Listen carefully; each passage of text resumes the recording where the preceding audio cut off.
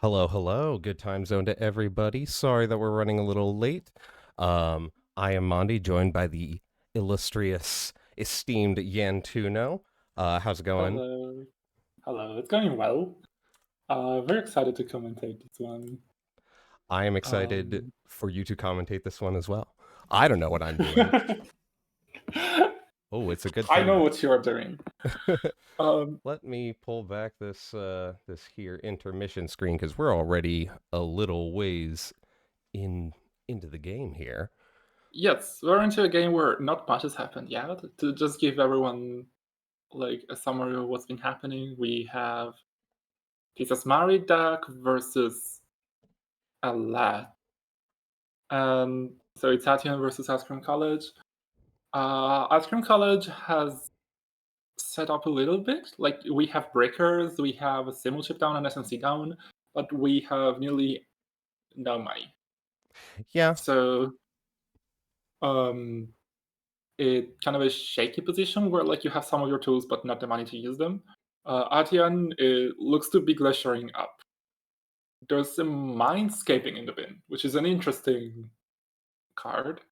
Like it could be a tempo tool, but I expect there to be like I think it's probably something like a backup tag punishment, something like that. Yeah, I mean, if we're since we're playing an NBN deck, you have to imagine with all that access to tag and tag liking cards, that's probably used to round out some sort of damage combo. Stone Yeah. Chip Chart Room coming down. Um, Mm-hmm. good defensive Oh, and an echo shield. chamber immediately. Okay, that's very interesting. Ho Echo ho chamber ho.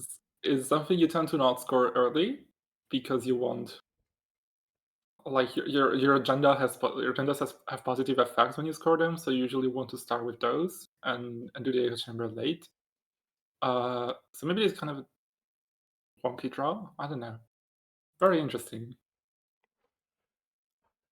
Um, I might say, you know, I looking at Ice Cream College, from the corpse side, so low of Mhm. money. I think both of those ice were installed that same turn.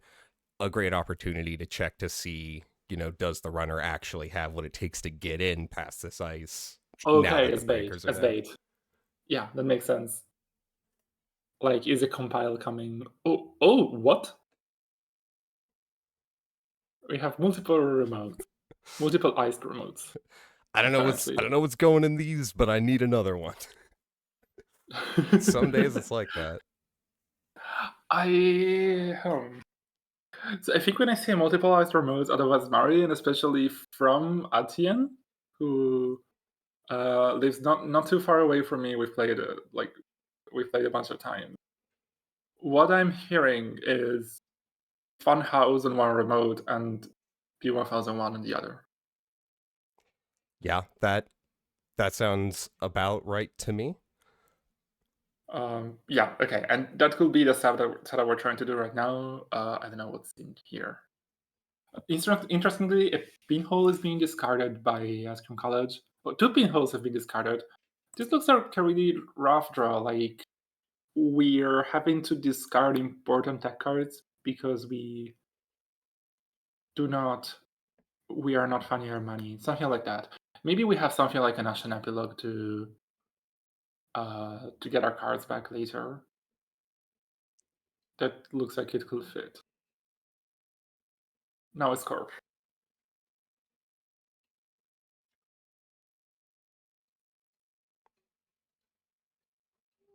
Actually not pushing anything. Yeah, interesting draw. Credit. Checking for the SMC or simul chip.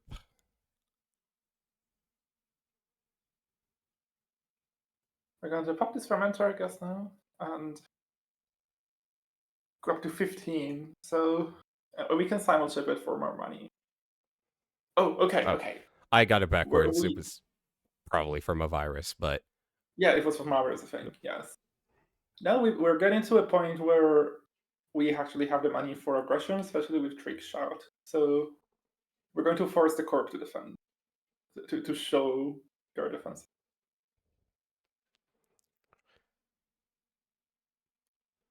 All right, so as a sentry, the one that Atienne does not have the tools to get through, but thankfully has the money to. So this trick shot's going to get some value. Mm-hmm. That's okay. And that's not what I meant, value but it is. okay. You could call that value. Value for both. I mean, it's very good for both. It's a Some free may point for the say. runner, a free Hydra for Atienne, and we're choosing not to run Sorrow 2 or Sorrow.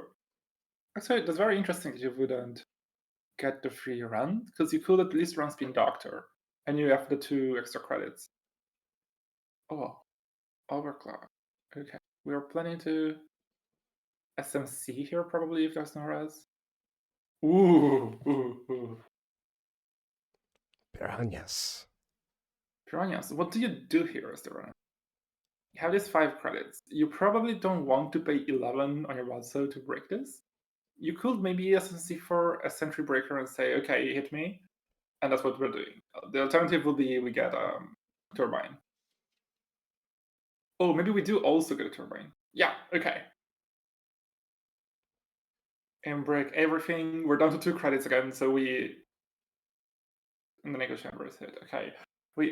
We expended all of our money to get a full setup.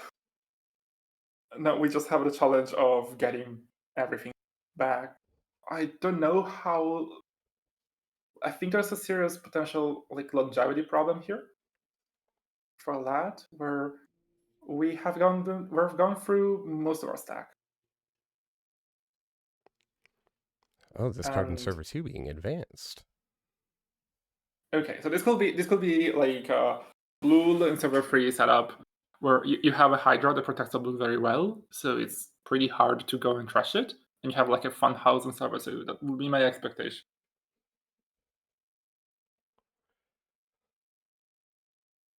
I mean, at this point with the turbine down, it's... Well, I guess it is still 6 credits to go through the Hydra, plus... It's 6 credits. I don't know if Ice Cream College has extra breakers. Because if you have another breaker, you can bring the echelon up to 6. But I don't know if we're just running the free.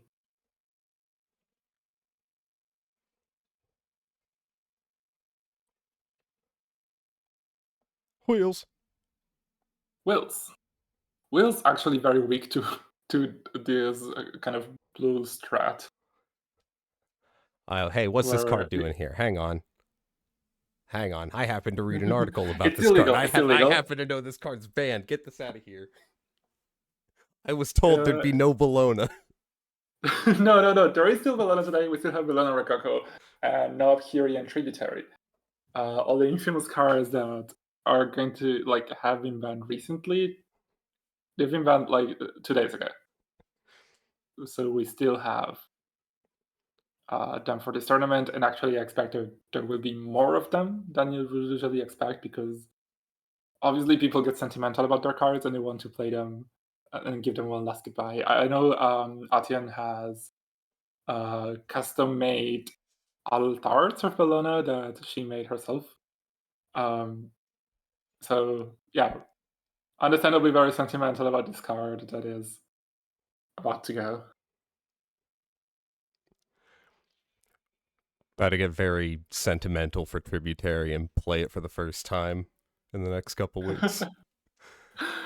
I actually played a deck with free reconstruction contract yesterday for the fields, Oh wow, we're going to just go for it. I mean, this is a super early push for a Glacier deck. And I think if we're trying to do the blue trick, it's possible that Ice Cream College falls for it, and you spend a lot of resources on this remote run, and then you don't get through. Let's see whether we run server 3. No, okay, so this may not work out well for Ice Cream College. We have a bad publicity. Oh, for Necromanias, right. Yeah, it's fun seeing bad publicity on different On Glacier decks. well, in different factions. Hmm. Okay, so this is going to be. Oh no, it's just an NGO front. Okay. Oh, we also remove. Okay, because it was an NGO front, we didn't actually need to use a B1001, which we don't actually know is there. Like it's just speculation on my part. It just makes sense. We could remove the tag for piranhas, so that's less bad that we're giving. Because piranhas can technically on publicity or remove one tag, and I think few people think about that because it's just a lot less likely to do something you're doing, but it is a relevant part of the card here. Yeah, I mean, if you've in this instance when you've got the NGO, you can just remove it before it gets accessed. Uh, you might as well use that tag. You're not going to use it for anything else right now. Mm-hmm. They're just going to Oh, clear it. more ice here. The NGO front was a very good rebounding credits, and it looks like it didn't cost Asking College much actually, but on the other hand, you just like you got to rest the piranhas in a way that was good for you. Like there were absolutely good things that Etienne got from that, and you got to expand a trick shot.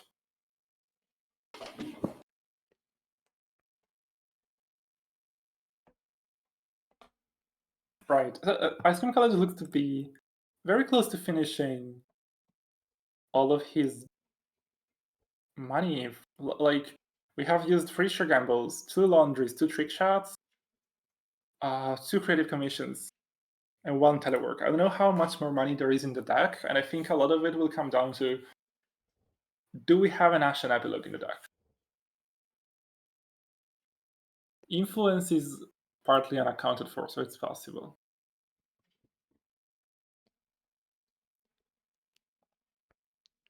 All right, putting another ice down in front of the Funhouse on server 2.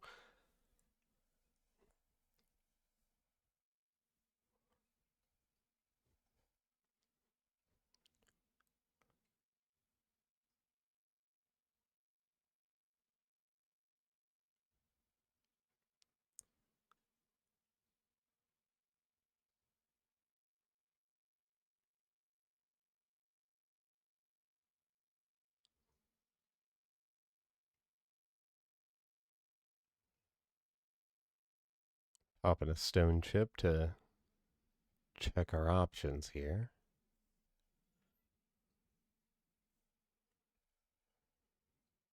Kaga's saying he doesn't think that's blue because he didn't see it last time I played Atian, and yeah, I didn't either. But also, I don't see what else could be in that remote. Like, what else can you keep in there and just not do anything with it? A second spin doctor. I don't know. Hmm, Just maybe. some bait. Run through the side, spend all Ablative your money Powder back. from HQ. That's also a blue hint to me because like if you put that ablative on the remote, you can still get the blue back. Okay, this is a Sangolfin Doctor for sure.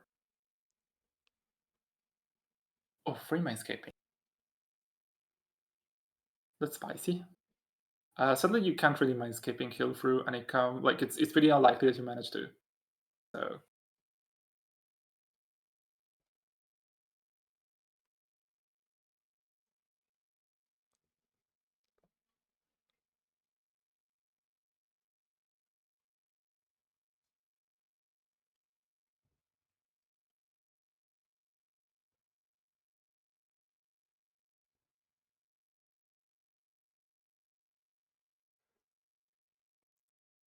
This play by Etienne really has me wondering. All right, making use of the wheels. That's good. for the first time, yeah, and we managed to pop a spin and probably res another one, and pop that too. Okay.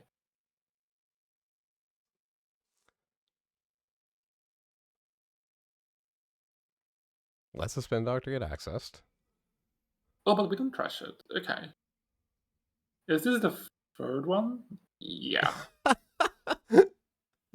And none of them get trashed. Ice Cream Color has been very, very attached to his money. We're 23 credits, but we think they're very important, clearly. Or maybe we're scared of Oppo in some way. I guess Oppo is a card that could play. I'm not sure whether it's coming down.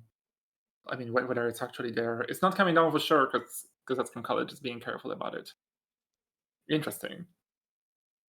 Yeah, more than Oh, enough Hashing credits the to. Funhouse.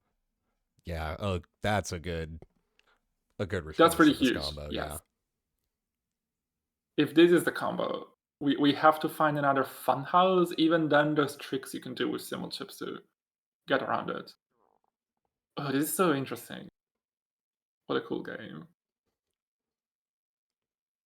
It's just game one. I love new metas. I love pre-ban metas. Yeah, this is an old meta. I mean, it's super new, right? This is kind of an early ban list for a new meta, but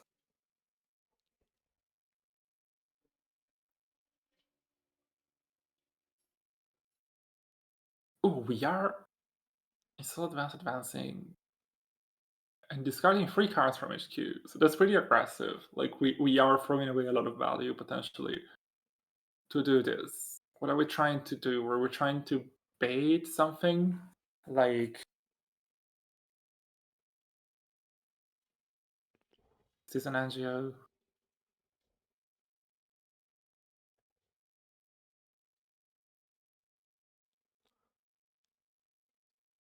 Ablative, Regolith, and third Piranhas. Is that discard? That's the discards, yes. All right. Got another Hydra sitting in front of R&D here. We can go ahead and Very pay 10 for normal that. this fight. Very normal.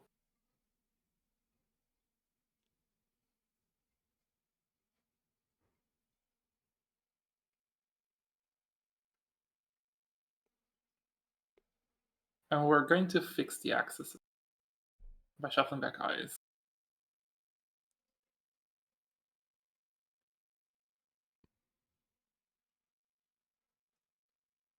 Ooh, Noraz. So this is going to be quite a cheap server to get into. Big Glacier standards. It's 6 credits to get into. Given that like Atian does not intend to rest the outermost eyes, I expect this to be an NGO. Yeah, and it is. Probably still want to check it, but it's I don't think it was super likely that that would be agenda. Yeah, especially with the hush down, Atian can expect just at any time to have that server checked, and so looking at the agendas and the agendas and a half, got a bunch of 5-3. So as the runner, you have to respect it, even if it seems like a pretty clear bluff. And we are installing on the other remote. Like obviously, if your big combo is being foretold by this hash, you're not really intending to protect the blue even more than this, right? Because it's not being run and it's not doing anything. I wonder if this is like I'm going to try and move my scoring remote to the other one.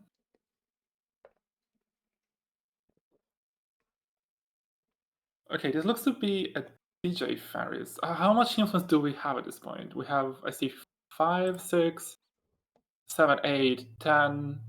Only 10 influence showing from Ice Cream College. So there's room for an Ashen Epilogue. If there's no Ashen Epilogue, then the game starts to get a little more dicey. Like, you're at 3 points. Can you get to 7 without the Ashen?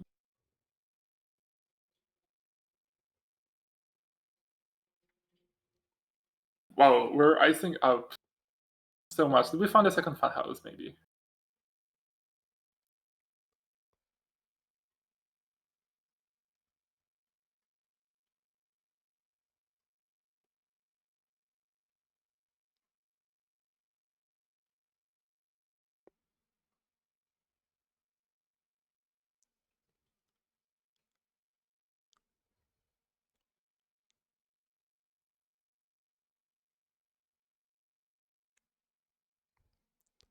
Click for credits. We are getting so many credits. So yeah, I really think there's no action. I think we're just stealing for the extra longevity. And with Piranhas on HQ, which is still pretty taxing despite the bad pub, I think that's not going to work out that well for that. Okay, overclocking. The big question is, yes, we do have a second fan house. We could hash it. We could move like simul chip the hash here, and then simul chip it back. No, we can't simul chip it back. We will have to end the run and then click the hash, run again.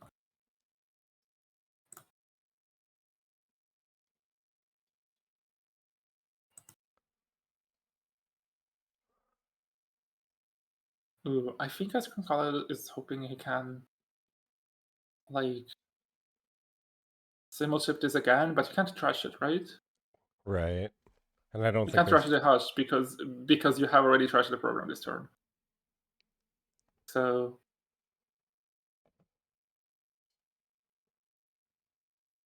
this is likely to be a blow, I think.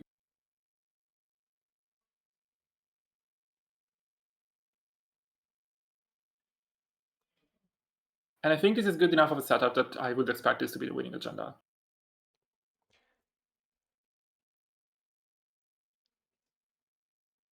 I think there was an alternative line where you will like end the run on server 2, and then you click the hash to move it, and then you run, and you simul chip it mid-run so that you can hash both fun houses at once.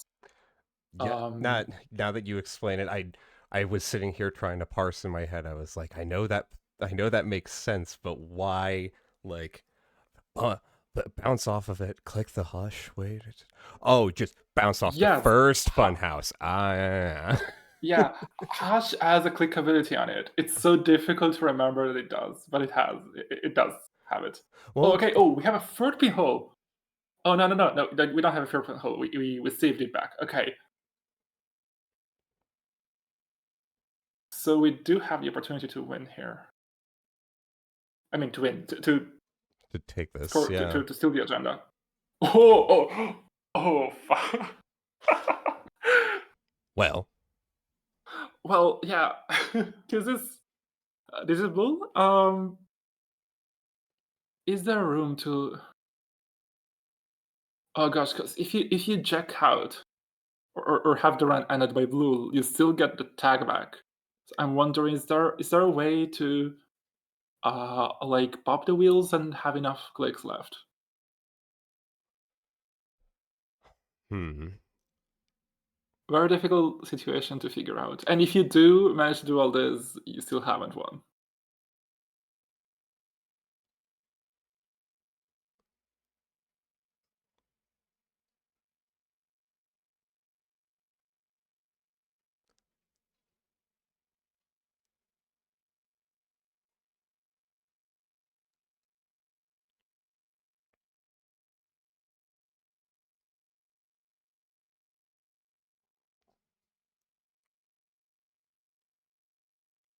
I can definitely feel the energy of seeing this ablative flipping, having the blue go back into server 3 and just having to take a second. Yeah, this is pretty complex. I think if you check out, pop the wheels, you run server 3 and then you run server 2. Like ideally that's what you can do, but I don't know if like obviously we can't know what the ice is in server 3 or whether the money actually is enough for that. Hydra is 6 to break and blue is 3 to trash. And then we have however many ice that is. Like however many credits that ice costs on top. We may not have an ability to steal here. Bellona in particular, it's probably impossible to steal here.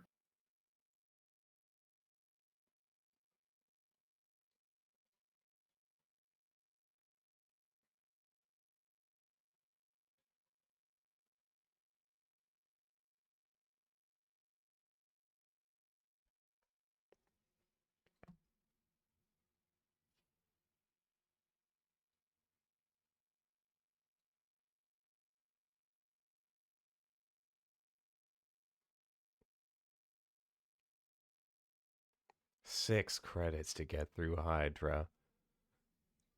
Okay, we're trying to win off Centrals. But no dice.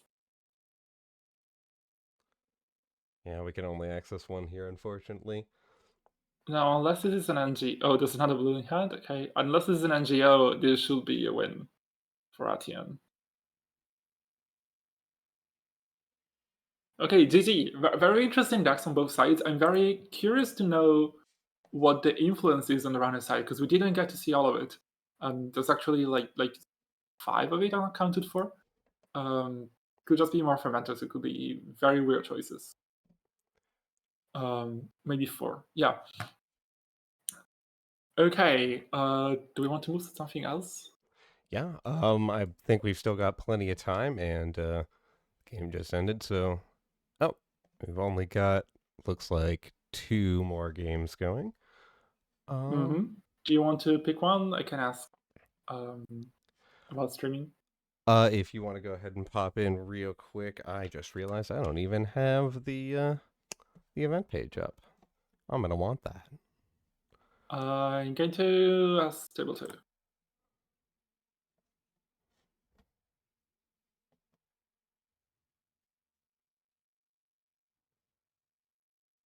Oh, table 2 just finished. Okay. They just okay. Oops. Okay, let me ask table 5 if they're okay with streaming.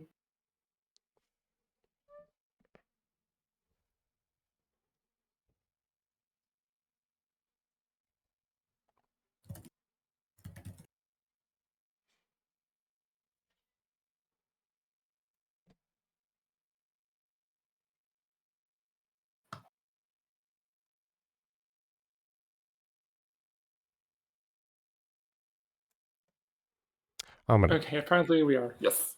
I'm gonna go ahead and take that as I Porco think it Bolo counts as a said yes. that they're already on stream, but not quite yet. What? Now you are. Oh, all right, because Jai is streaming his games on his channel as well. Twitch.tv/gyroscopic, I think. Go watch that as well if you want to. If you want a specific perspective on this game. So this is a sudden commandment. Okay. This finished immediately. I was trying to parse what's going on here. I think for Kobolo, he's playing, sudden commandment plus subliminal messaging is a way to fast advance. Very cool as Mari deck. Okay, but we didn't get to see it played out properly. We'll maybe get to see that soon. For Certainly. now, Go I on. think we are ready. I mean, we're going to be going into round 2 soon-ish. Yeah, I mean Because got round 1 ended with like 8 minutes early, something like that. looking here on the timer. Yeah, there's 10 minutes left on the clock, so we're gonna get a little bit of time Wow. back on that one. Very, very good job, everyone. Thank you. We need to get this over with. No, Tuno, I know you have a some obligation. You're only here for a little bit, but I appreciate for as long as you're here. While we got a second, thanks for banning Bologna. I appreciate it. Oh, thank you. You're welcome. I think it was going to happen eventually anyway. In this timeline, it happened now. It could have happened either earlier or later, but definitely something that needed to happen at some point. And certainly something that will make us have more rounds like this that end a little early, because it's one of the forces that was somewhat often causing long games. I'm going to get a glass of water and stay hydrated, as someone else advised me to. Be back in a minute. Yes, anyone in the audience who also needs to get some water, now's a chance to get hydrated.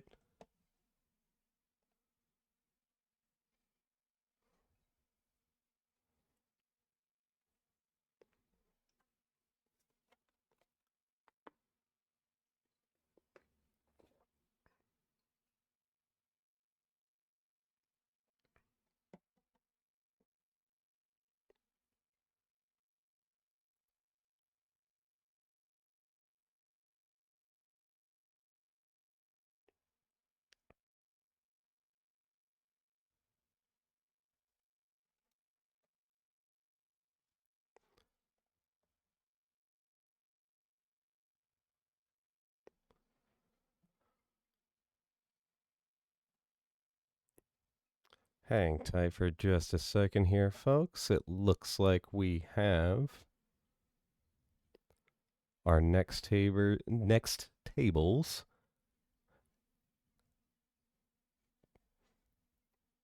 getting paired up, and we'll be starting the round in just a couple minutes. Like we said, great time to grab a snack, grab a drink, maybe pet your pets. Hello. I wish I had a patch to pet right now. Send loving wishes to your loved ones. Stretching is good. Oh yeah, stretch. Stretch is very good. Okay, we have the luxury this time of actually taking the time to pick a table. Atian is playing Eza, which is very interesting, but I don't know if I want to curse Atian with another stream game again. What do you think looks good? I am. I would like to see Sebastian, table 7. Oh, Sebastian, yes, against PD. So that may be over a little, maybe. Like it may take a shorter time than other tables, but very interesting.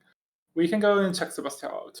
So that's table 7, waiting for it to be created.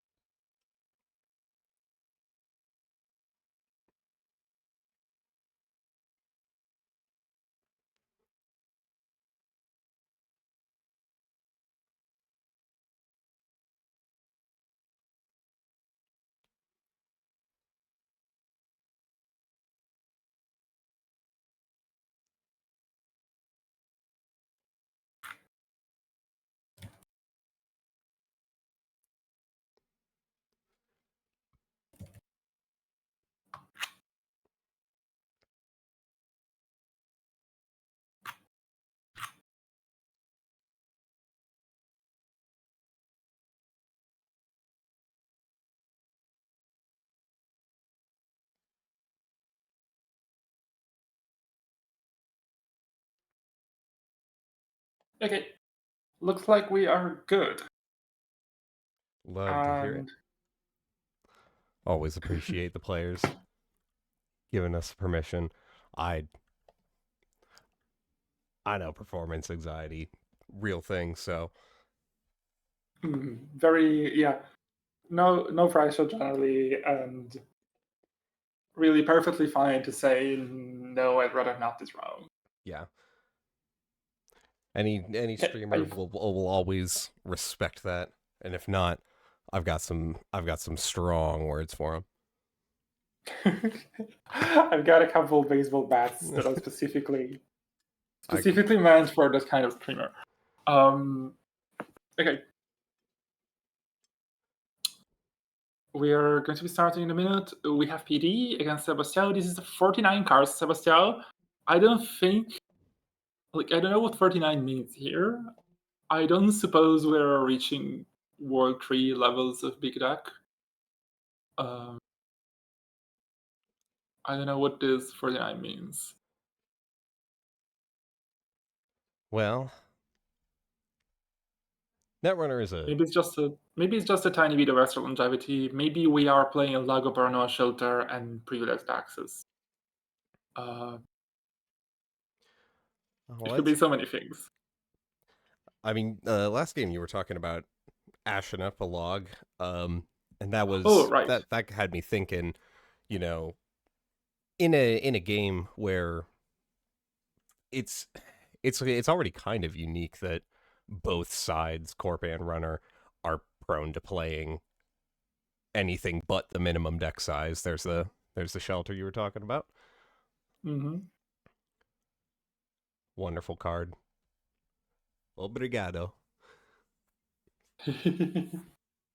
That's saying thanks to Paranoia Shelter for being a good card. Okay, we do have the shelter, so Fermenter, is this mulch? I know I have a tendency to see mulch where there isn't, but Oh, you too? That's interesting. Could be anything. And Leech and no, okay, this is a virus engine, right? Because Solidarity Bench is a thing you tend to pair with Imp. Like, is this real?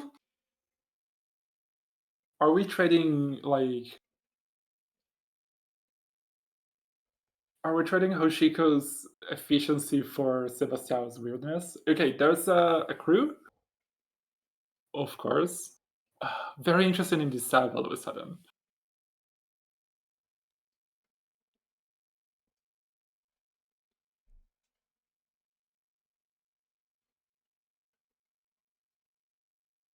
Bahia bans and R&D. Just noticing for the first time Probably. that Arua Serra's crew is not unique.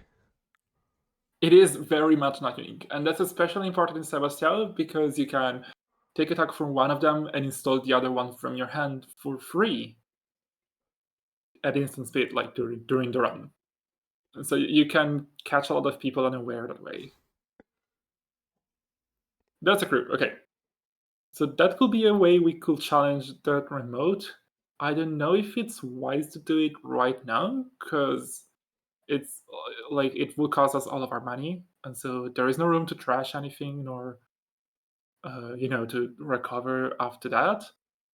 But interesting. Um, like with two Lich counters, we're actually in a place where we can trash most dice. And if we trash a piece of ice, we also get a counter on our Solidarity badge. So that's more tempo we're getting. Oh, making a credit to trash a skunk from R&D. Okay.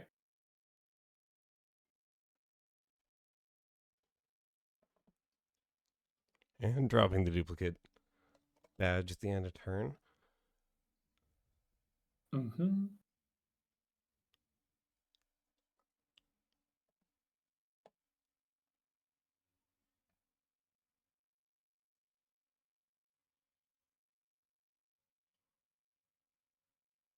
Okay, installing more, giving sub more Lago triggers. Meeting of Minds. This Meeting deck of is minds, you spicy. say? This deck is pretty spicy.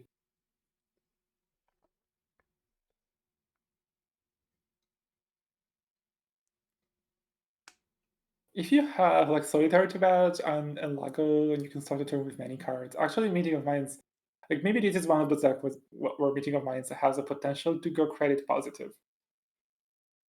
Ooh. Oh wow, we are arrowing to install Manuel. That's pretty aggressive. That's pretty intense for the core to deal with.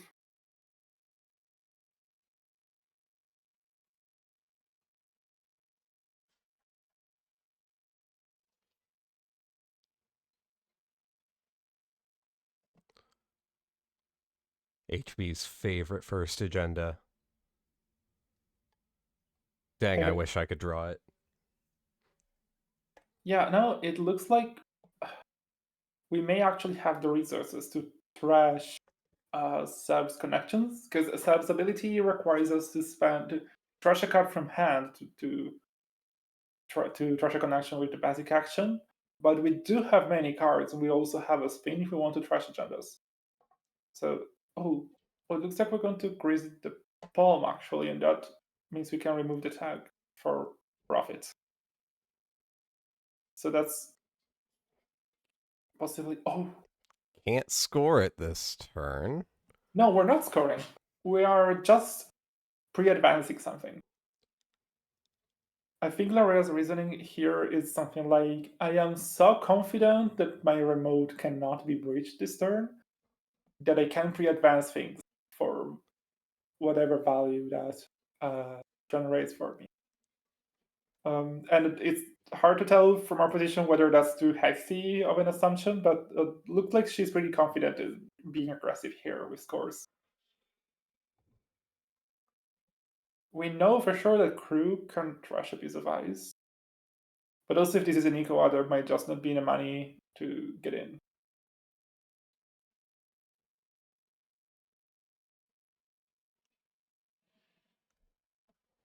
MIC.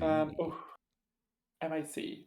With enough money to trash with crew, this is probably going to end the turn for Tyrande. Yep.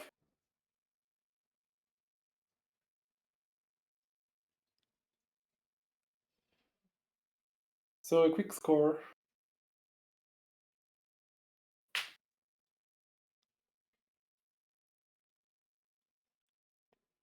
It was just an awful, Okay. very, very bold push, but paying off, it looks like. We got back our Crazy Napalm so we can put more advancements of things.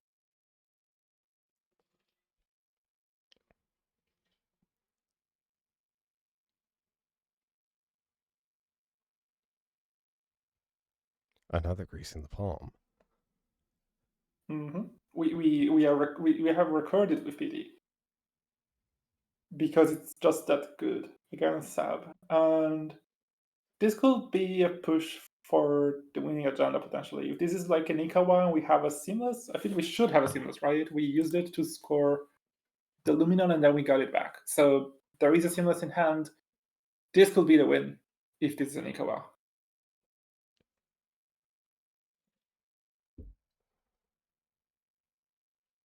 Okay, privileged access, that can get you a friend of a friend, something like that. So that could be part of how you get into the remote district.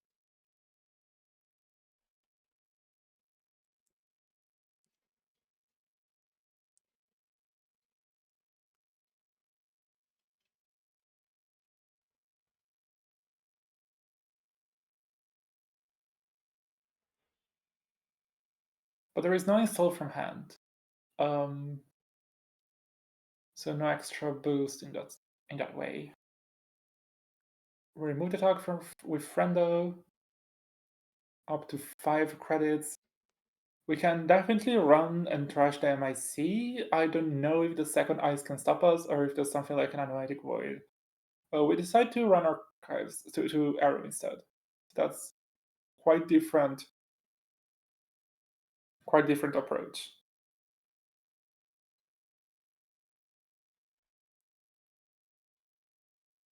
See 3 cards.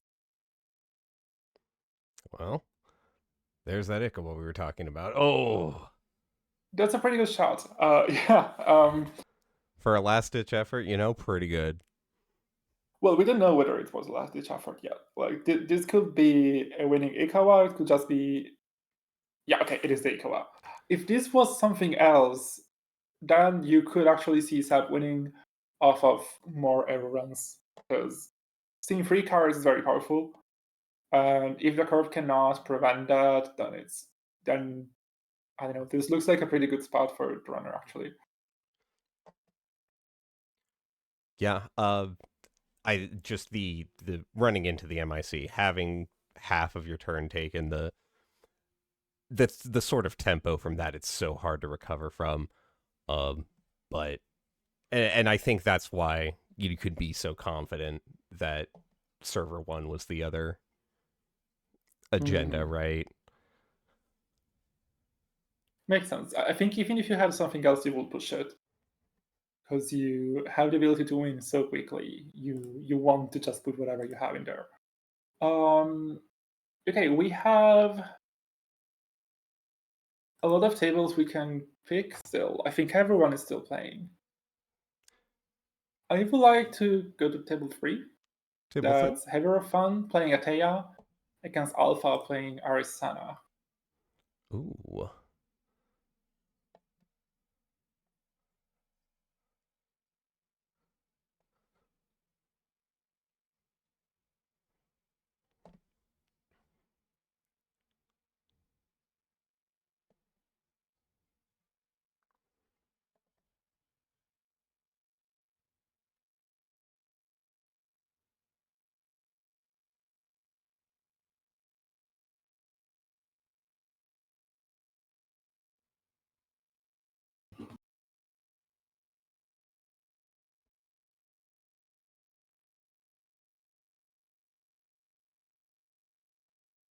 Okay, We are good to stream.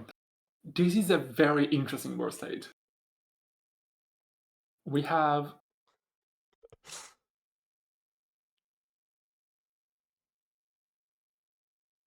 we have a runner with like very little board and only 2 credits. Actually, it looks like there's being some Janet fuckery to make it all work. Not exactly sure what's happening. We have Enika on a very large surveyor, and the corp has lost 2 of its Charlottes and La Costa and the Biovolt. So a bunch of resources have been expended on both sides, but also no agendas have been scored or stolen. So maybe HQ is holding some of them.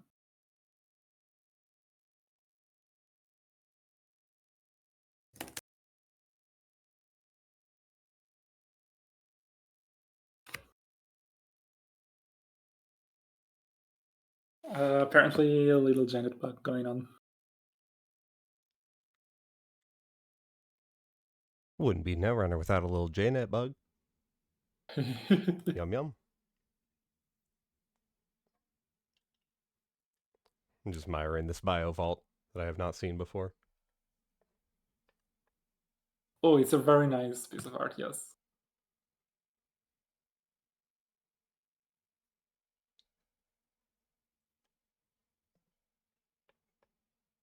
All right, big money hours. Mm-hmm. We do have a Unity for this tributary, though you really don't want to be spending that much money. Oh, you have 2 breakers, so it's 3 credits to break 1 sub, 4 credits to break both. It is possible to get into a state where you run HQ here. Maybe we have like a Cuban. A Cuban will help a lot. Yes, okay. We draw a card, we break for free? Something like that. Or maybe we don't break.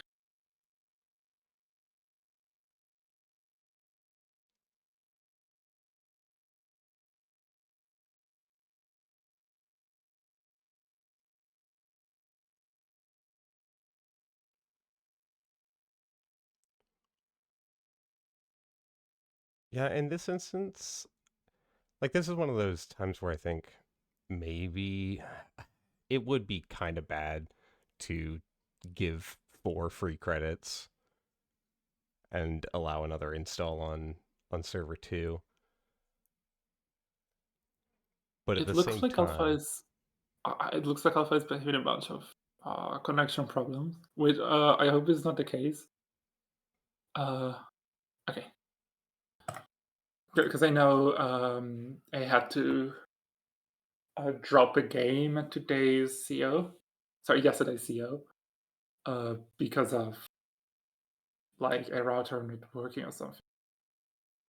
So let's hope everything was fine for him. Okay, we're just not breaking the tributary, giving a draw and an install, and getting 2 credits back for that. That makes sense to me.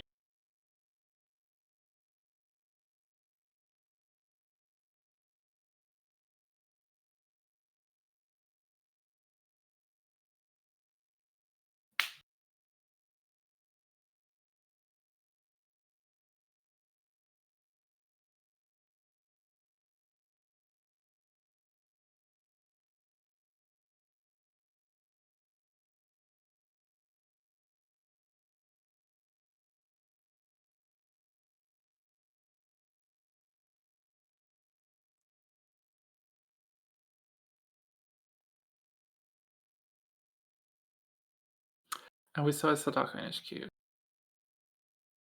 That's not relevant right now. It might become relevant if we get like a vernissage engine going that can really throw a wrench in Arisana's plans.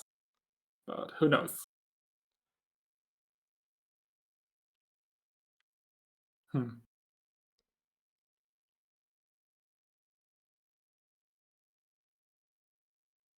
Spec working. Spec is a card we haven't seen in a while, and it looks like Coalescence and Muse are finally two pieces that make people play it. Also, there's a bunch of remove from the game cards. I think this is because we played Triple Gashapon already, so we had to take some cards out. So that's some less, a little less longevity that we have to sacrifice, but hopefully that's worth it.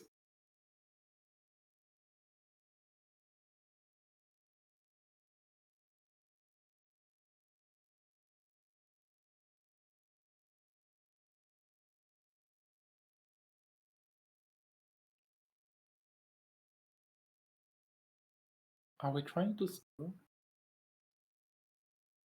like bacterial?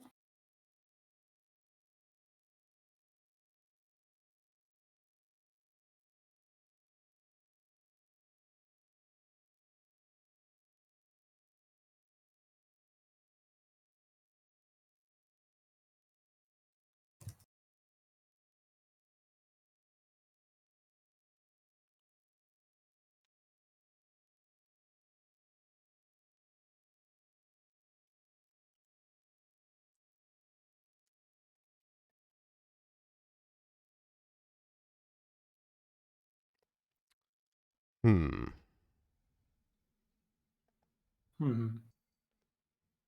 Okay, so we're pushing this agenda. If this is like a bacterial, it's a pretty sad one. Maybe it's just Biovolt. Maybe it's enough of that we are pre-advancing some. I don't know what's most likely. Who? Moving the tributary out from HQ. Mm-hmm. Drop the Cubone back onto it. All right.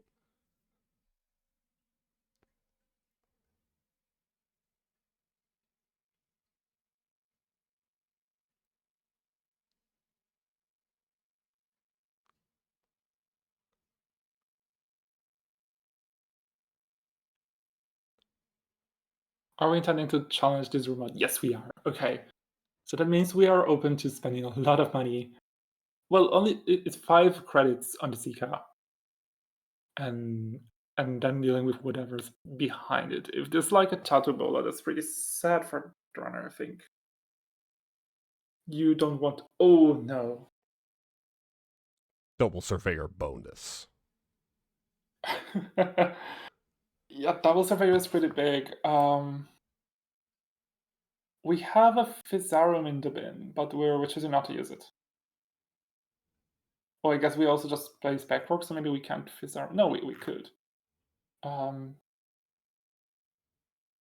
like a Hush? Okay, looks like it's going to be the Physarum. Yeah, we technically made a small mistake on the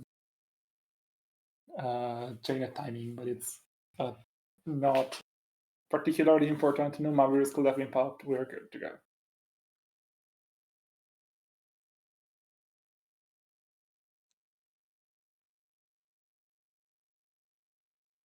If there's a tattoo bola that's relevant, otherwise I think we're just going to get through here. Well, tattoo. It is a tattoo.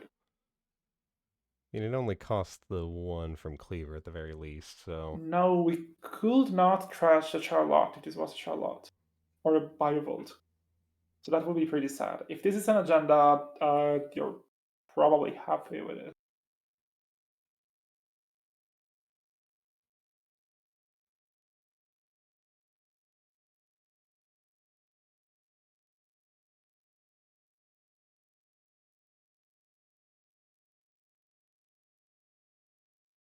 Corpus deciding on this trigger. Oh, okay, it's a bacterial. Yeah, that seemed like a pretty solid scoring window, but just getting down to the wire with those credits. Yeah, I think even if you score the bacterial, you go down to 4 credits, and you're not super happy as the corp. I think this kind of shows, like, I don't know, it's kind of a weird spot from the corp if you're trying to just push a bacterial when you're at 7 credits. You're probably just missing some money, but also we're going to find the money now. Most likely with the bacterial trigger. yeah, worst comes to worst, the bacterial is just setting your draw up Yeah. to actually put you in the financial position that you need. And if you're just like, if the runner is just going to 3 points, it's just the first agenda, it's probably not that bad. I think this is one of the very positive consequences of the Obokata ban, that people figured out that actually bacterial is busted. Because like it was pretty uncommon to play it, right? Like you played it if you were like a punitive deck, something like that, or you wanted to play all 5 frees. But now we're all like, oh yeah, this card is super good. And And that's why therefore, banning Bologna was correct. maybe banning Avocado was certainly correct. Another interesting effect of Bacterial is that Anansi has become a lot weaker because the rearrange effect, like you're going to already be often in a position where your top of R&D is arranged, and the first subroutine of Anansi is not really doing as much. So Vampire now suddenly is a stronger piece of ice, which is so weird. I figured Anansi would go out swinging. It probably still will. We're just not seeing it. No, it is still quite good. But I think I've been very happy to play like 2 copies instead of 3, and much more excited to install them as Vampire Nasa usually.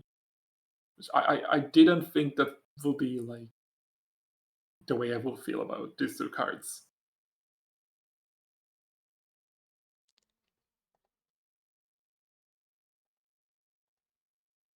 Oh, we do have the Hush. Okay. So HQ is free to run here. Oh, we got a spam bot in the chat. How exciting! We got a spam bot? Oh, best viewers. That's great. Okay, I'm not a mod in the chat. I can't Me delete that, either. sadly. Oh well. No one clicked that. Um, I hope you're. I hope I don't have to say that, but no one clicked that. um, no Aesop here. Like I suppose Alpha is playing Aesop in our deck, but it's not coming. It's just not happening. Um, hmm.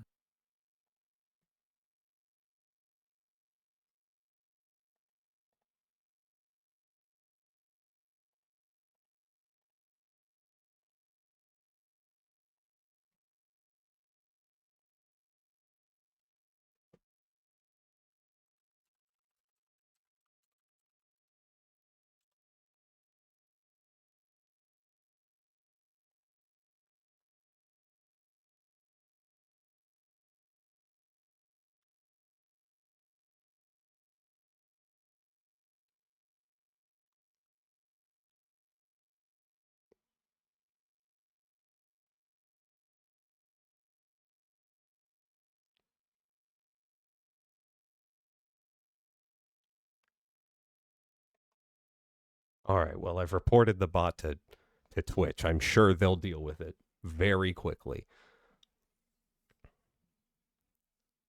We're breaking the tattoo here. We are allowing the card to potentially heal our Cuban. That's big.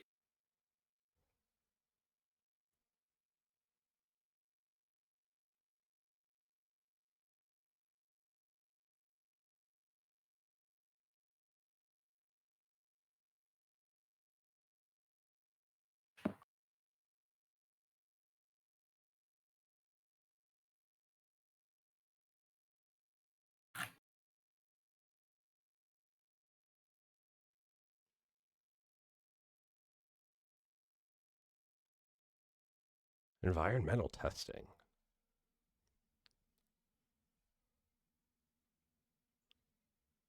La Costa Grid and the Phaserum Entangler getting purged out. Oh, this is not a Charlotte in the remote. We're trying to slow roll something else.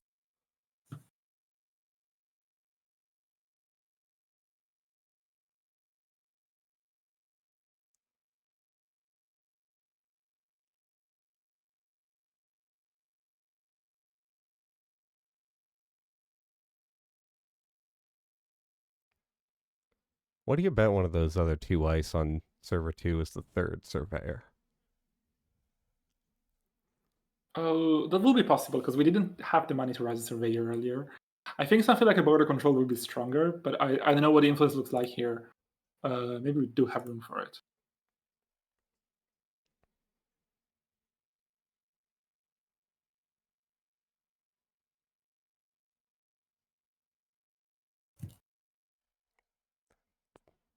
There it is. Oh, a nice cool alt. A second vernissage. That's a cool play.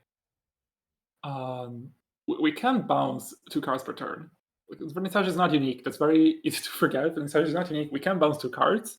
It Um, definitely feels like it should be, but no. it's.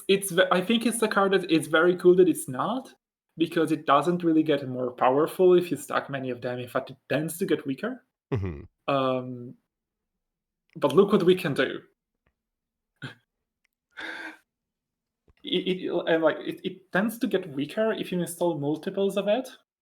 But then there are very narrow cases where it's correct, and I think that's like a very subtle a case where it's very cool that you have this subtle thing that you can sometimes do. Is rarely correct, but it's cool. Yeah, having I two I think Go yeah. ahead, sorry. I think Alpha is also considering the fact that the Sadaka was seen earlier. So there's possibly like we're going like, oh, Sadaka is going to be res at some point and it's going to trash one of the vernissages. So it's good to pre-install one. And this is an Anansi. Okay. I think what we're trying to do here, I think we're maybe hashing this. If you hash it, you don't take the extra free damage.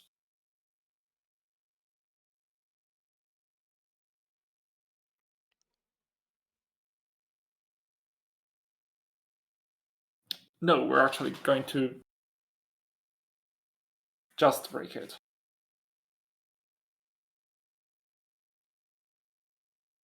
That also works. It does.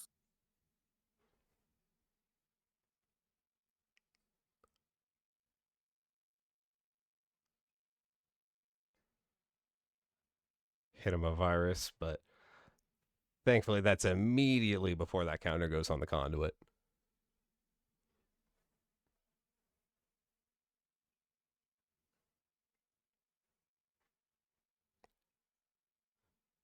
And a classic Aesop's Pawn Shop.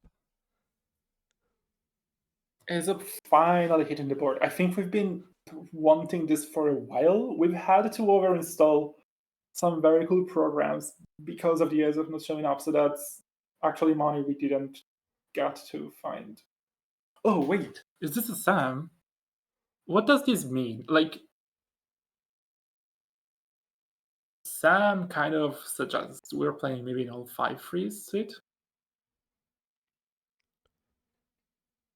Yeah, in that case, might try to do another slow roll.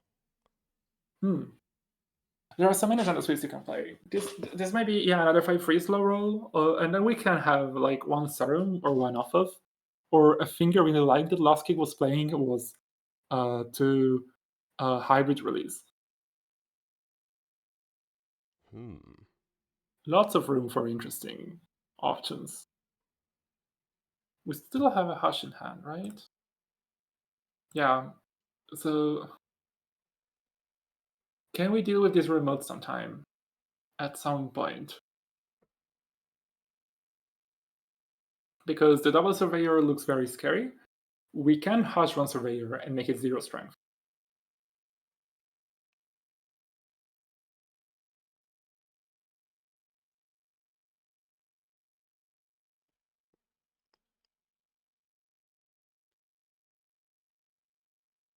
Do we have other sentry breakers?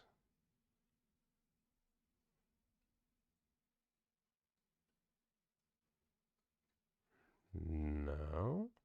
Oh, probably been vernissaged back to the grip. Another interesting Oh, thing there about we the are. double vernissage is that actually we only installed one Trojan now, so it might be the case that we don't want to, like we're not bouncing two next turn, so we may want to ace up one of the vernissage. You're like, okay, it did its job, now it can go away and we can get our money back. Which is like ace up is actually one reason to install the second vernissage. Very cool play to install the second one.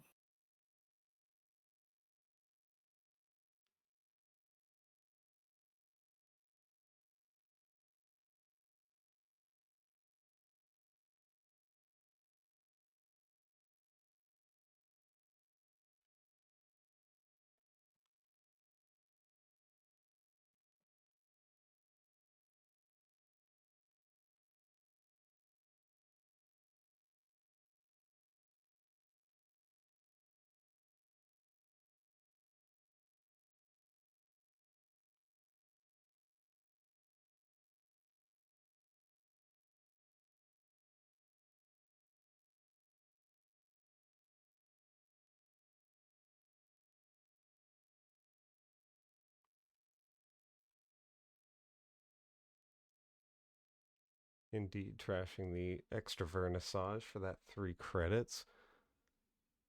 A tributary.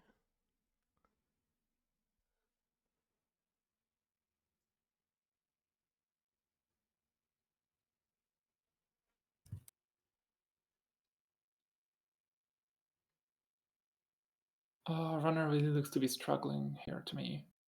I guess you can maybe get into a spot where you can uh, try to just conduit many times and win that way. Ooh, Parisha? Are we conduiting? Yeah, okay, so Parisha is just to trash some, maybe trash like a spin doctor or something off of R&D as we run into it. And maybe we. Hmm. Oh no. Oh, marvelous. That's so bad. That's so sad. Oh, but we do steal a Sam. Okay. So confirmed 5-3 suite, I guess. And I think we are like this Parisha is something that could have gotten some value, but also we can just ace up now. So it is making like it's an easy mark. It's making some money now.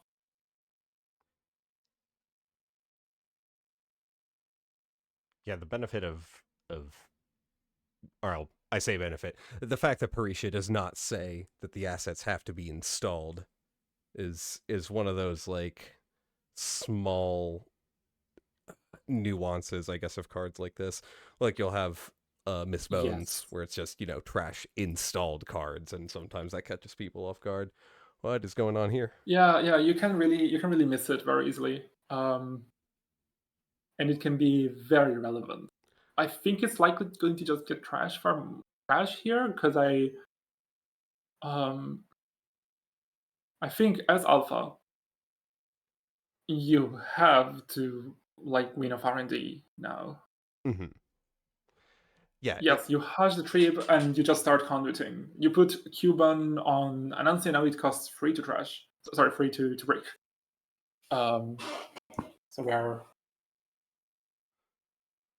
we can afford to make a few runs and hopefully win from here. Hopefully for alpha. tell a Hmm. tributary to shut up. Get get out of here.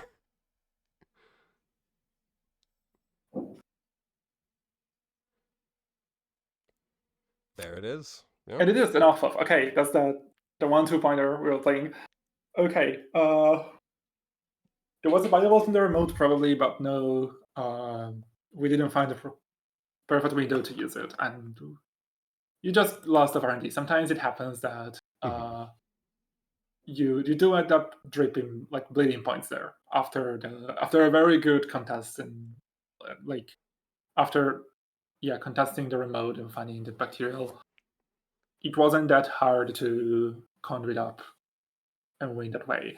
It really looked like Alpha was about to run out of money here. Like there are 4 cards left, and I don't think most of those will be economy cards. So time was really closing in, and we won just before a time where we couldn't anymore.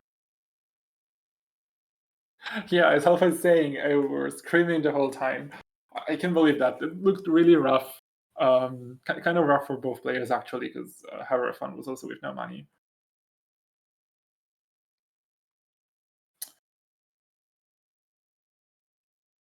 Well, that was a fun game to watch.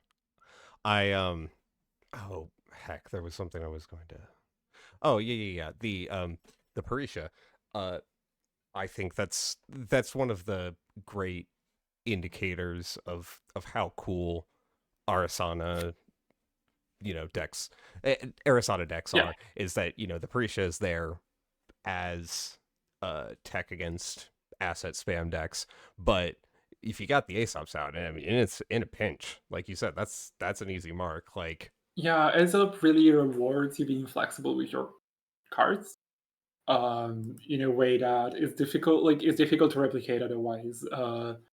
It's such a good simple design that allows you to make to use all kind of tricks, and I'll be sad to see it rotate, but I'm very happy it's finally popular again now, because it really deserved to be.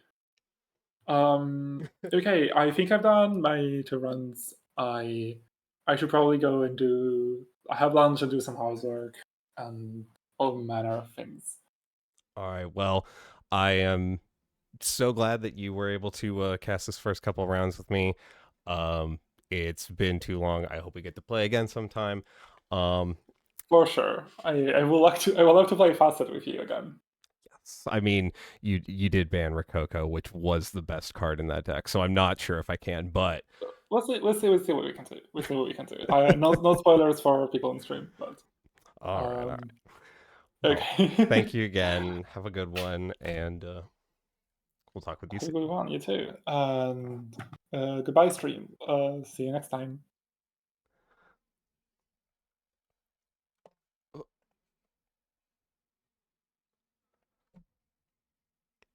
And then there was me. Maybe we'll have someone else for the second half, but if I gotta fly solo, that's how it goes sometimes.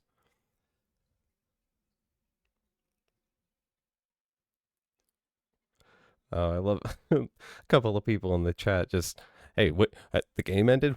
What happened there? Couple of nice conduit accesses sometimes can really do you wonders. Hello, Asphyxia. How's it going?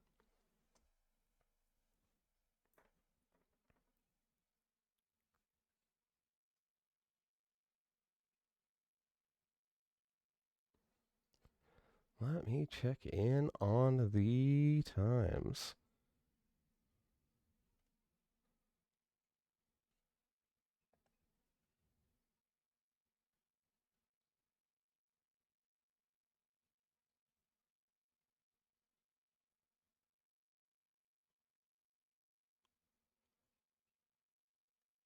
See, the great thing. Well, now that I think about it, I was going to say the great thing is that you can watch AMT and also be gaming, but then I realized you might be saying that the gaming was meant to be playing in the AMT, in which case, no, you cannot watch the AMT and play in it. You could, but that'd be cheating. Please don't.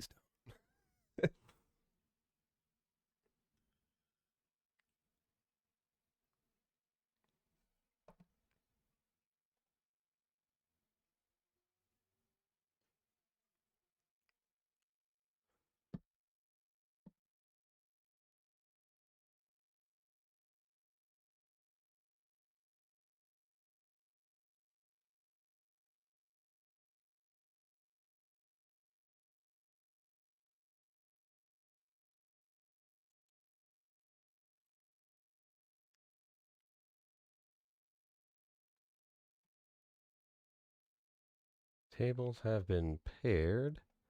I am losing track of my windows.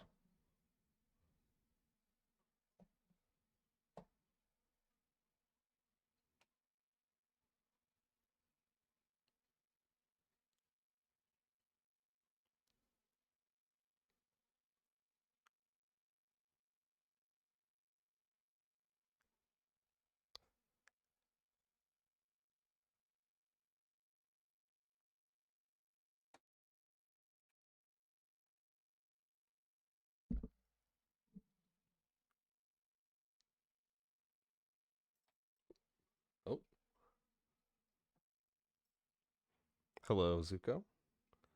Are you my co-commentator?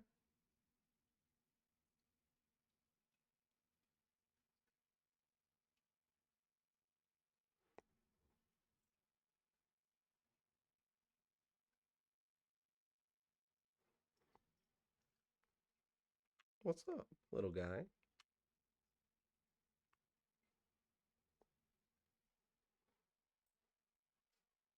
Zuko has decided it's Zuko time, and you know who am I to tell him no?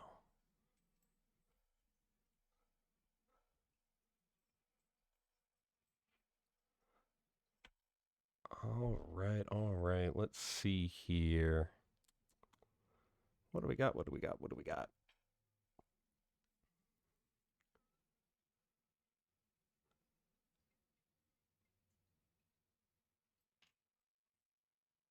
I think I'd like to check in on table 6. We haven't seen either of them play yet.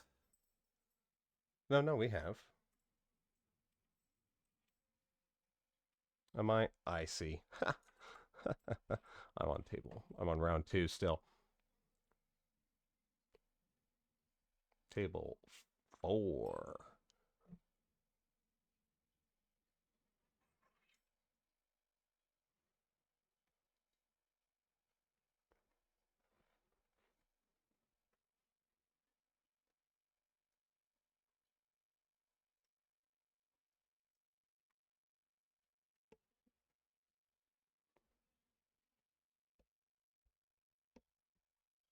Trying to move Zuko closer to the mic, see if anybody can hear him. Brushing up against it, but he's not a big meower, so. He's just trying to get on my desk. Little guy.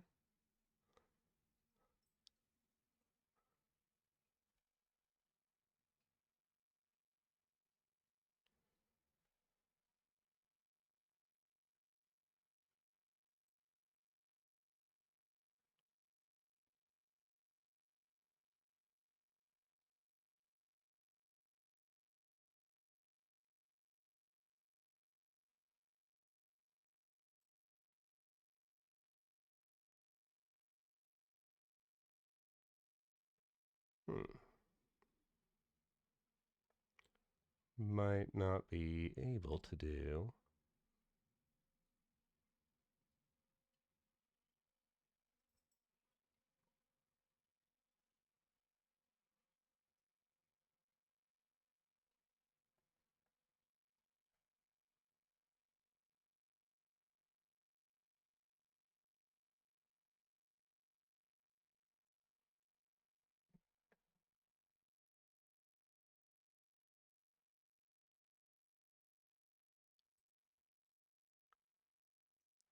Sorry, y'all, I was going to go on to table 4, but it looks like they might not have the runner. Let's check in with table 2.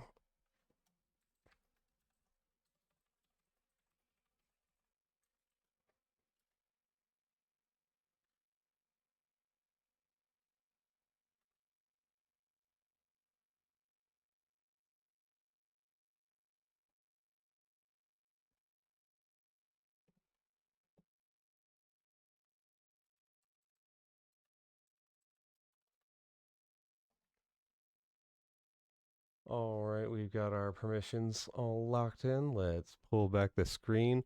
We have got Zyat versus Blue Star. Arsana, we just came off a game with her, versus Sports Metal. Sports.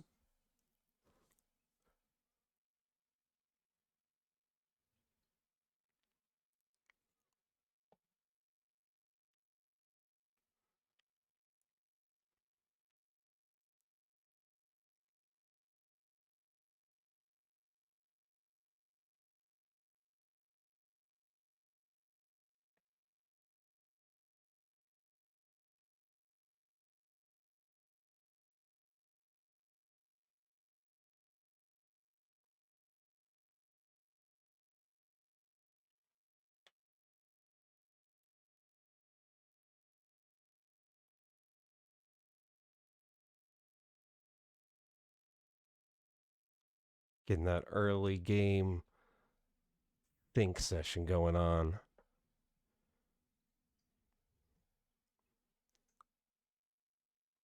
Corpse had all of 3 clicks.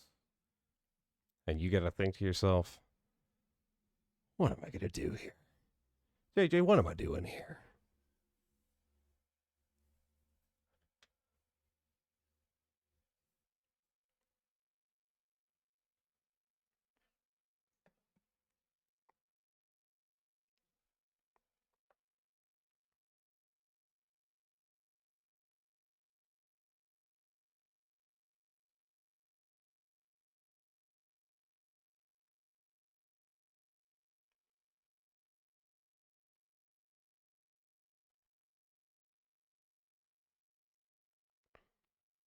Home grid, a biotic labor? Is this going to be the transubstantiation? Megapre.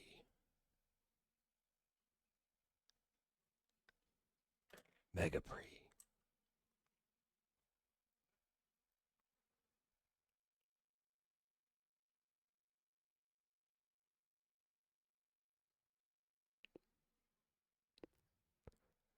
Leads me to wonder what HQ could be looking like right now. Probably some 4-2s and 5-3s if I had to guess. At least one. Maybe one of each. Ah, there it is. That's what I was wondering. See, the problem with scoring the first Mega Pre is that you want the first one to be stolen. Would be nice to have this coming in as a 3-2, but just turned too late.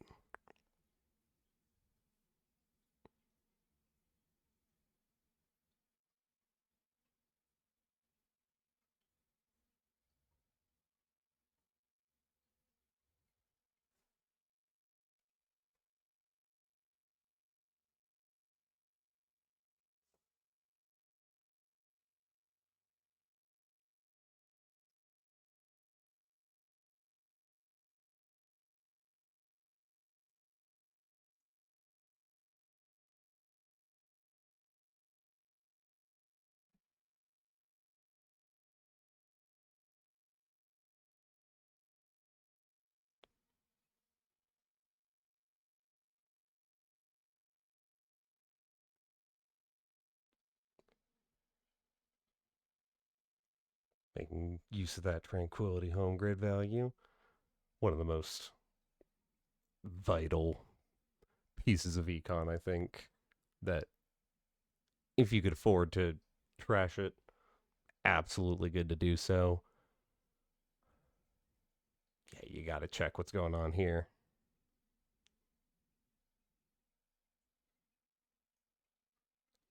It's a mess. That's definitely something you can't let live.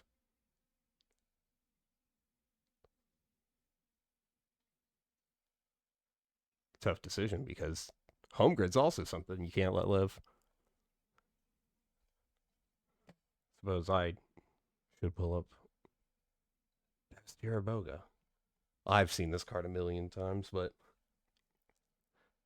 someone might not have. Who told him to wear that hat?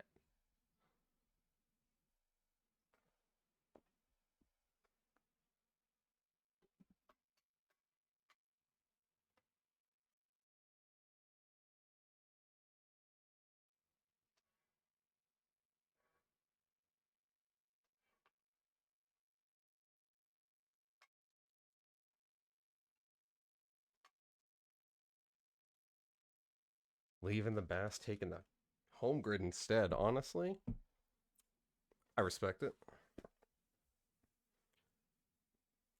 The fact that Bass needs 3 to res is an often overlooked aspect of its fast advance value.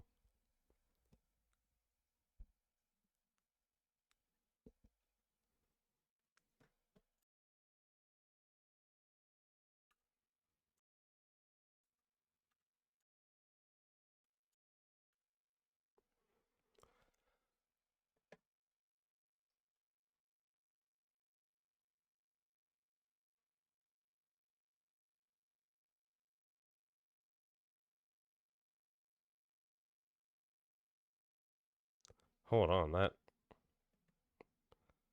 install Muse. To install Coalescence. Drop 2 power counters on it. Yeah. Alright, so we've got the 4 clicks, which means we can install Triple Advance. It's gotta be a Hyperloop extension. Okay.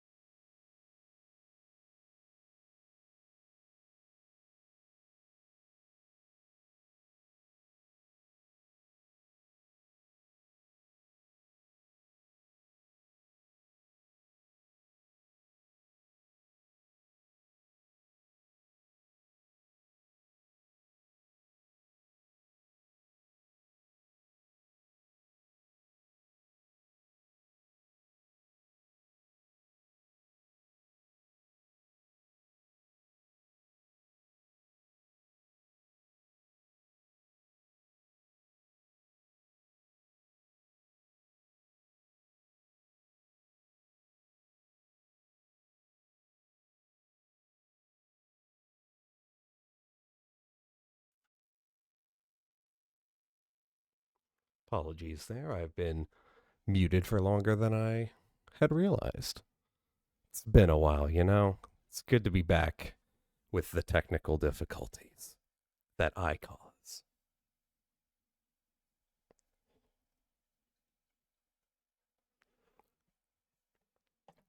There we go. We got a gatekeeper. 6 strength. 6 strength is always so much. All right. To use the simul chip, we're going to trash this Parisha, and I'm going to install the Muse. And with the Muse, I'm going to search my stack. God, Shaper rules.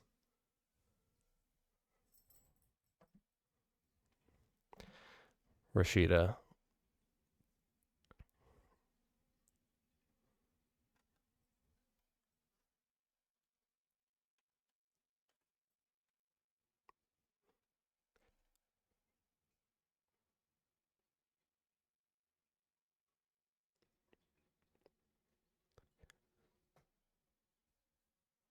Admittedly, as the corp, you would have been a little bit suspicious that the one gatekeeper was going to keep any agendas from being stolen here. So 3 influence on Phazerum Entangler. I don't know how I pronounced it earlier.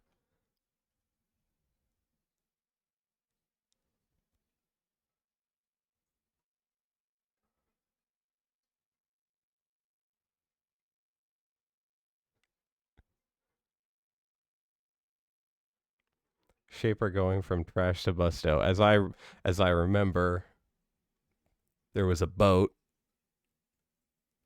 Did a couple things at Worlds 22. Uh, World Tree Woo. That deck I thought lasted 2 weeks. Turns out it was more like 3 months. Can you believe it?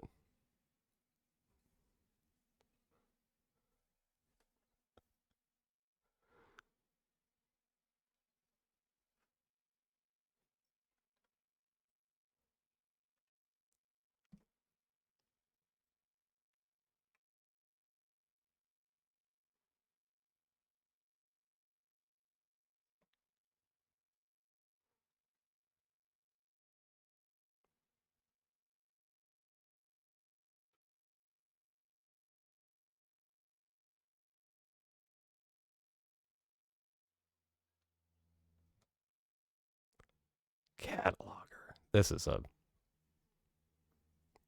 dangerous to have across the table from you when you got no ice on R&D.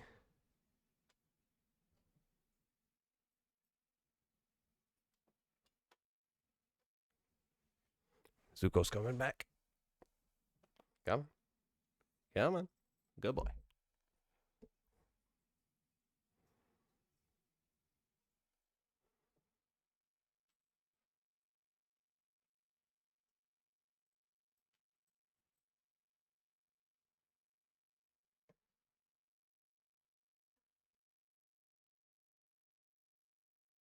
Oh, the rigging up gave it a power counter because of charge.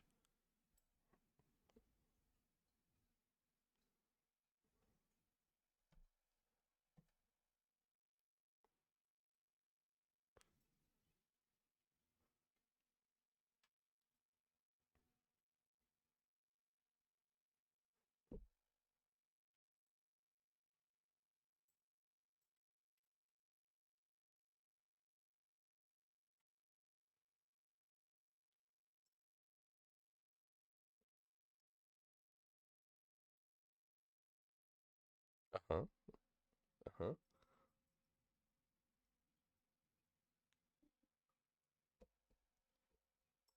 Please do not chew on my mic cable. Thank you.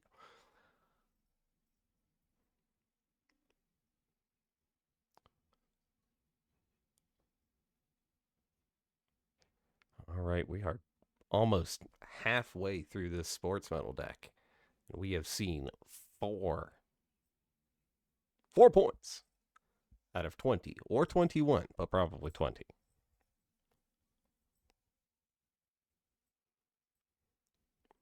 Got a nice throw on top of R&D there. That's nice to see. Stop that catalog in its tracks. I'll have no archival here, thank you. Please don't tell Beb I said that.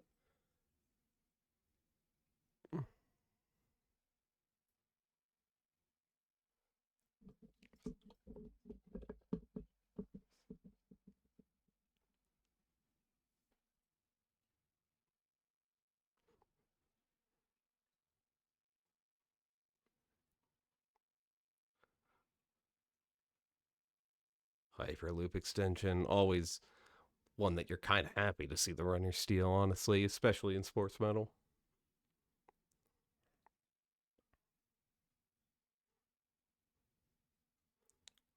Drafter. No problem. We got the Ika going on here. No problem.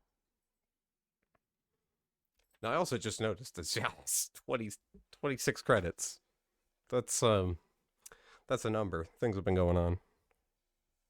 And we've still only seen 5 points. What is this?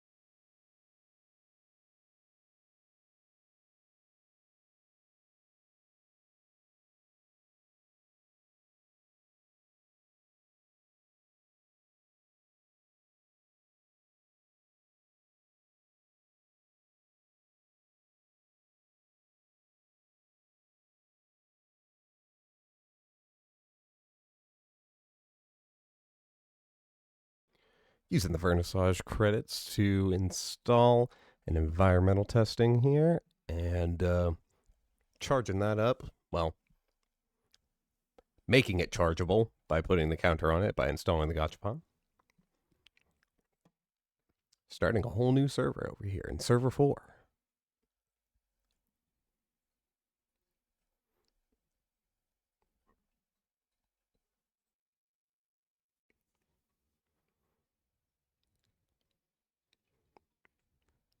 Go all in.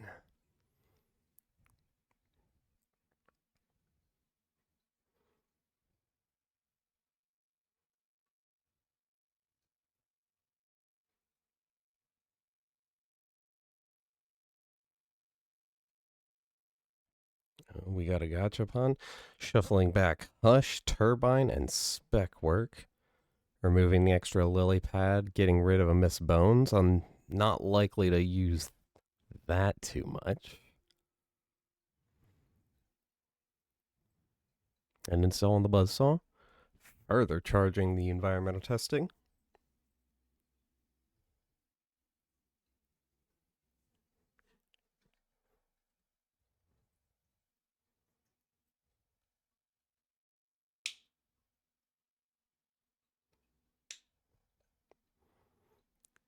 All right, it's HQ.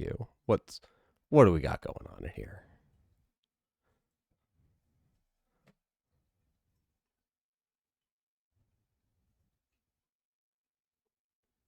It's been Drafter. This whole time it's been Drafter.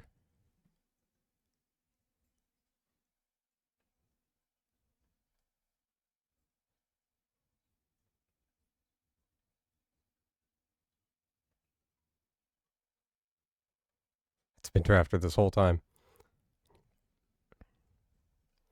There's the third Mega Pre. I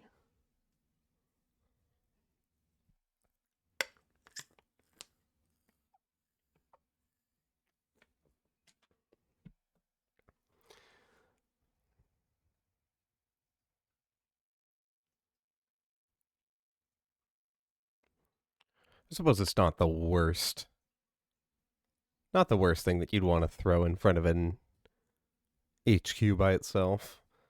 If all you've got are the events and Rashida and whatnot, the fact that you've got things to pull from archives and to install from archives. Even if you don't have a nice server that you could throw the Rashida behind, you still have to. It still pressures the runner into, spending the click to go out and get it. You can't just hollow man. That's a hollow man.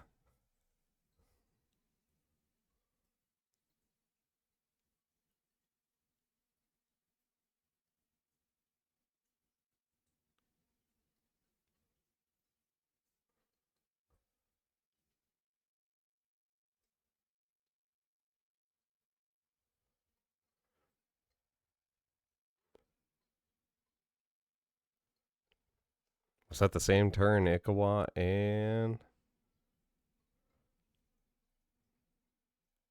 yeah, Mega Pre, Hollow Man, and Ikawa. There's the best. We can get a Vitruvius or a Transub scored here.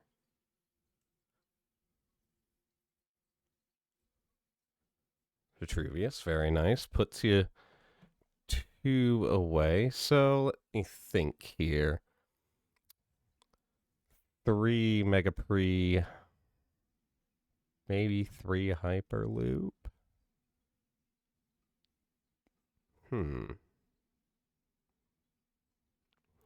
What do I think the rest of this agenda suite is? I wouldn't assume there's just the one Ikawa, but maybe.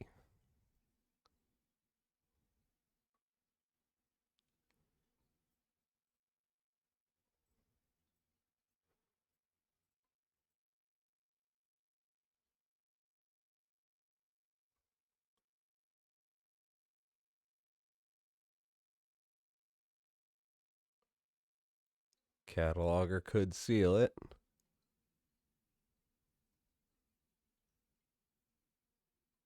It does not, in fact, seal it.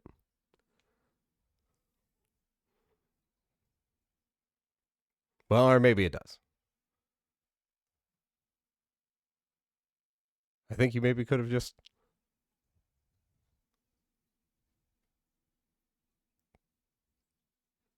Oh, the cataloger was trashed, huh?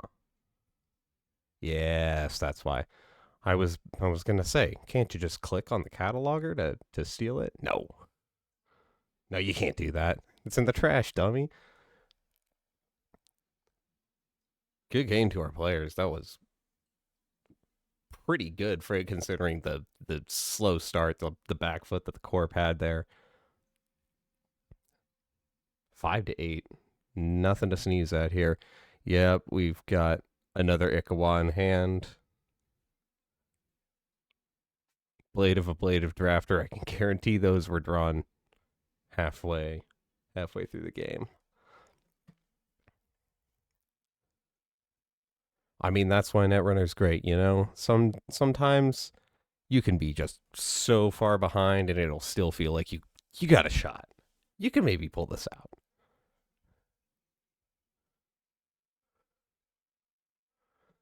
Let's see how the other games are doing here.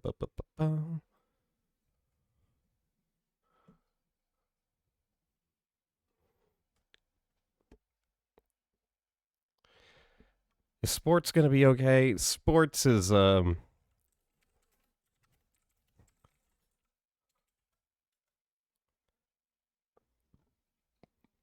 is going to rotate soon. But if you ignore that, probably. All right. We're popping in here at table, I believe this is 4.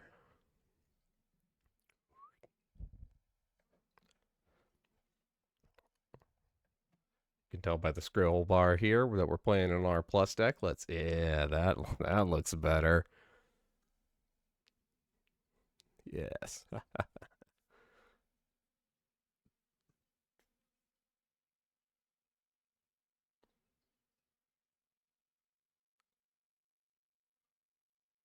Every time sports isn't on screen, people should be asking, where's sports?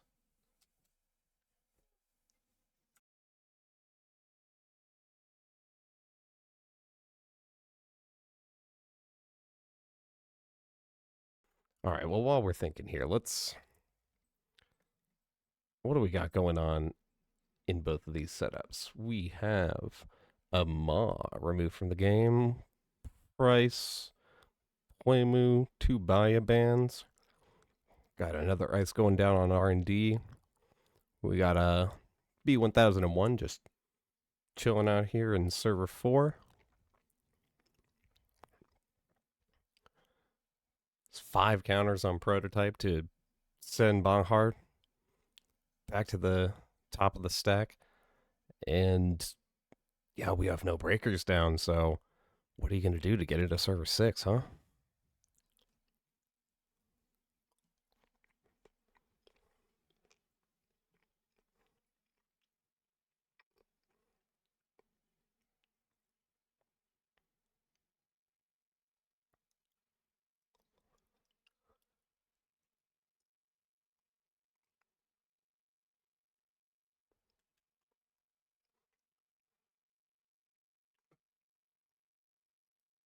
2 advancements. You gotta respect that could be, well, could be Beal or Bologna, honestly.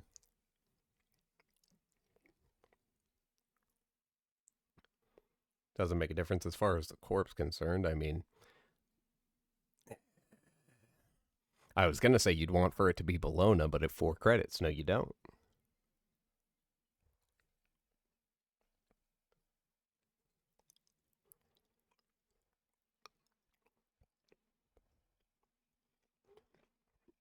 Okay, we got a buzzsaw coming down.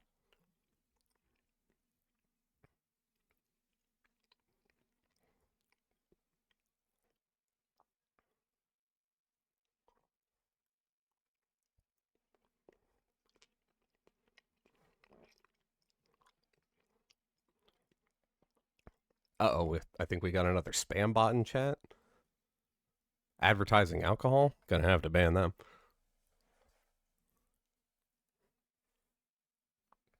Hammer.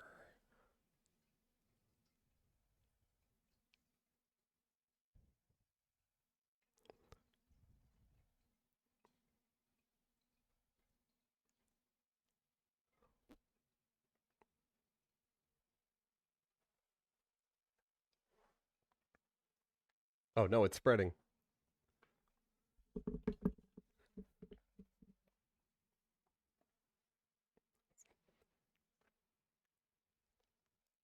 It's breach containment. Everyone hide your rum. Yeah, once the Bonhar gets bounced and you got a double advance on that server, that's pretty much it. The R plus is such a brutal ID to play against, honestly. But hopefully with the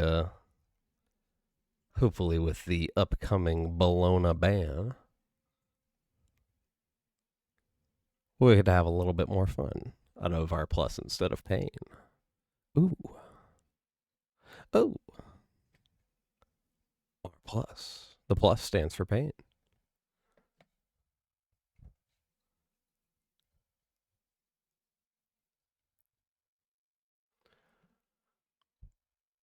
Let's see. We got one more game going. How close are they to done?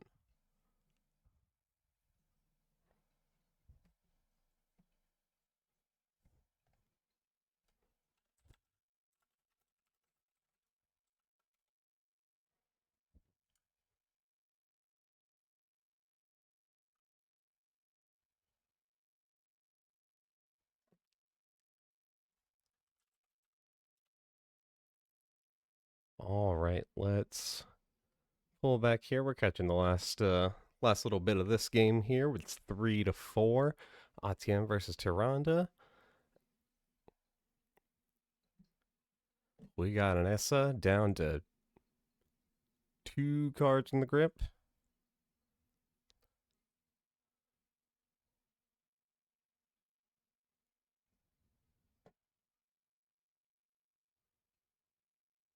Trap card, okay.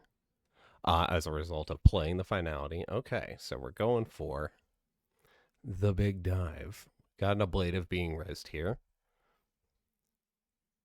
Tosses something over in server 5, but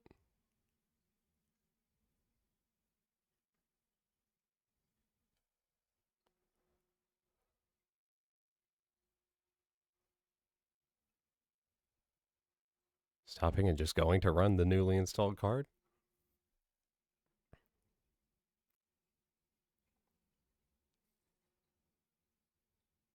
Oh, there is one card in R&D. That's very interesting.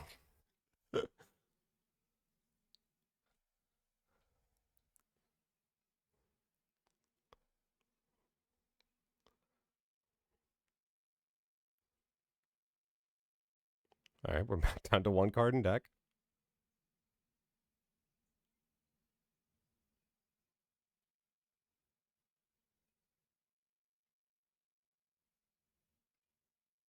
Back up to 3 cards in deck.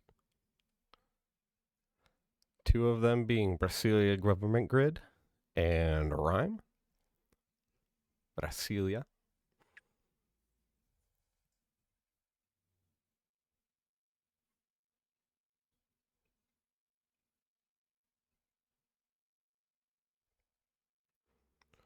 Lightning Laboratory.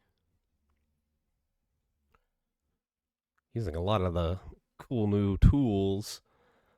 And actually, I didn't even notice this. We're playing Thunderbolt Armaments, the new HB Identity. Yeah, there are some things going on with this board state. That's right.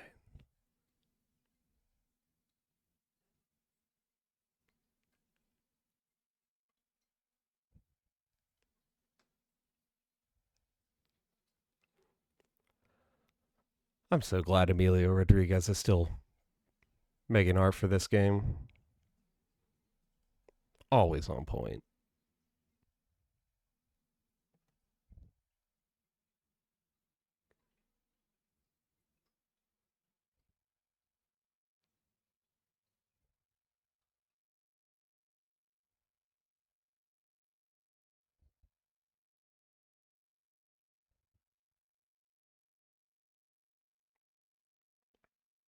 Do we have a way to core damage?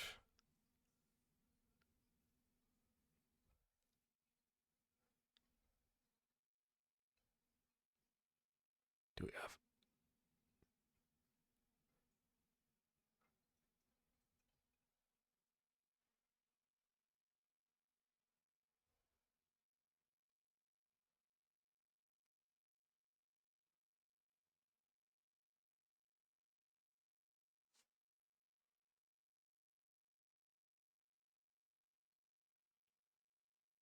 Just checking what we have for simul-chip in here.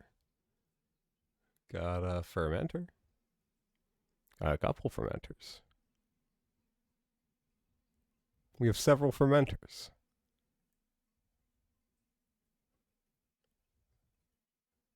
We do not appear to have a Behemoth.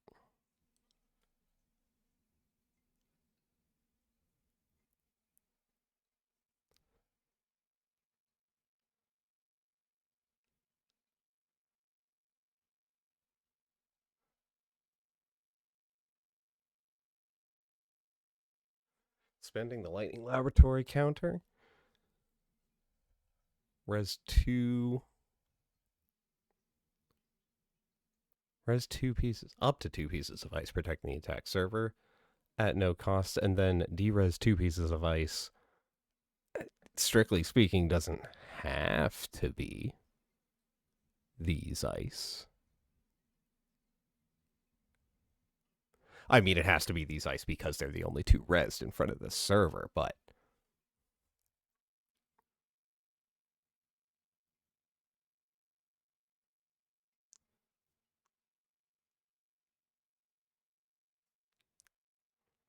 what do we got in front of here? We got a wave. That's a 3 strength. It's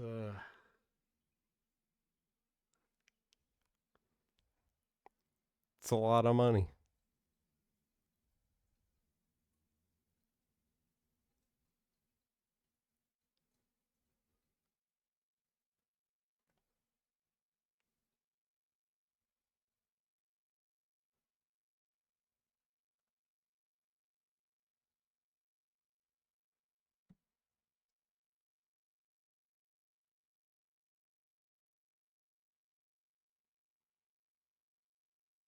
Oh, we got the Botulus.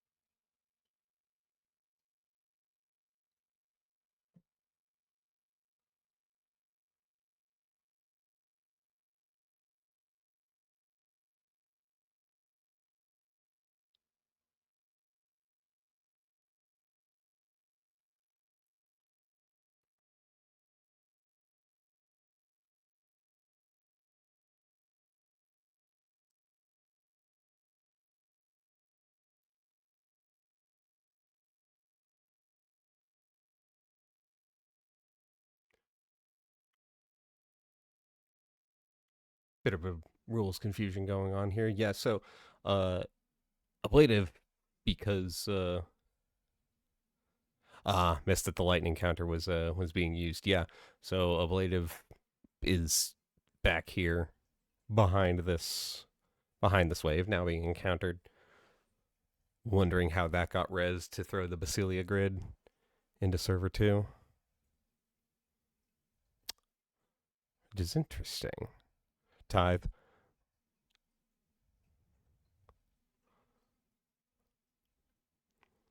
Now, Ablative does say it has to be a non-agenda card. So this has to be it, right? There's one. That's a lot of the game.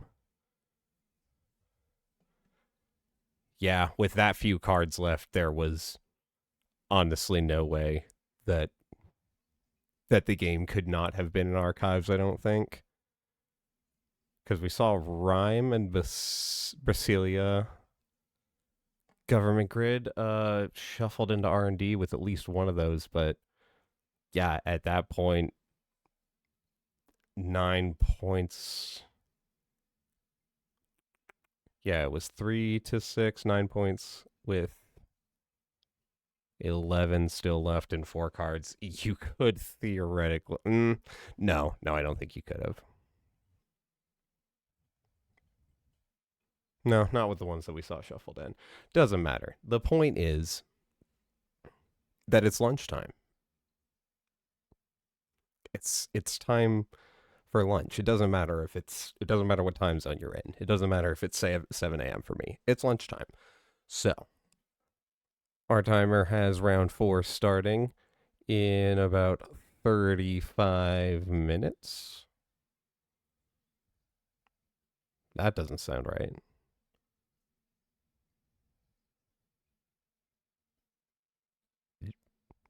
Hello?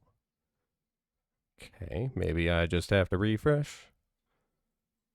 Yeah, there we go. Not 35, 31 minutes. All right. So, we will see y'all back here in 1/2 of 1 hour. At which time we will resume with round 4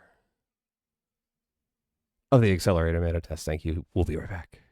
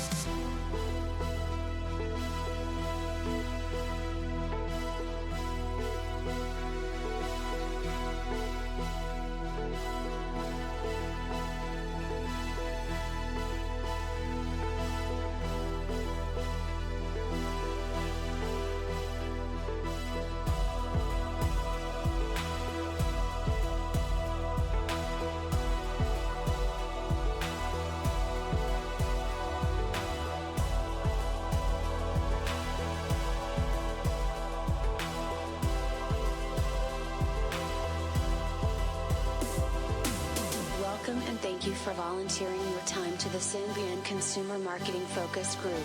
Your opinions are valuable to us and we want to know what they are. Tell us everything. Everything. Everything. Tell us everything. Everything. Everything.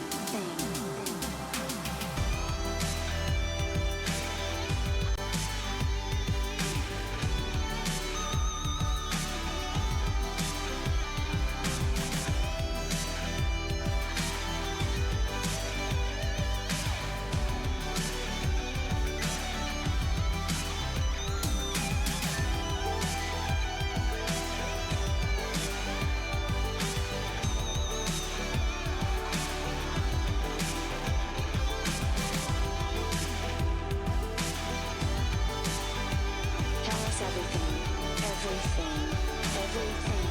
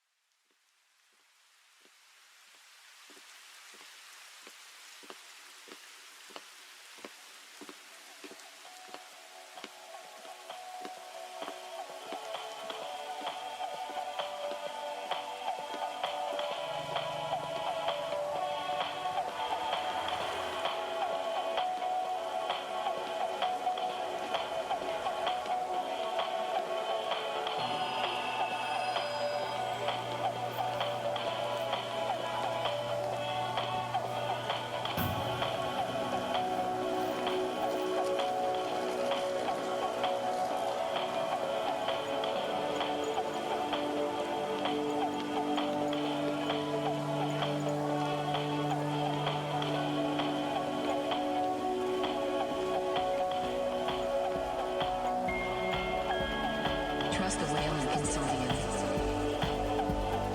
Built to last.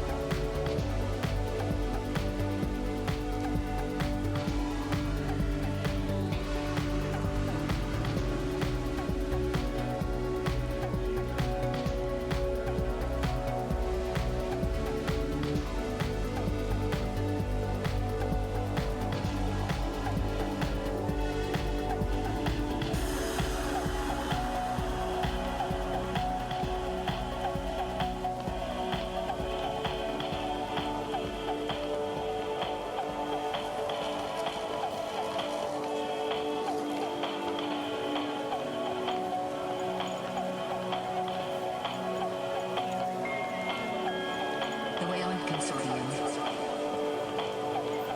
Builder of nations.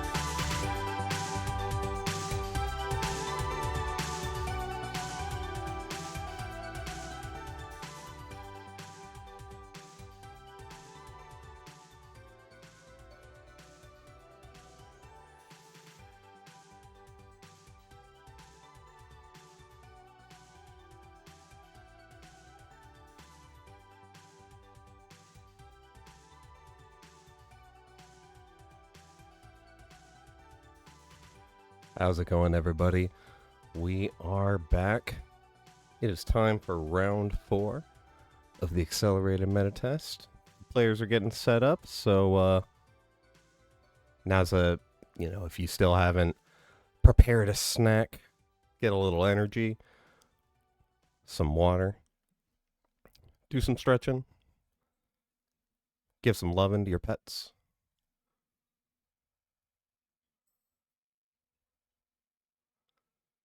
Whomst do we want to? I don't think we've seen either of these players. Let's see how it's.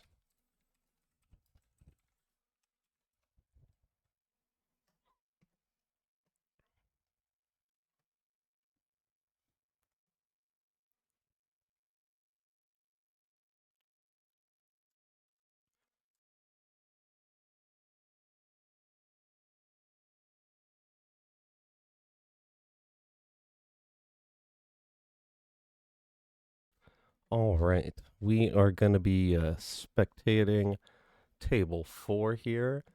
Lovelace versus Dolmont. Hopefully that's close to how it's pronounced.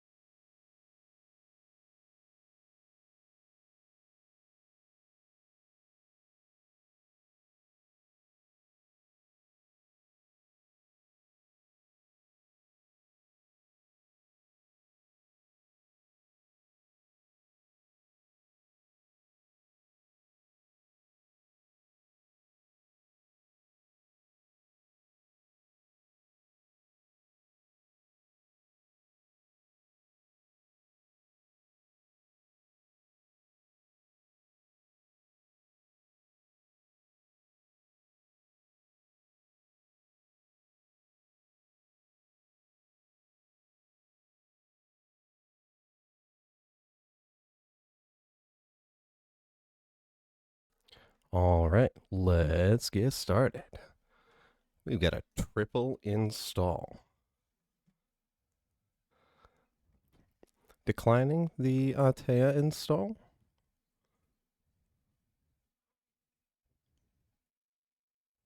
Yes, okay. Adrian Sace and a Vovozetti. Is that double sysop? Yeah, double sysop bonus. In server 1, we have Cohort Guidance Program.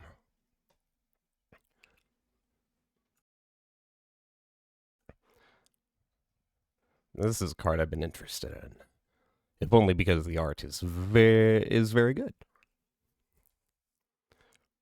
Oli Boldador, another consistently good artist, contracted by Null Signal Games.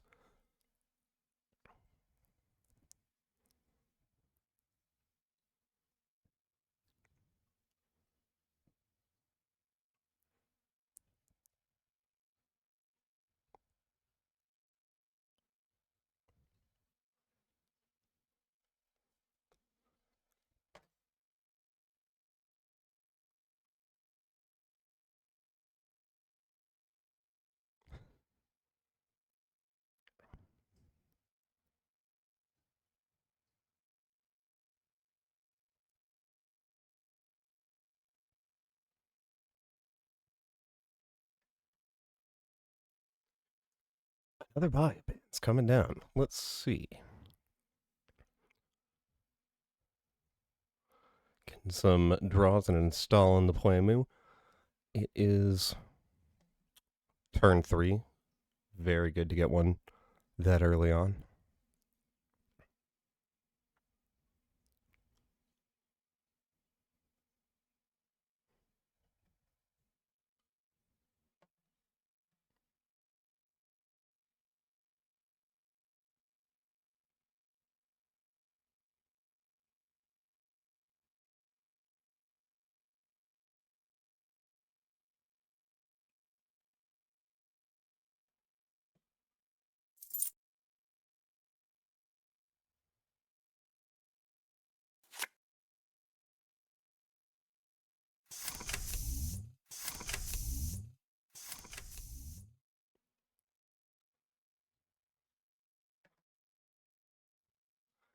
I realized y'all haven't been getting the sounds. I'm so sorry.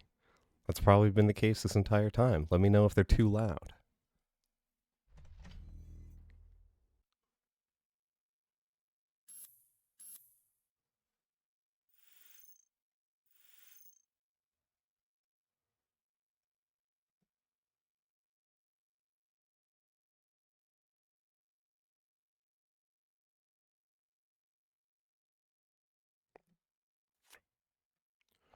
All right, we got double sysop bonus again.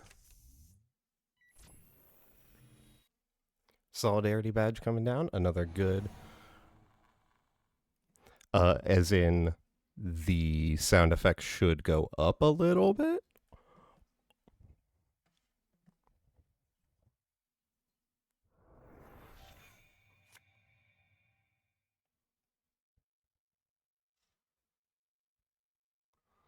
Let me know how that is.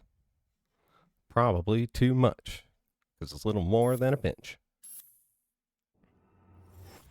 Bacterial programming. All right, and this is interesting here. The turn, like, you would still be able to score this bacterial programming, regardless of whether or not the cohort program, the CGP, we'll workshop.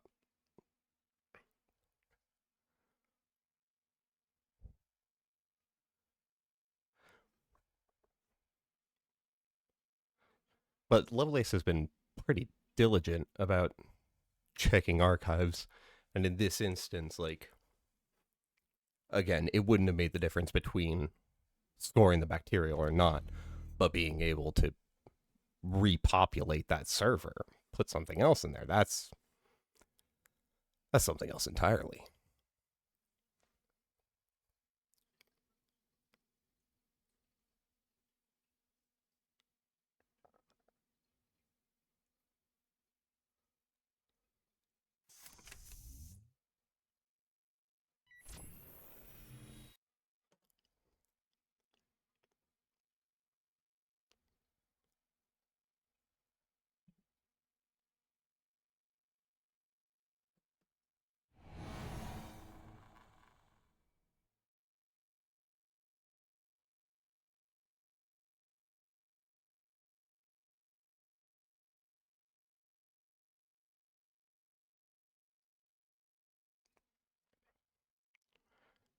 I'm not entirely sure if the bacterial log is new, or if it just so happens to be that it's because I'm using Firefox and therefore Cyberfeeder for the first time. I don't even know if I've enabled anything on Cyberfeeder. I don't know if it would have the capacity to track and log. I suppose it would. Oh, oh, oh, snare, snare, snare. It could always be snare.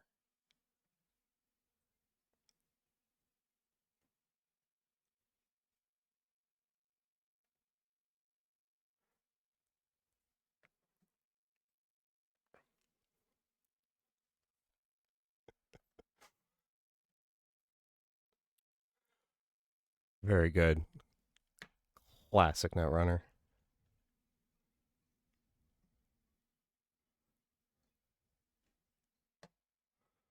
All right, let's see then.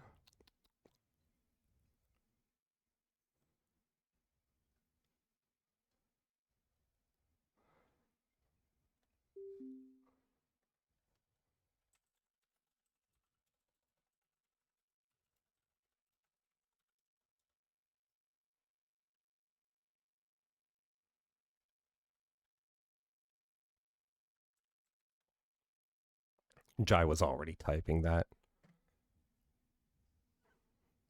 He knew. He knows.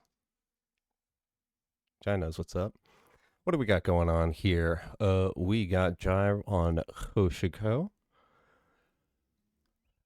Ma Hoshiko. Perhaps a version of Mari. I'm not as familiar with that deck list to be able to say one way or another. Oh. And on Xiat's side, this is a warm reception. When your turn begins, you may install one card from HQ. You cannot score that card this turn.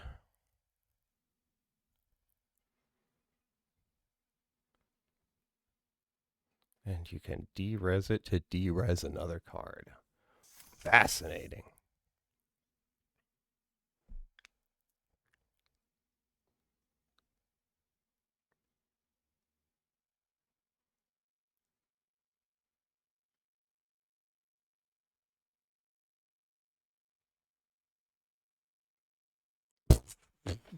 Uh-huh. Yes.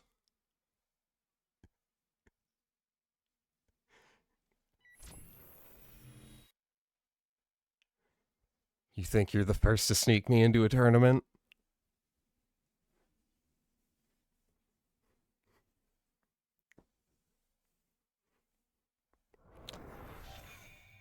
How have y'all let me go several minutes without pulling the game curtain up? That's something you call me on immediately, please.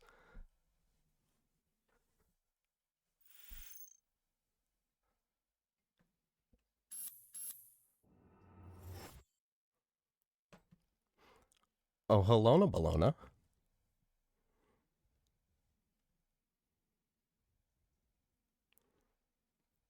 Dang, did you know that when you score Bologna, it gives you 5 credits?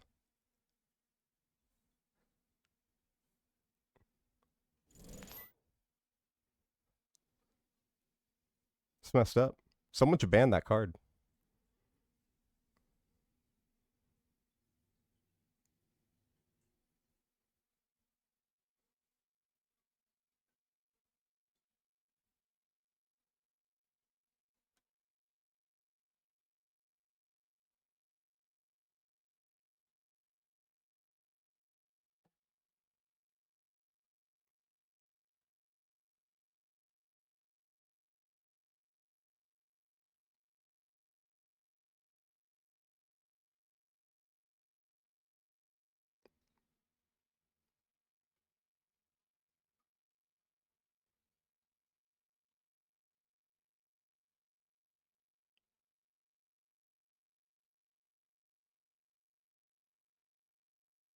Jai taking a second to think, and me taking a second to appreciate another good Liga Schmilskalnart.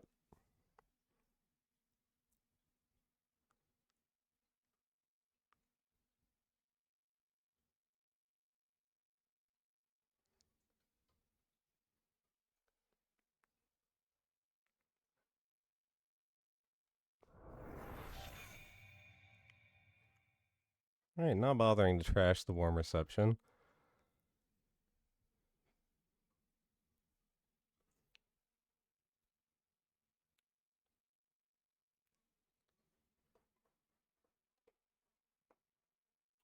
Right. It's been so long. No, not bothering, I say. Not trashing it intentionally.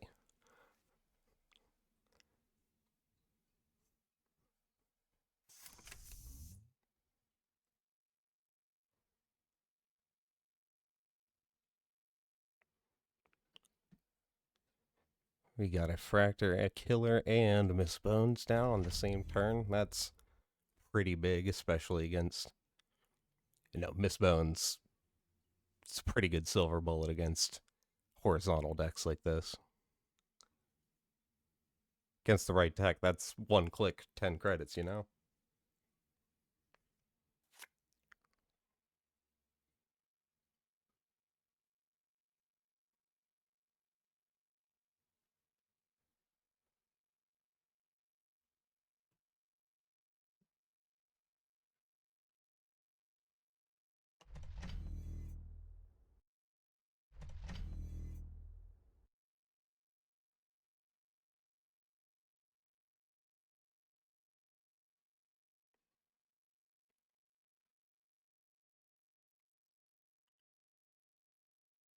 ARM reception allowing the installs that much faster.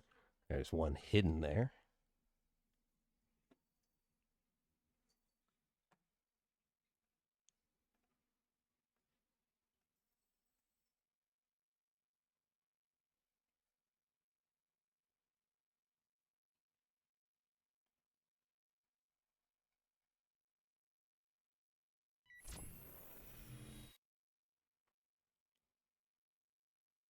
Yeah, you kind of have to check what's going on the server. VSA. Okay. Well, that's unfortunate.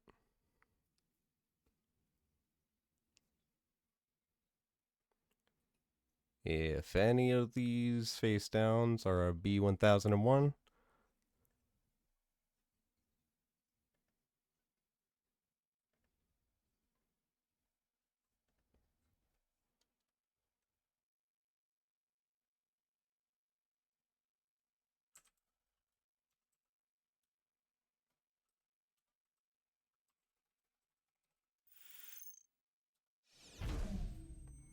there it is, server 2, yep.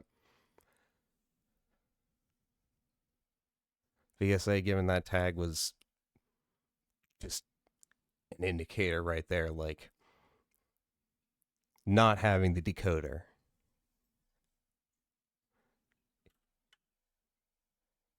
It's only ever going to be the situation that is worst when you don't have the decoder. Of course it's VSA. Why would it be anything else?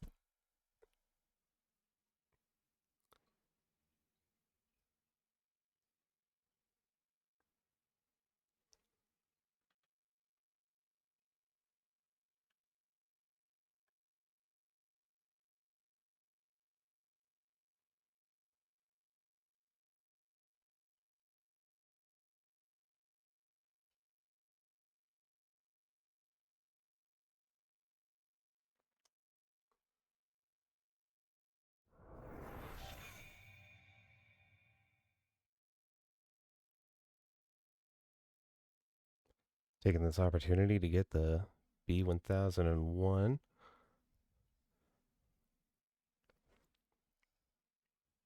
I'm getting hit with this AR enhanced security tag.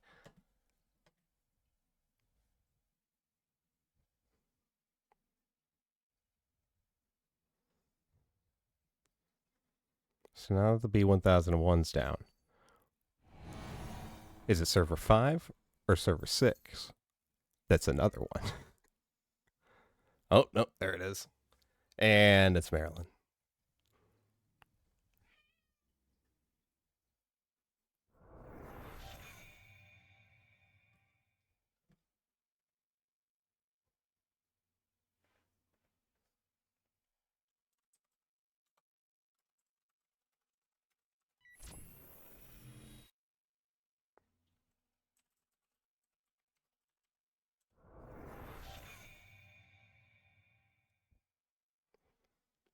Federal fundraising in server 5. Only 2 credits to trash. That's basically nothing with a Miss Bones. Another federal fundraising. Might as well get rid of that. And with that, Miss Bones is done. Just so much more than we could ever have asked her.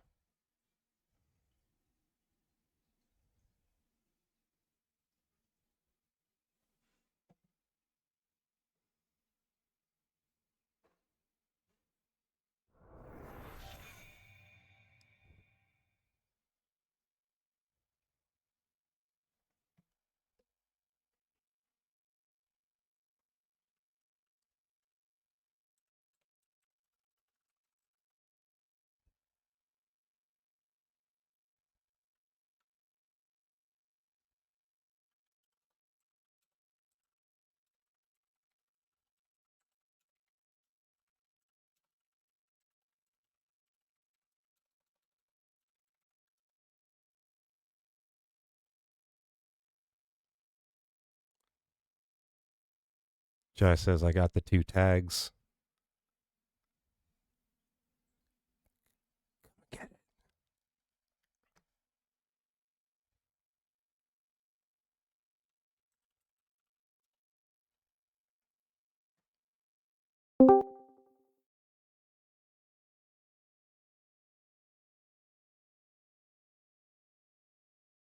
Yes, can you hear me?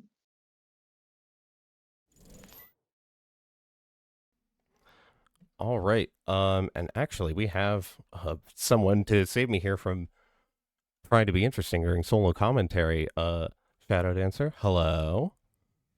Hello, hi Monde, and hi chats.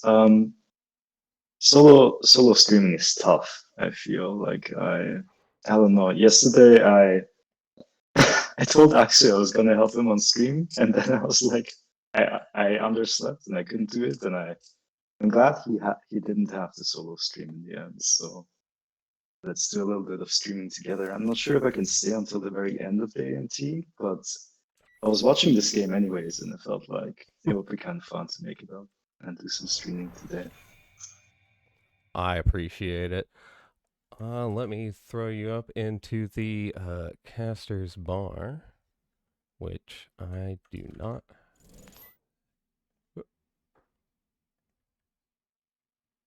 There we go.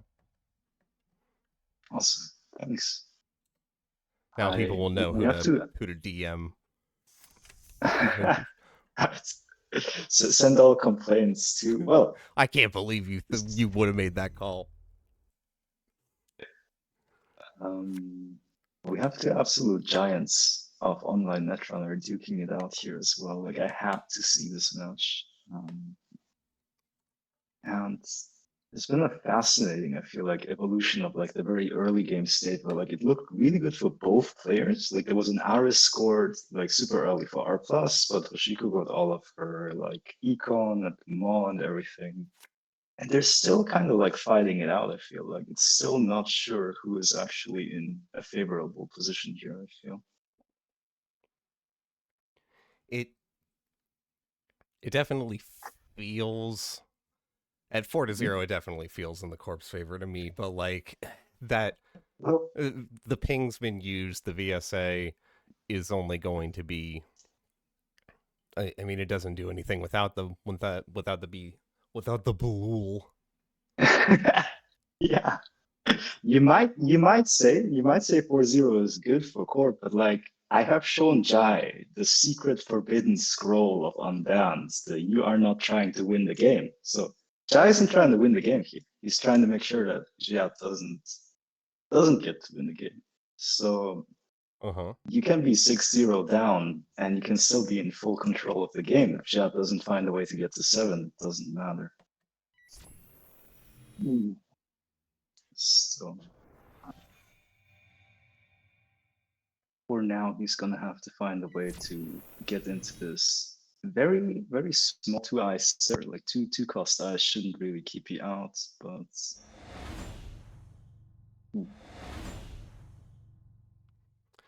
Oh, I turned around hopefully to fix the double voice. Thank you, Kogar, for pointing that out. Oh, hey, it's 3-4. Oh, hey, there's a Bologna. But it could be 3-6. Exactly.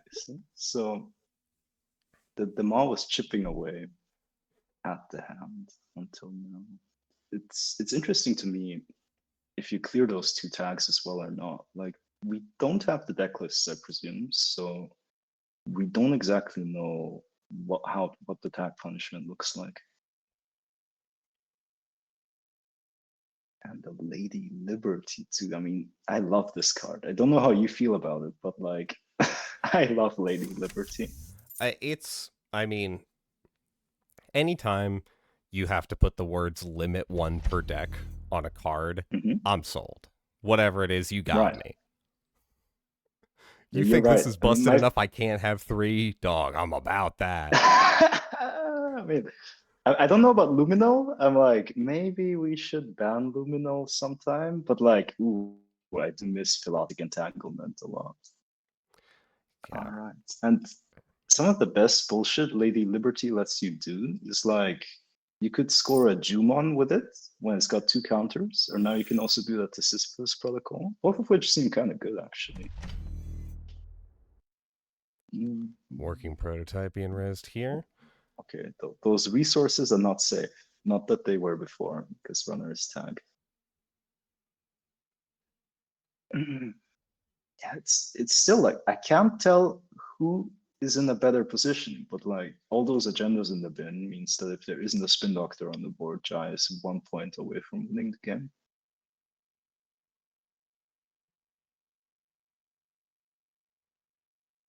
How exciting.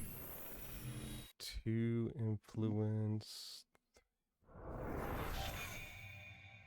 So Jai is checking that server 8 isn't a spin doctor. Just That's another Maryland more using trigger. the. Yep. Oh, Ooh. well. Is this it? Or is server 1 the spin doctor though? It isn't. Damn, that hurts. Sometimes the Jai's game is on using- top of R&D. Jai is using the forbidden technique. Just don't lose the game, and then you'll win the game.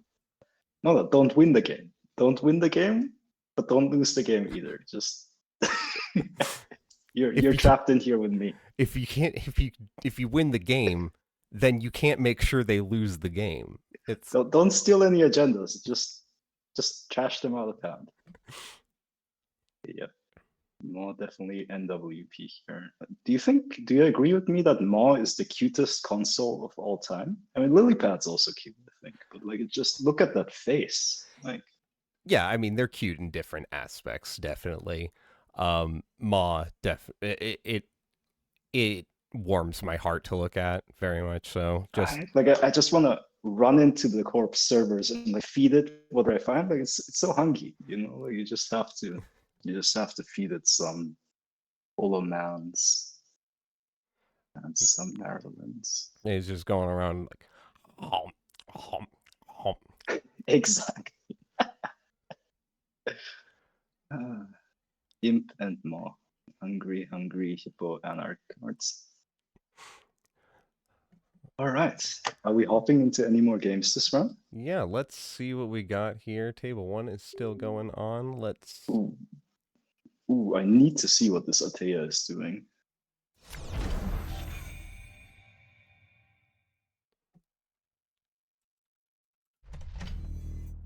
Oh, Keiko. Yeah, Keiko. So NSG even released a Keiko plush recently, right? Dinosaurus. Okay, yeah. Yeah. So I think like for me, Maw takes the W because of like having the cutest face.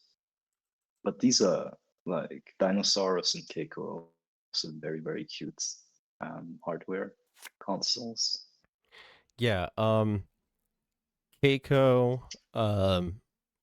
Keiko plush is not, if I remember correctly, it's something they'll have at events.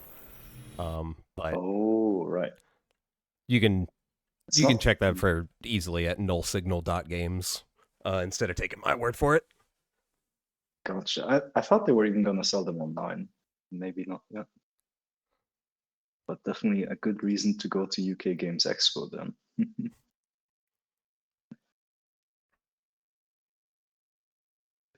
Ooh. Okay, this looks like a Atea I can get behind. We have a 5 stacked ice server, but we're up against the World Tree Arsanas, so this is the unstoppable force against the unmovable barrier. Or sentry in this case.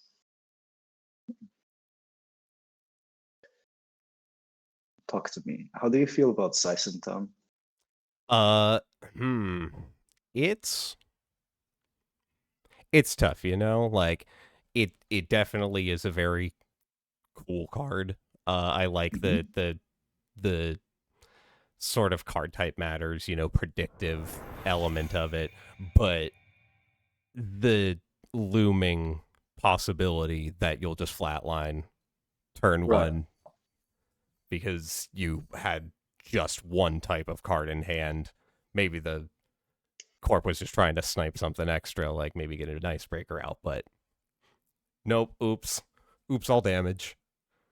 Exactly. Like I like to think about it as like a end the run ice, only it doesn't end the run, it just ends the game, like if it gets fired. But I think in this new meta, it's a lot more fragile than it used to be, just because with crew, like Saisentan might die just as easily as the runner does when it gets encountered. Yeah, I have not seen. we saw one Sebastião deck Mhm. running a couple crew, which I realized. I mean, I haven't played with a lot of the new cards. I think I've played maybe 2-3 games since since the new set came out. I didn't realize crew is not unique. Oh yeah, exactly. You can just stack them. It's fun to have 3 of them on the board. Corp is like, why would I even res any of my ice? Notice as well, something I love about this Atea is now we are building a tower up into heaven. That is into our Isana's board state. Or ice is literally covering us or touching it at least. If we had can I show runner on top? Dang, it looks like I can't switch that from here. From the runner's side, the you got the long server that's kind of like the trunk of a tree. Oh my god. Right. I like to Atria. I'm gonna post my own Atea list soon. And I like to conceptualize it as like I am building a shrine or a tower and I want to bury the runner underneath it. You know, like this is I don't just want to win, I want to make a statement. I'm excited to read such a list. Thanks. It'll be for the last meta, but like I think it's cool that people like, do we call him Alpha? Or do we know what the name is? Alpha, yeah. Cool. Yeah. Players like Alpha are innovating already. The Bran being a certified QTM classic, I think they hopped onto that as well back when they popularized healing Ag Infusion. Gone too soon, every day. But I'm glad Bellona finally ate it, because now I have justice for Obokata Protocol getting banned. Sorry, you mentioned keeling, and as a QTM, as someone of QTM, I had to stop and think about wife for a second. Right? Just a single tear, being shed. What about her beautiful borrowed children?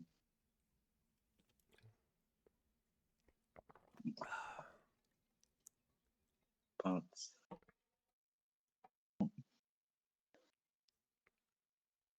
I've been so distracted. Like, there's so much going on in the sports state as well. Like, it's a beautiful Jinteki puzzle that we now have to unweave. What do you think Runner should like maybe explore here as an option? Can we contest this for mods? I mean, the money is the thing that has me the most concerned, I think. Our Asana 4 cards in hand, I just kind of assume we got a full rig coming down here. 6 strength though is just a tough. Yeah, did you remember to get your Boto sprinted? We have a 6 strength Boto on the board. I really like this ice. And we're playing the Bran too. Like, actually we are taxing Turbine pretty hard here. But the Cyberdelias matter as well, I guess. Okay. And even though Corp is only on 1 credit, I'm pretty sure server 2 should be a Charlotte or more likely an NGO front. So really they should be around 6 credits. Charlotte Caçador. I'm not sure if my Portuguese is correct, because I want to call her Caçador. I think this second C might be. Or is it Cas? What? There we go. I will double check. I think it's just Caçador. There's a pronunciation guide because Null Signal Games. It's a cool Let's go. Group. Amazing world building on the Automata initiative.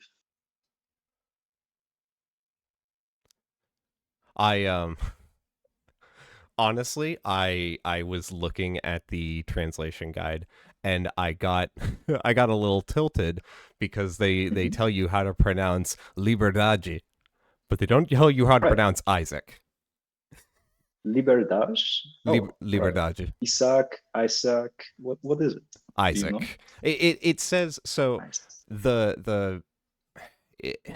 It says English, I believe. I'm pulling up the guide because Mhm. otherwise I'm gonna just say something absolutely incorrect. And beautiful Atea finish. I'm like, now that Tributary is getting banned, I think Atea might be the new best Jinteki Glacier ID. We will see.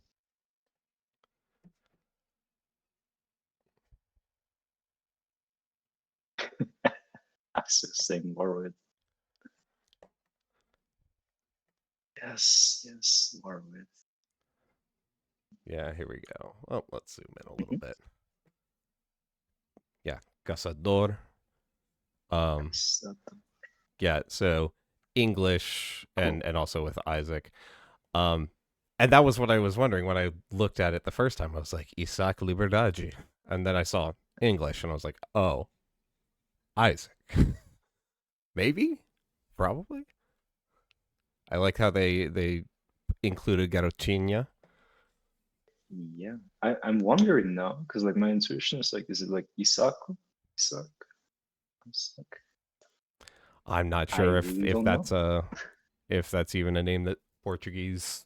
I mean, it might be, Isaac, but who's to say? We'll never know. Indeed. We have a direct line to Anzika, we just need to get like a phone joker, like, hey, what should we call? Thankfully, we don't need to know how to pronounce Carlotti's name. We got that one down. Which card? Garlotti, Cazador. Right. That was painful. Let's see here. I don't believe. Yeah, the last table is finishing up, so we should be starting round 5 here shortly. Nice. What'd you think of the bands? Well, Bellona ban is a barbecue day for me. Like I'm just like feeling very vindicated right now. I've been like, well, if Obokata gets banned, then like Bellona is almost as busted. Like we probably need to ban it as well. Tributary ban, I think, makes sense because the Crim on ban rationale is cool. However, personally, I think Tributary is not quite as strong as people make it out to be, just because a lot of the times the subroutines are actually kind of irrelevant. It's in some cases it can even be a mistake for the corp to choose to draw a card, I feel. So like it's interesting how good runner play can like minimize Tributary's effectiveness, but it's still a very, very powerful card. So I don't think banning it is a mistake. Say I would have said Hollow Man is a stronger card than Tributary though, and so just because Hollow Man hasn't been banned now and is instead getting other cards banned doesn't mean that in a year or two we might get a Hollow Man ban, or even before Worlds. Like it's very hard to say, but in retrospect, this will become known as the Hollow Man era, and that's fine too. We had the Endurance era, and now we have a Hollow Man era, and that's fine. And the Knob Carry. Oh my god, Knob Carry getting banned, like it's just so cruel. But it's also it makes sense, and we're looking at Asset Summer. I think like I don't know what's gonna keep all of those asset decks in check now. Wheels. Is Wheels enough? Trick Wheels Shot. Aeneas is something I could get behind. Yeah, like we have tools, but I don't know if they're enough against just a critical mass of like. I posted really Test Running released an amazing asset spam PE deck, which I've always been an asset hater, but I've always been a PE lover, so it's a very love-hate relationship. But love won in the end, and now I'm just killing people on JNet all day, every day with assets. So I think we're gonna see a lot more assets in the meta, at least in the short run. I think that's reasonable. Especially with cards like Crew. I don't know how popular that's going to be, but just having more ice destruction in the pool just kind of disincentivizes. Do you remember what I did to Jai? when we were discussing cards, and at some point I made him the new Unban Muti committee. This might be lore that I'm not privy to. All right, don't worry about it. Basically, all I'm saying is you're 100% right, Monda. We need to bring back Apocalypse. You have. I didn't see it until now, but like, yes, I agree with you. You know, that is what I was saying. Exactly. I'm so with you. In right retrospect, now. Like, I'm correct. Yeah, you're right. yes.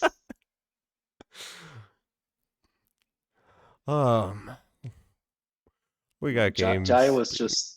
We were just randomly discussing stuff, and at some point I just started being like, "You are right. Like, we need to bring back Muti," and in this classical fashion, just ran along with the joke. So now he is the chairperson of the Unban Muti committee. All right. Which game should we observe? Is there anything chat wants to see?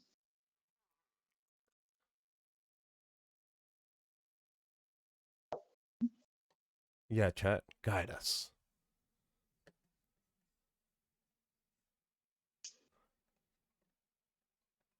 Round 5. Let's see. Have we not seen any of... This is like, Brandon the King would be very angry at me for suggesting this because he usually wants to see what's happening at the top tables. But like, there is a Thunderbolt. Has this been streamed? Yes. Okay. Then I'll just run back and watch it later because I'm very interested in that.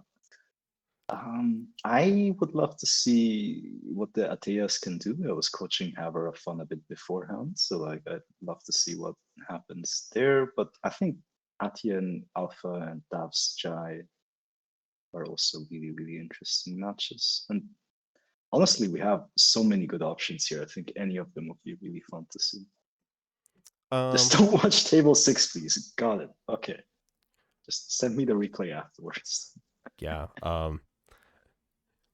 Nothing against either of the players, but we popped in on Thunderbolt and it was a longer game. Oh. I don't mind a so longer game. So you're not telling me Thunderbolt rezzed Saisentan on turn 2 and killed the runner, huh? Huh? Not one of those games. No. Let's see here. Table 3 or 4? You said Atea. We'll watch Atea. I want to watch table 4. Table 4? I want to see what's happening. Yes, because I was already coaching Haver Fun beforehand, so now I can do it while talking, and we see a good because like also like I know this Atea list very well, so I'm hopeful. All right, rattle it off the top of your head. No pauses, no vocal, like no ums, ahs. Go. Oh, off the top of my head? Oh, you've already failed. I'm sorry. Oh no! I've been killed by Saisentan. God damn. Can we get someone else? All right. No. I'm dead. Oh yes. I've been flatlined. We got a hook coming off like a long cane coming off stage. That might not mean anything to some people in the. You'll never catch me alive. Hello, I am Shadow Dancer's clone. I've been sent here because the old version was being malfunctioning. I'm very happy to join you on stream. The lore deepens. Next time on Dragon Ball AMT. Exactly. Ooh, so Bankar is coming down. HQ and R&D could either be an Ansi or a Saisentan, so like Bankar could be very risky to use here. We see an upgrade on the Spin Doctor remote that should probably be one of the 2 Maviruses in. Oh. Ooh. No, it's a Bobo getting moved. And also, I should probably not reveal which cards are actually in the deck. So let me not make that mistake again.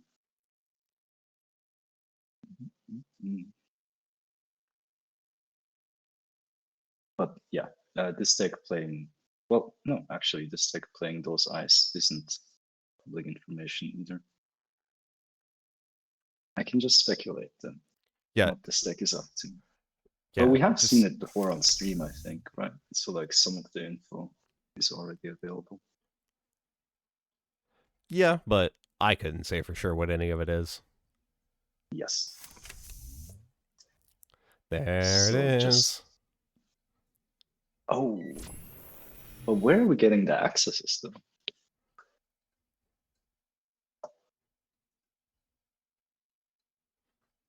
Oh my goodness. I just realized Ma, Yeah. Lily Pad, both Martin de Diego Savada. Oh, hey, that's really cool. That Okay, so explains it. now we need a. Did they paint the criminal console as well? I'm not sure. I'll check out Netrunner TV. Let me have a look.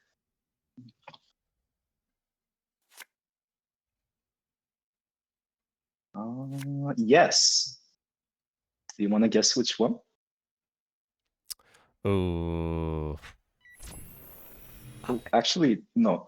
There are four. There are four criminal consoles.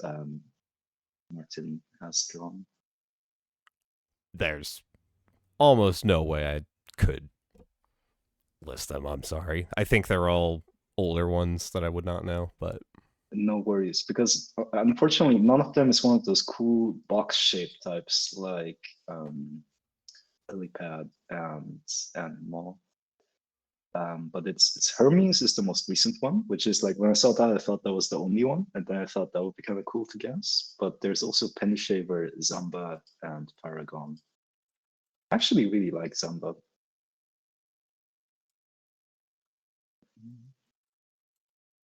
And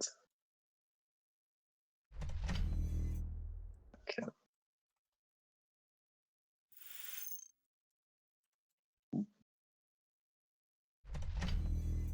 See a new install in the remote.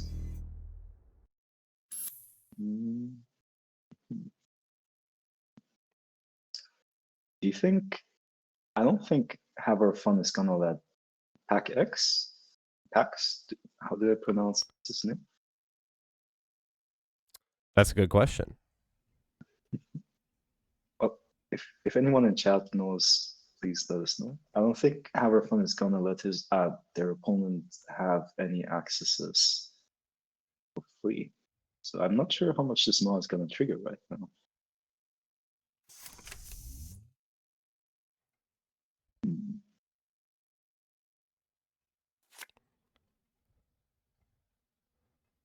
Oh, Martin's done a lot of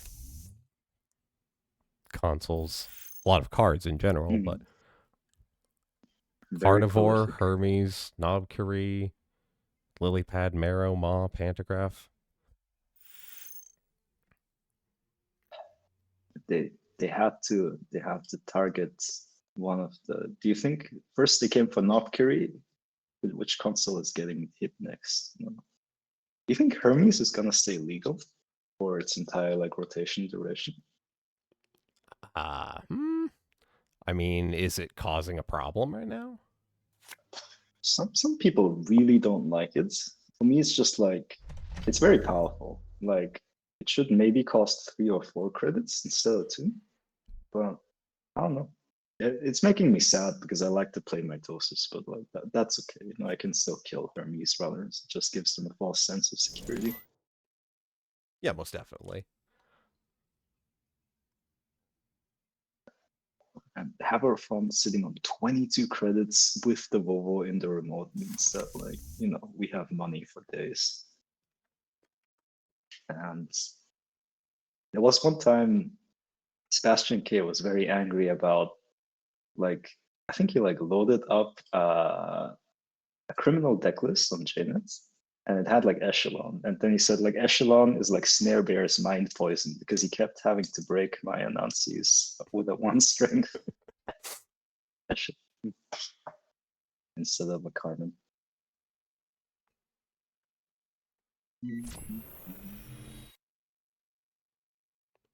Double buzzsaw bonus removed from via Gachapon. Oh. Accessing the Spin Doctor. Oh, wow. Okay. What does the double buzzsaw removed from the game mean, though? Like, are we just giving up on breaking code gates? I mean, this is a larger than average deck. Yeah, surely there has to be a third buzzsaw or something.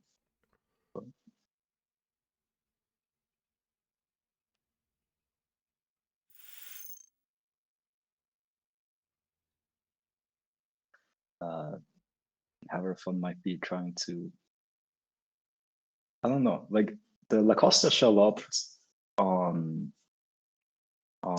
Jaina is often a little awkward for me because like the start of turn triggers sometimes turn out in such a way that like by the time the advancement counter goes on Charlotte, I don't get to get the 4 credits and draw a card, and then I have to do it after I've taken the mandatory draw. But like that has given me additional information, which would technically not be a legal move. Although I'm sure everyone would understand. Still, ooh, but we're seeing a new install, so we might be going for a score here actually.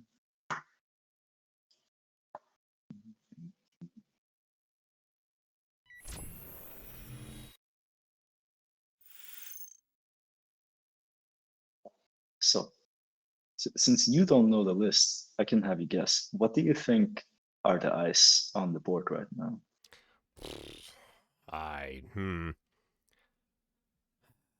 I would want to say probably Botu. Okay. Maybe some Tatu Bola. Uh-huh.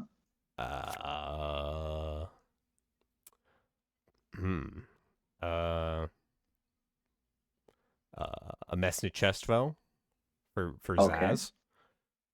That's a cool include. I like it. Tier to waste influence. Oh my, yes. Yes. I mean, Fairchild 3 to get removed from the tournament. Delicious. And an agenda. Yeah.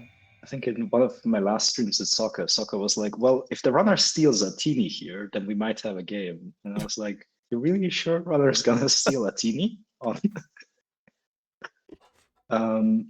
If we had a Sodaka, where would we put it? Right there. On archives? No, I don't. I'm not entirely sure. Like, because we want to minimize the danger of the twinning, right? So, like, do you want to trash the twinning when the runner goes HQ or when the runner goes R&D?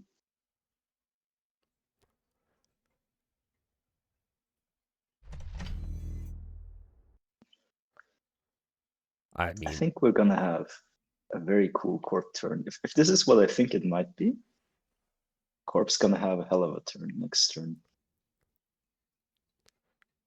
Yeah, we saw a slow roll earlier with Natea that was like advance to score a bacterial and then fill the server again. Do you think Atea should have an additional rules text that says you can play up to 8 copies of Anansi? You know?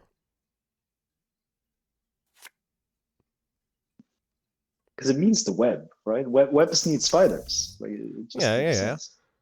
Just a little, just make it flavor text, you know? Yeah, you know? How bad could it be? How bad could it be? Exactly. How bad? Believe it or not, Anansi, you know? How bad could it be?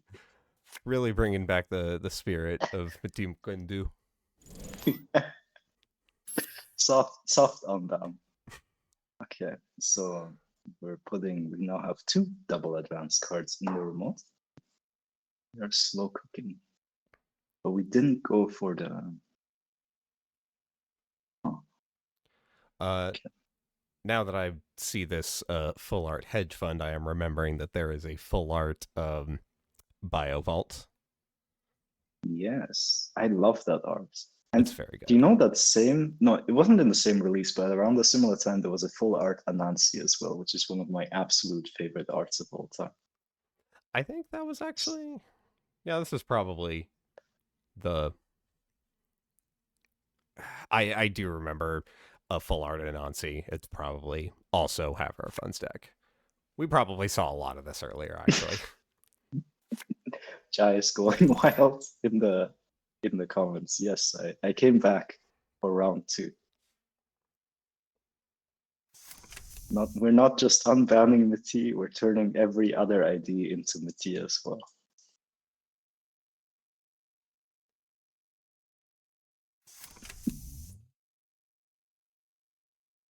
But like Runner is setting up a board state here. You know, Corp won't have forever. But we are putting an advancement counter on the first one, so that kind of telegraphs that it's the other one that is the Biovault. Unless we have 2 Biovaults in the remote right now. But it seems unlikely for me. And it does get advanced a single time. Okay, we're doing a particular slow cooking style. I like it. Score a bacterial and then have 3 clicks. I mean, Exactly. Right? Exactly. that sounds pretty good. Yeah, because like score a bacterial, install double advance the next bacterial, score another bacterial, install single advance, whatever the last agenda might be.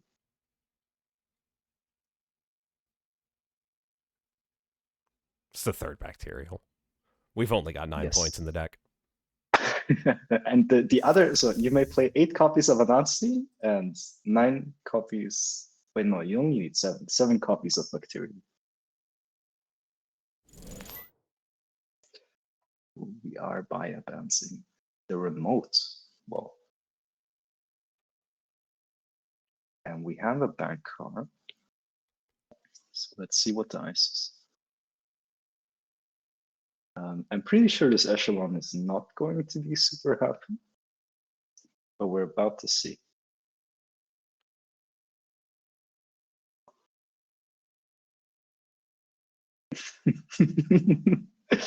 The tasty smell of agendas and a couple of Biovaults to be food. My slow cooked bacteria. Yum yum. Yup. Tuno was sending me like slime mold scientific videos earlier. They look incredible. I'll have to show them to my pet octopus. Okay, so Tattoo Bola.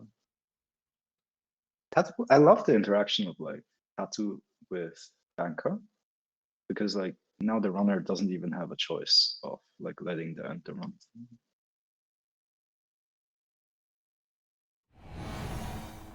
And there it is. You gonna break my 8 strength sentry with your echelon.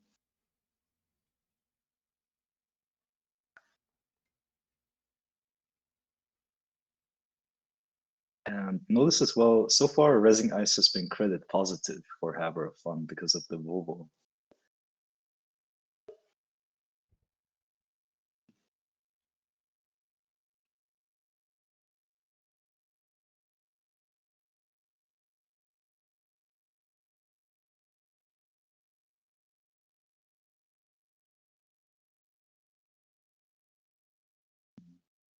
What do you think about Surveyor?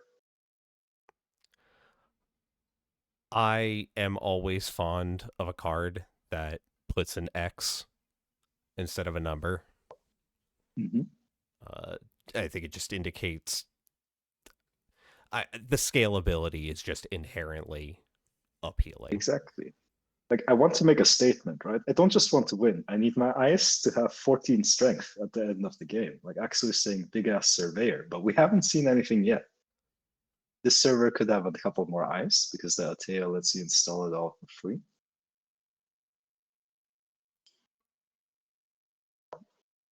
And Runner getting tagged here is actually pretty significant as well, because like Runner has a bunch of resources that they do not want to lose, especially the twinning is kind of your win condition here.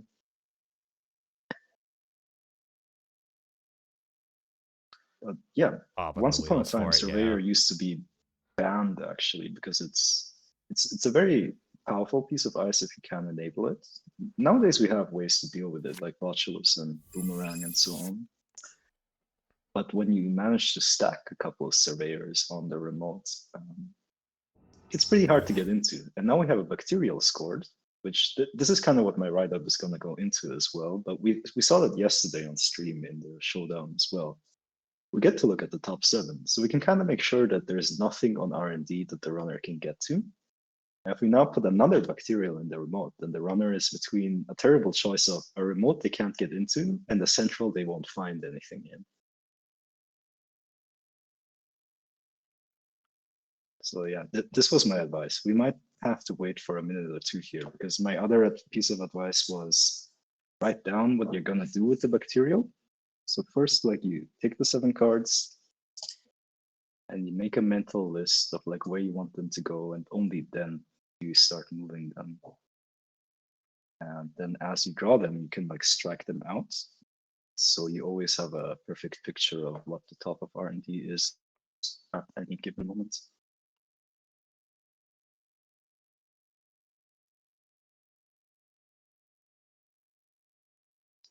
And the other thing this does, which is very wild to me, is that it kind of means that you can win as this deck when you score your second agenda, if it is a bacterial.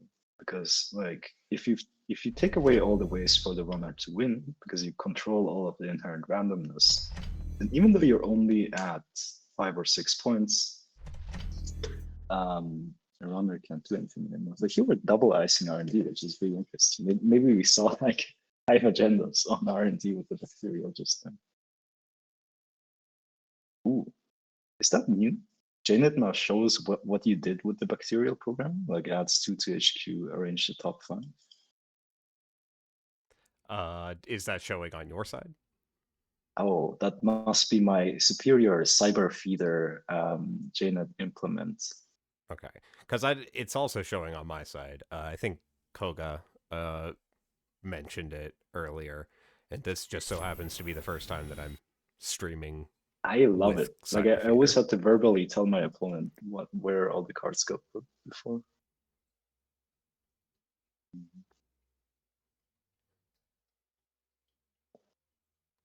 you think bacterial programming might be better than Obokata protocol?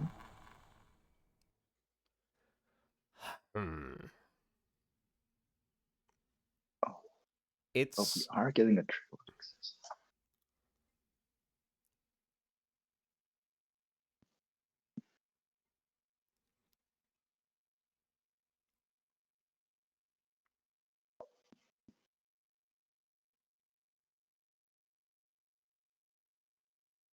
Rashida probably gets trashed. Yes, Lacosta.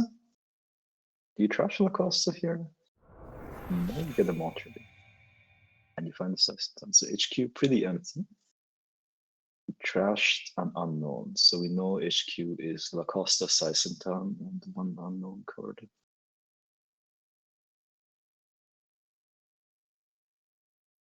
So it looks like Hour of Fun just left all of the agendas in R&D. I think in answer, bacterial programming is the stronger card, just by virtue of, well, it's got a massive controlling effect in how you divert these 7 cards, and there are like so many ways that you can choose to permute, right? And then it's scored or stolen. You could just do that when the runner does it. That's how we get stuff like bacterial punitive. Oh, thanks for stealing the bacterial out of archives. I think in response, I'll put a bacterial in archives. I'll give you another bacterial programming, right? Like, how many points did you steal last turn? Oh, that's interesting. Oh my god, you sound like a Jiteki player twin. Like you have to, all we need is the evil laugh. as we give the runner 12 meat damage on the next turn, because we're very angry, because how did they dare steal up those beautiful gems? We get to play Yodel, Your Digital Life, as we do it. Oh, we're going R&D though. Find the Tatubolo,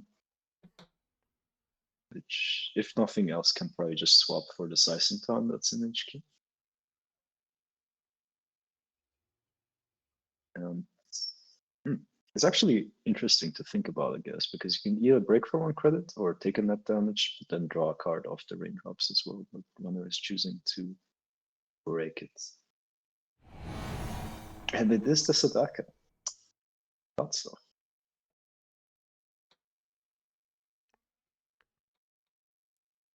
Now, even if agendas were left on top with Bacterial, if we really want to, we could even shuffle R&D here.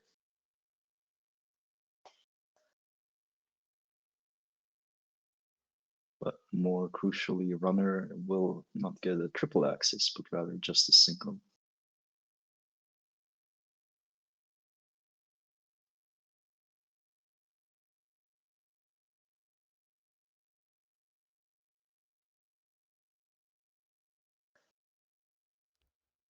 Rough.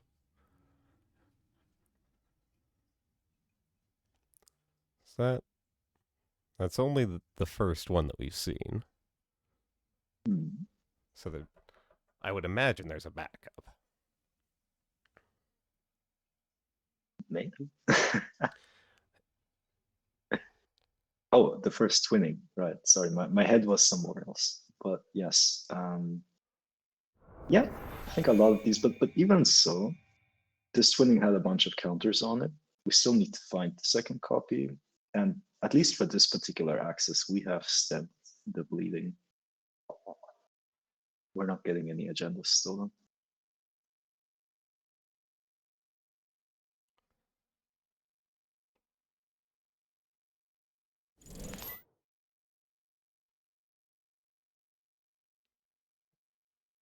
Just the value raindrops.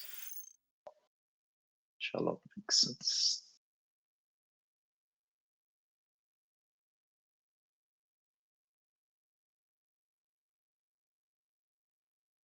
And like, if there is a second Bacterial in the remote here, I don't think we score it this turn yet. I think we wait one more turn, so that next turn we can do the, score it, find the next agenda. Let it cook. Right, we're just clicking.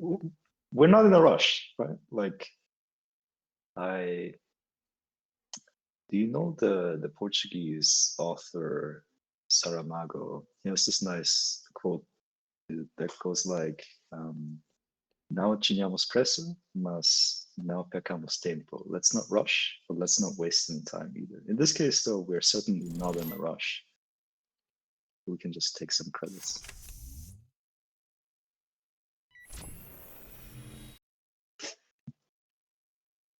Jai, we're never unbanning Bellona again. This agenda must stay banned.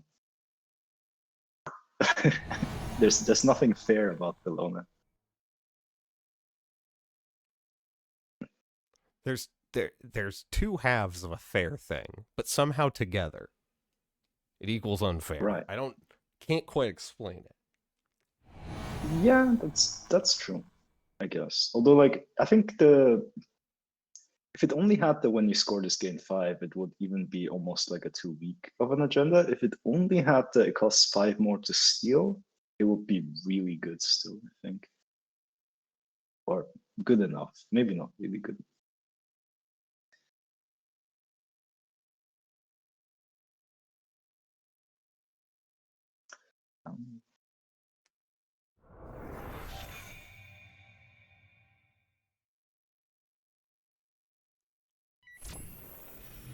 I don't know. My take has always been,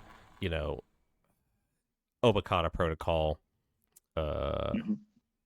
Project Vacheron, Ikawak Project. Like, a lot of these 5-3s, these defensive 5-3s, they don't do anything when you score them. But Bellona, that one, we'll give you $5. Yeah, You know what, Monde? You're right. Obokata should have really dealt 4 net damage when he scored. Like these designers didn't think. Yes, but to the core. Ooh, I'm liking that. Have you seen my proposal for the personal evolution? Like the new version of it is a criminal ID that takes a card away from the corp every time you score or steal. Just, how do you like it? You know.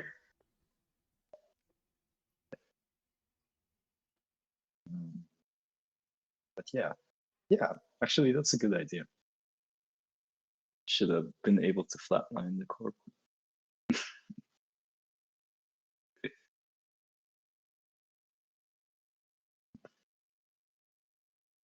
Hmm.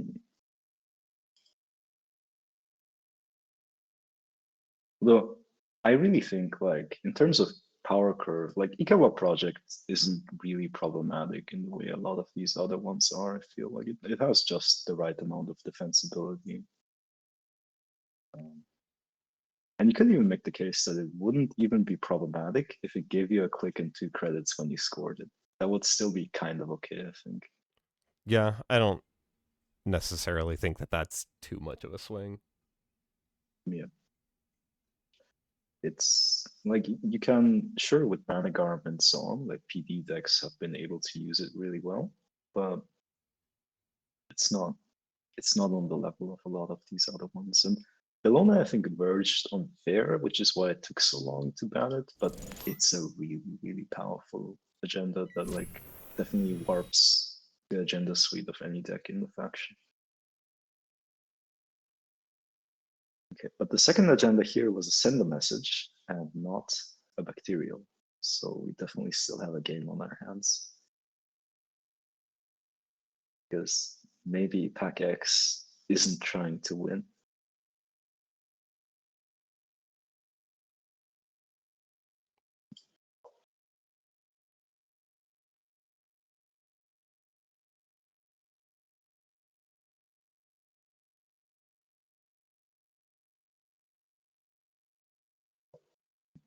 We now have a chat discussion about like bringing back SSL endorsement in MVN. No. No? No. No? Okay. I'm with you. Like, why not? Why not? Let's not do it. I mean, I think back when they banned SSL, I was like super surprised. Like it was completely not on my radar. And then I realized, but it was a really good decision to do that because it was an agenda that was very subtly problematic.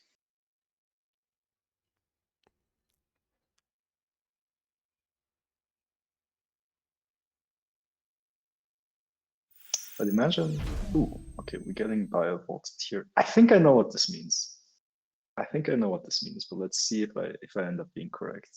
I think server 2 might maybe have an agenda. Well, I could be wrong about that as well. Maybe we just don't want them to get in on RD. Yeah. As I think about it now, I am no longer sure if I know what this means.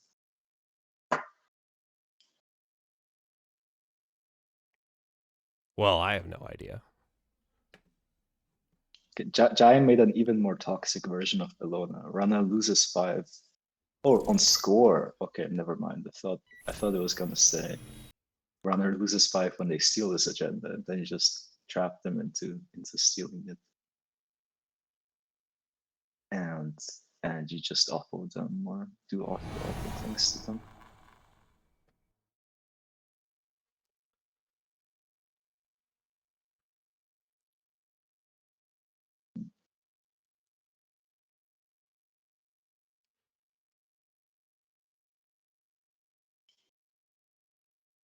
There's 2 biovolts in archives right now.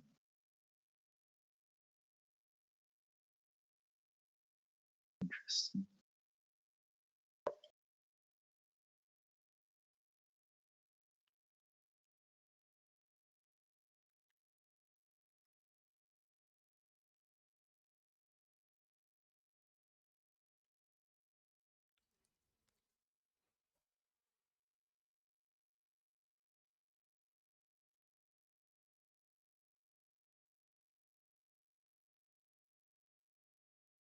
Do you think it's intentional that Tributary is a tribute to Ari? Like, you've suddenly given her an ice that she can put Trojans on that are gonna be wherever she ends up running.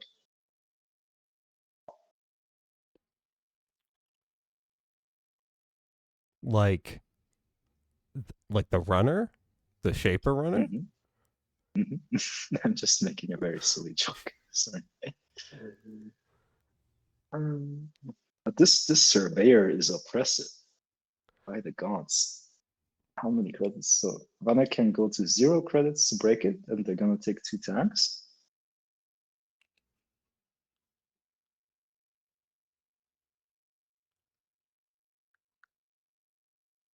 And that's what we end up doing. But like that's still, even if you steal an agenda here, like are you even happy about this position? Because you're now on 0 credits, and these are the first points you're stealing. There. Oh, second surveyor.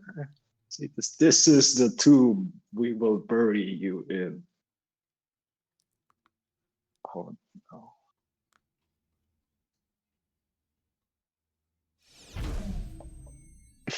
Axel is saying slot the hush, but like you need more than 1 hush because there's more than 1 surveyor.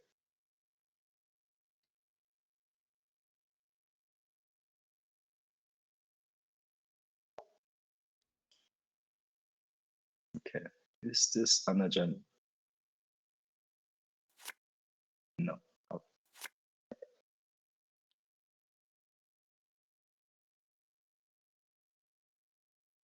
Or mindscaping in the list?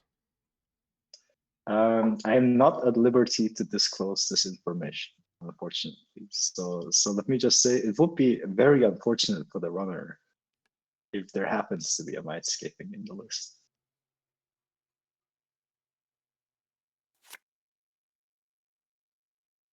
And some versions of this list have definitely played mindscaping.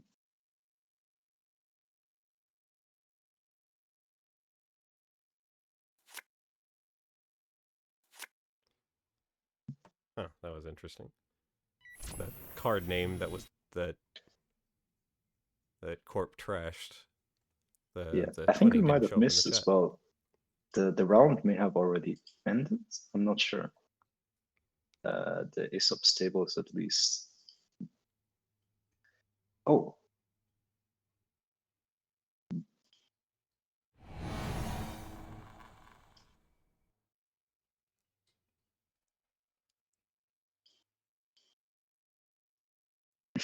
Only a sequel would include the mindscaping in Glacier.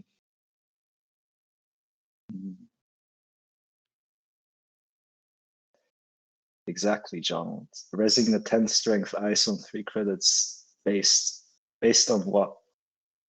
Based on Bobo and Atea economy.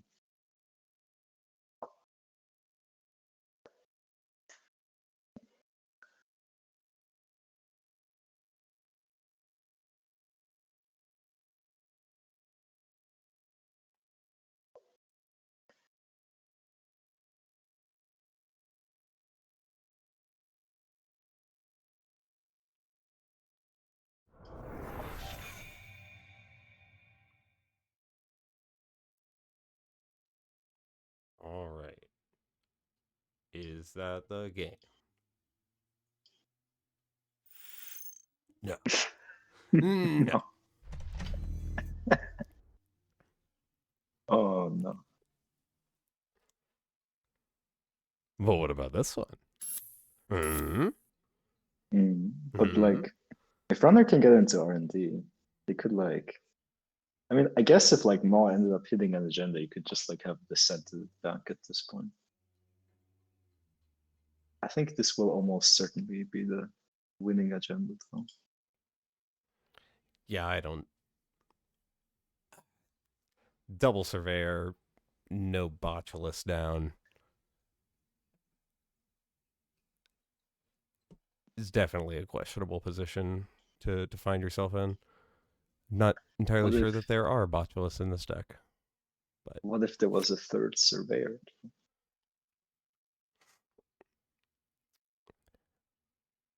You know, I'd believe it. I'd believe it if you told me that was the case. I don't know. It would make sense though. It would make sense. It's what, 2 influence? I checked this earlier. Yeah, it's only 2.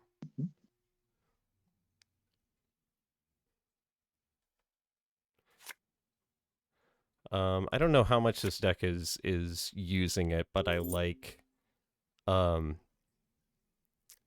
use of the sysops to, like, you can install it into one remote and then move it into the other so that you have an absolutely. empty remote to install another sysop in, move it over. and 100%. I mean, this was definitely the design intention as well, right? With the Automata initiative releasing with the sysops Mateo at the same time. Mhm. Bobo is an absolute key card in this deck, I think. Like it's an economic linchpin that often makes you like 8 or 10 credits, or the runner just never wants to run the server that it's on, both of which are awesome for you. Adrian Says is really just a mascot. You know, like it doesn't actually do anything. It's just there. It looks pretty. That's all it has. Yeah. I mean, yeah, you're right. Like, it sucks, but yeah, you're right. I love Adrian's art is so cool. Oh, 100%. I need like a full art of Adrian. It's so good. I like Bobo's art as well. Mhm. I like both, but yeah, Adrian's art amazing. BlueStack's good, but like really all Adrian does is like runner is looking at it. It's like I could spend all of my credits to get into this remote, but if I get in, I'm still gonna have to play a side game. You know, like suddenly it's not a deterministic can I get in or not. It's also but then I also need to do some random nonsense bullshit. What do you mean random? True. I mean, random mind game, ultimate poker chess, you know, like just galaxy brain outsmarting the 7-headed Hydra. Mm-hmm.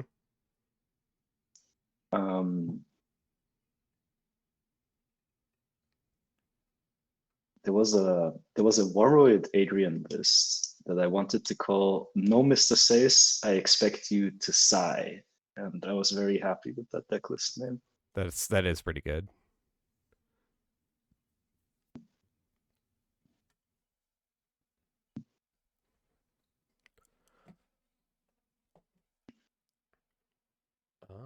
Round table 6.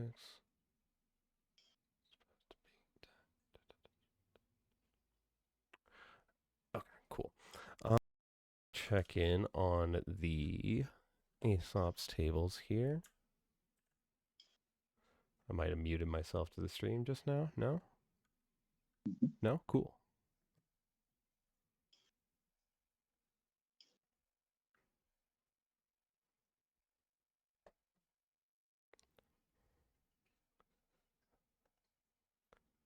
We have tables paired.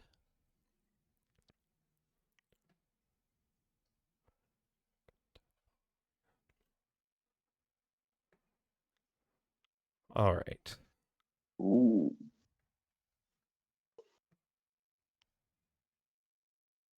We are so spoiled for good matchups today.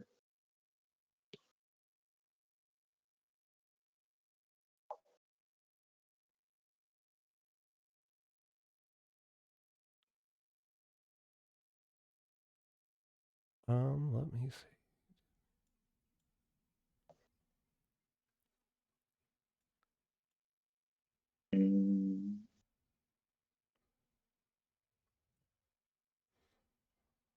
Should we try table 1 or table 3?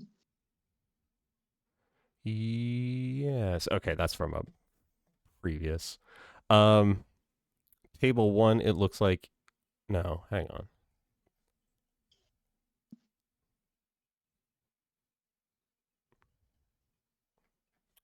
Who's Giant Etienne? I do not see this game. I'm gonna channel the spirit of Jai. I'll be right back. I'm gonna grab some water. Yeah, everyone stay hydrated. Stay thirsty.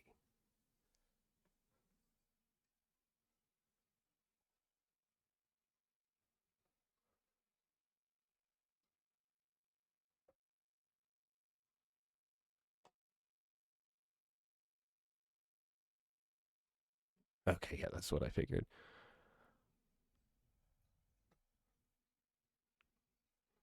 All right, table 1 is indeed IDing. So, 2 or 3, 2 or 3, 2 or 3.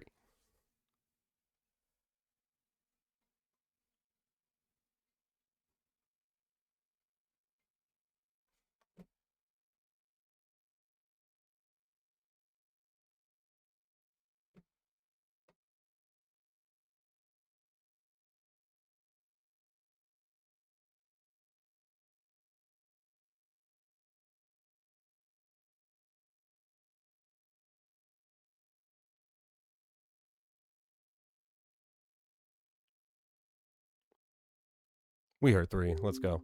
I'm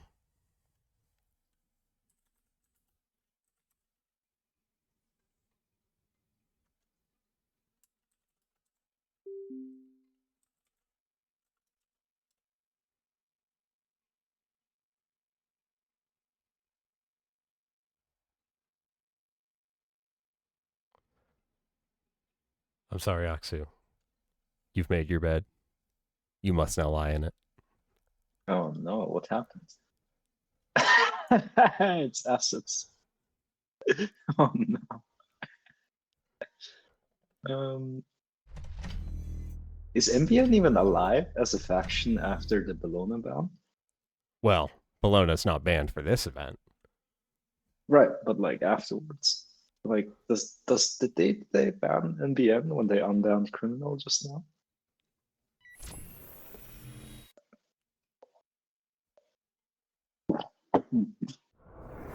Immediate crash.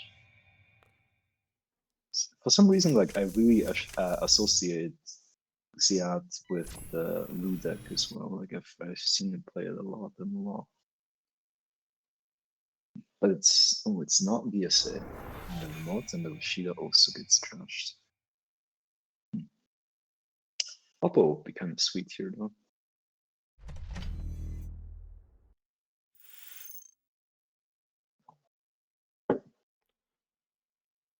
Maybe we're looking for it.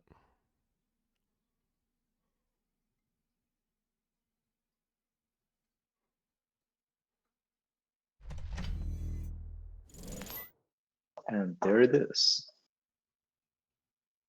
And Lu even features on the art of Oppo research, right? You have been researched. You have been perceived.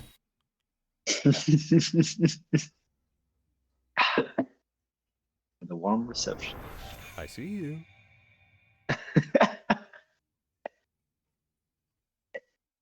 Observe. Ooh, moshing is gonna get us right back into this game economically. With a strike fund as well.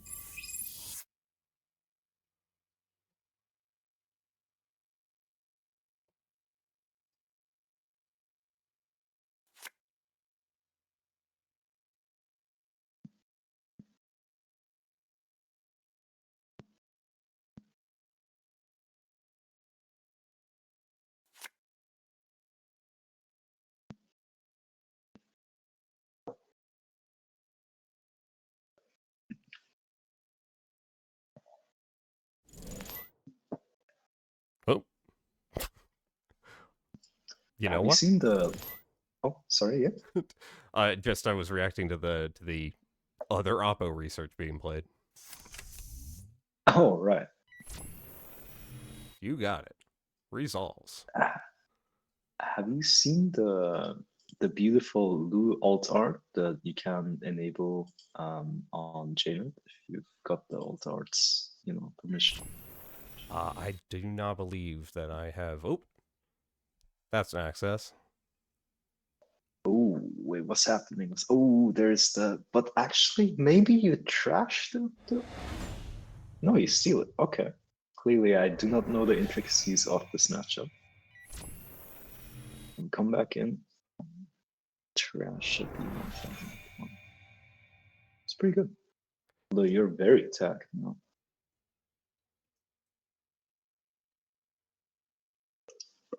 Yeah, really vulnerable to like shipment from Vladisibirsk.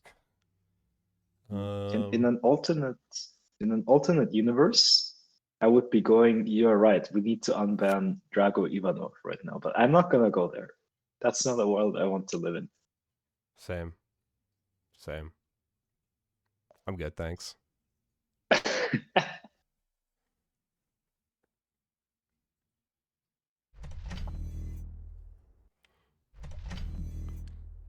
Do you think Molchdex will still around, or like Lu will still be around in some fashion after the Nopki rebound? Oh yeah. It'll be different for sure, but I don't think Knob Curie was like what makes or breaks those decks. Yeah, but they do need to reinvent themselves a little bit, right? Like I don't think it's super obvious what you're supposed to do once they're gone.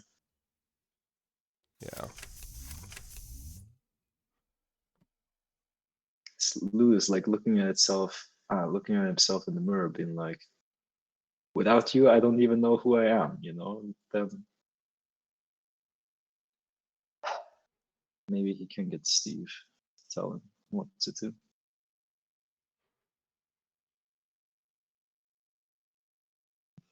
So, what we really need is Netrunner or Brokeback Mountain.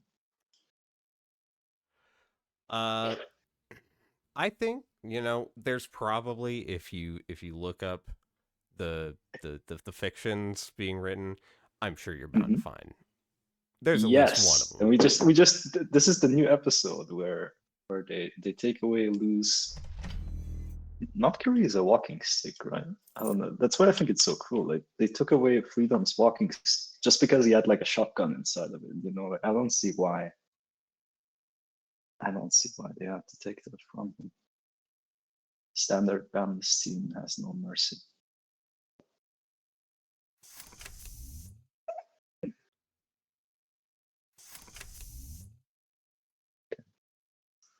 We're just sitting on these tabs. Mm-hmm.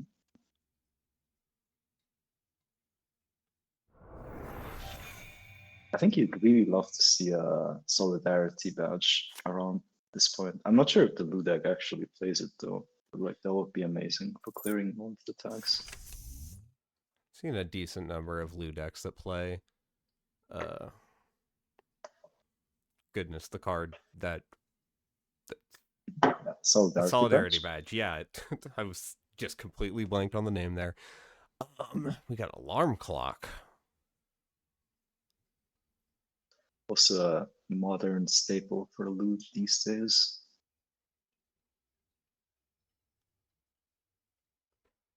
Although some decks still have chosen not to play it, I guess the influence is a little tight if you want to be prepared for everything. Very powerful card. Yeah, 4 points spent on this. Yeah, but like the Lu deck kind of works in a way that like if you keep getting those HQ accesses, then like, your entire engine is like predicated on that, and you trash everything that the corp has in HQ.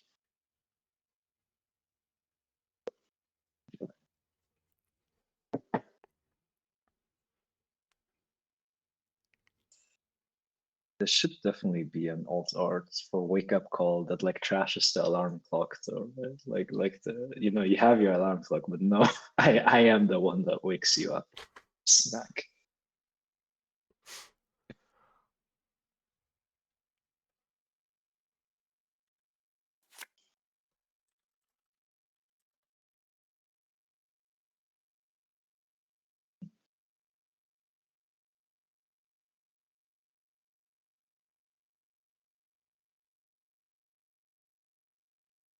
So Jad is taking quite a bit of time to think here, and I think that's justified because this is probably not an easy position, but the runner being on 4 tags probably gives you some opportunities. Like if you have a self-growth program, you're probably contemplating it. There we go.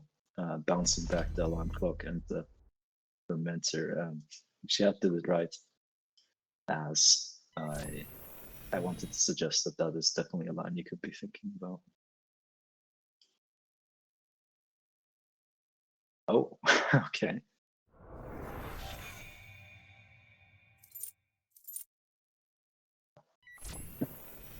Yeah, We're just grabbing the Bologna. just take it.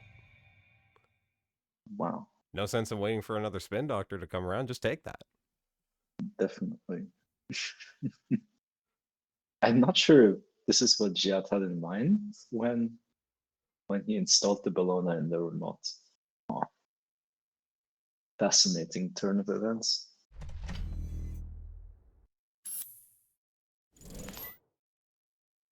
Okay. So we both get to have a Bologna.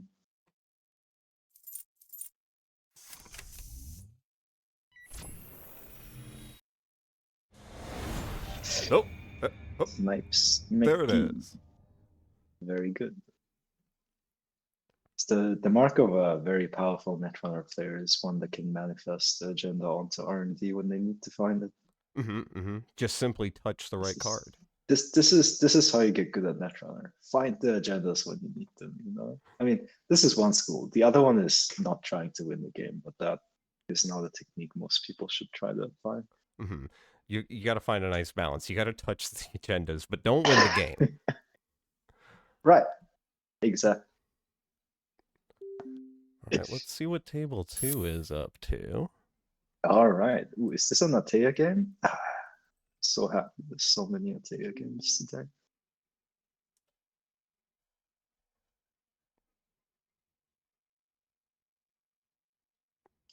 Yes, let's go.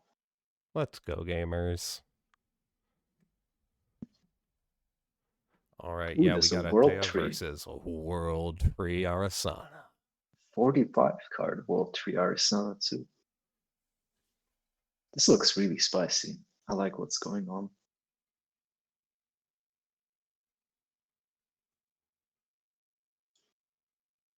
And there's a deep dive in the bin as well. But I don't think that got played right. That probably just got trashed. Yes, that got trashed with net damage. Good old Anansi.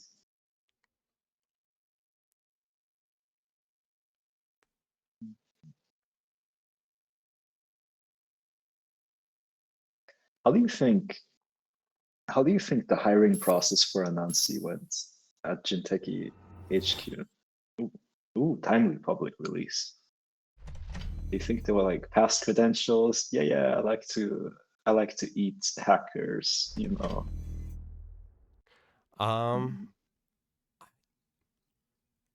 I like the implication that that like firewalls and like antivirus software have to go through an interview process.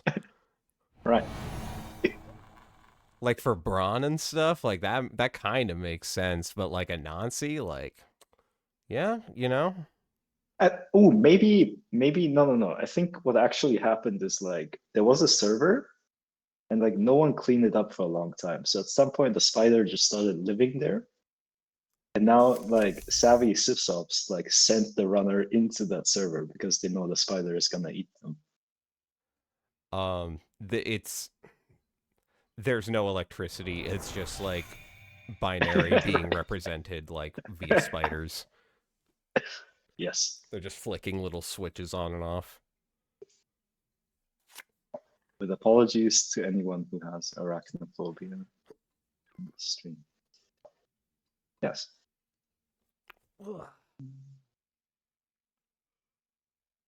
Mom. Yeah, this is just like a hit parade of all the good runner cards now, right? Like we got the Class Act, we got DJ Steve, we got Maw, you know, we got Liberated Daily Casts. We just play all the good cards. Oh my god, Maw Risama too. Yes, I think any World Tree player who is not playing Maw is a coward. Like I will go on record to state, you know. Huh? If you play World Tree and you're not playing Maw, you're doing it wrong. Citation needed. Hang on. Because it sounds cool, Maw-Risama. I guess. I suppose.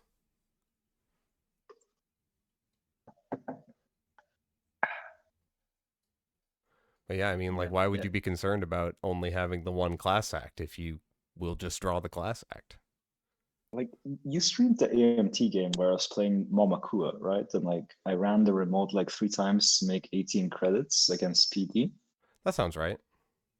Yeah, so I built a version of that in Arisanen where I still had the Aeneas and I had the Maw and I had like the Marathon. It didn't like it was a bit too undercooked. I didn't keep brewing it.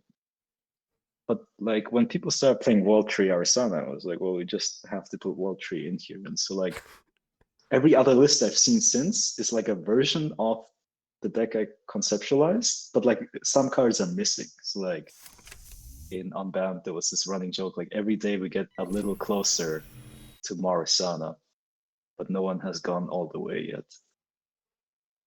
Well, good news. Mm. But we're still missing 3 copies of Aeneas in Torment and an Omakura. All right, now you're moving the goalposts here.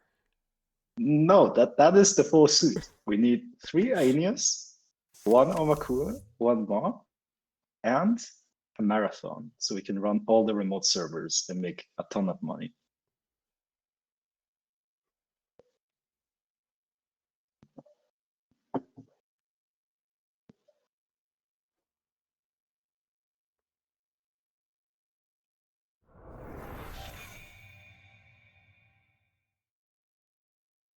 The Tiny Republic release seems really awesome here, though. Like that's gonna help us score another 2 points, I guess.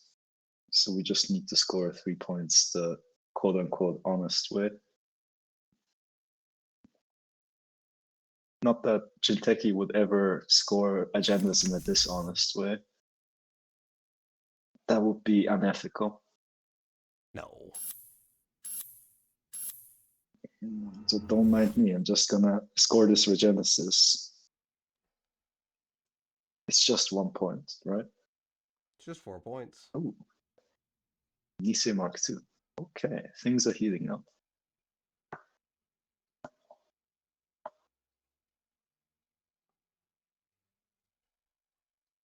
Kind of border control here, I just noticed. Yeah, I saw that earlier too.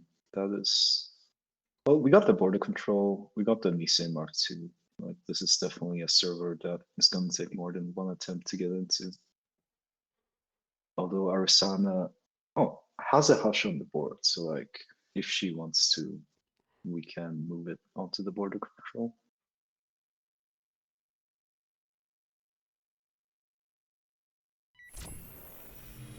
Yeah, I like to. My headcanon is like there's like a vampire curse that's going around, right? And like Oshiko is now a vampire. That was the Momakua deck, and maybe Arisana got bitten as well. Like who knows? Like maybe we're gonna see her playing Omakua and Maw and Aeneas.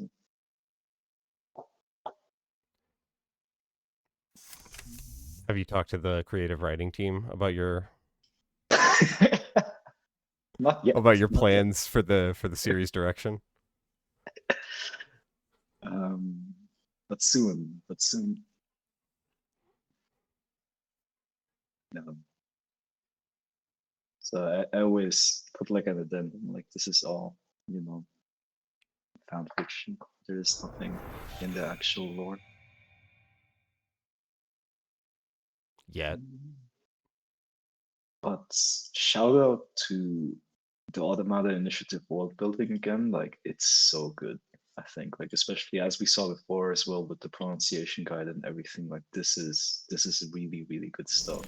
Like I think it's at least as good as when FFG made Mambad. I mean, I have a particular love for the Kitara cycle as well. Fun fact: Asmari is a type of bard in the Ethiopian language or culture. It's like Asmari EdTech is literally Bard College, which is like a really like fun little joke they put into the set, I think.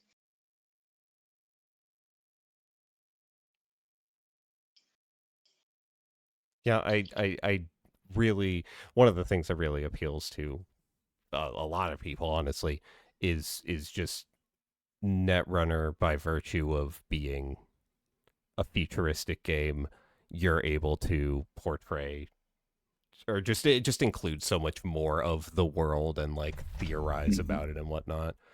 I didn't play during FFG times, but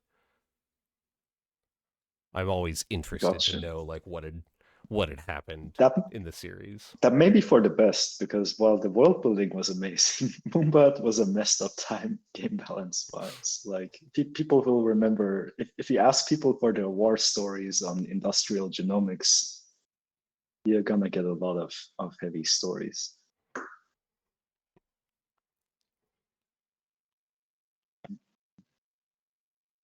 Ooh, double advance. Okay. Are we going for the game here? And like, Arisana has all these beautiful cards installed, but we haven't really been interacting with the corp that much yet. We haven't been trying to not lose the game.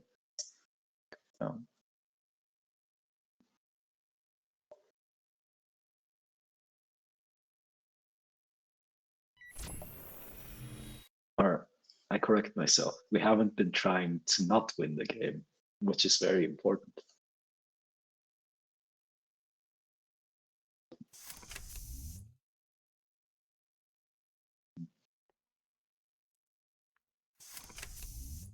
Ooh, Okay. ooh, breaker sweep.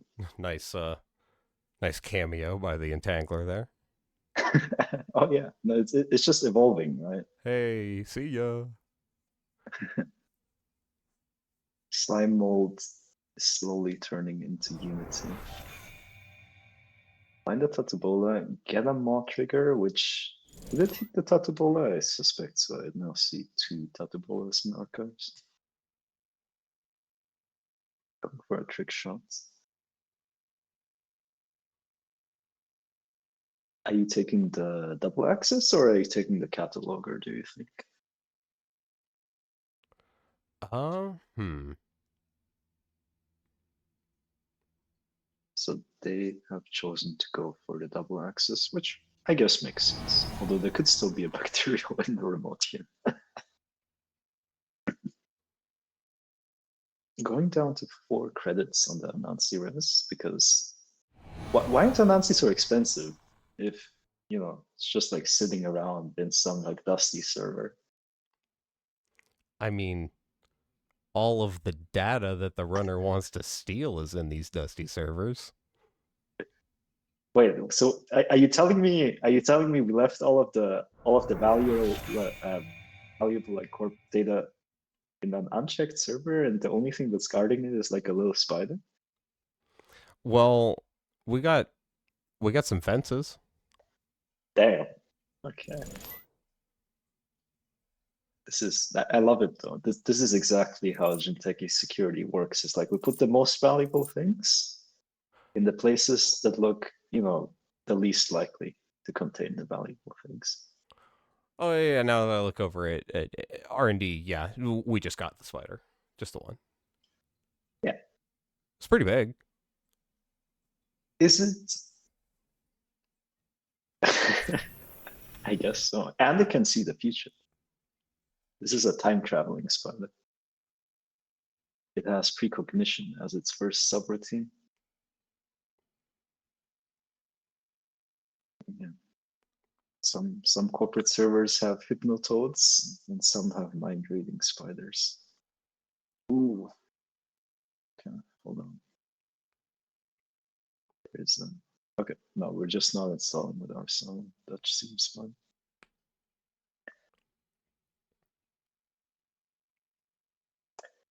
Around this point, maybe we get rid of the class acts.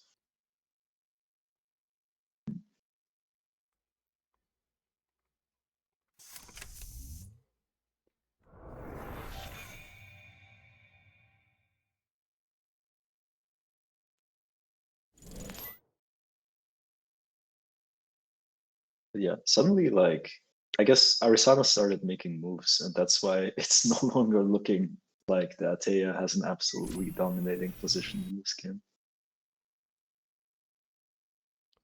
So, do you know what I think might be happening? What do you think might be happening? I think the Arasana is trying to not win the game, Hmm. and that's why Atea might end up losing this game.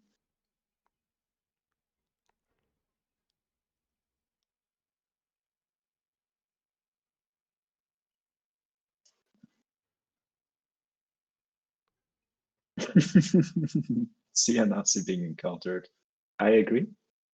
But you're about to see a Nazi being broken for 3 credits, which is Oh, there we go. almost as sad as a Nazi being bypassed and then de-rest by Mercury's hardware thingy. And then you don't even get the 3 net damage. Like, there is no justice in this world when an Anansi isn't broken and then doesn't get to deal 3 net damage. I know. My heart goes out to all the Anansi heads out there. It's just so sad, you know. But what can you do? I guess I'll just score this sting and deal 4 net damage to the villain.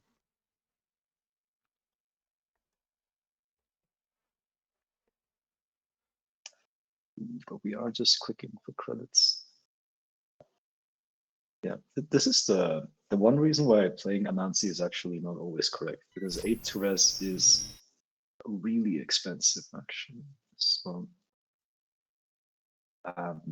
resing the second copy on the remote here did kind of bankrupt the corp. Send a message in archives. Okay. That's really interesting as well, because like now I'm really wondering about the agenda suite. We might be playing send a message over bacterial. Triple Anansi bonus. But the third one you get for free. Buy 2 Anansis, get 1 free.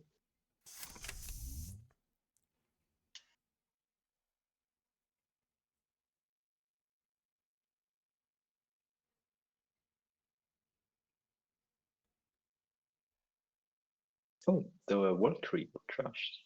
That's interesting. But I guess we don't need it anymore. And we maw the brown. Very good.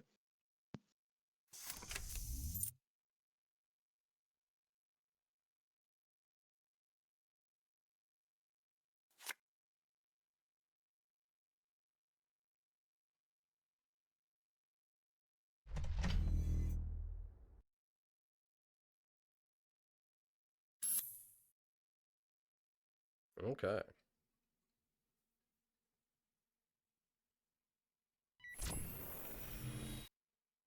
You know what we really needed in this match? We needed a Sadaka to trash this DJ Fenris. Yeah, that probably would have been a good idea.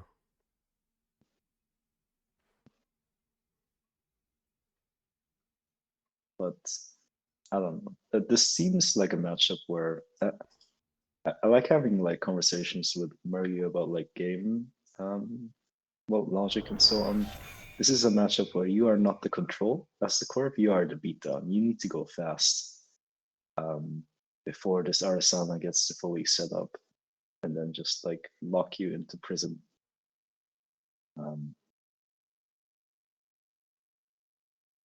Because at this point, the Jinteki executives are definitely hearing a loud voice yelling, "You are trapped in here with me."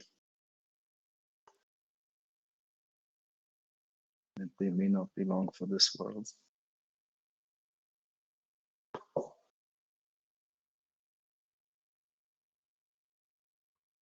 Capybara could befriend the spider. It's in their nature. It is in their nature. You are so right. Capybara, friend to all.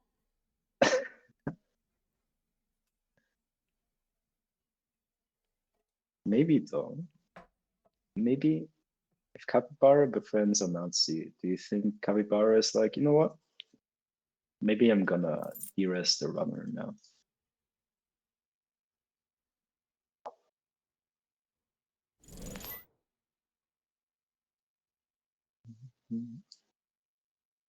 Wait, last click overclock? Are we just gonna get border control?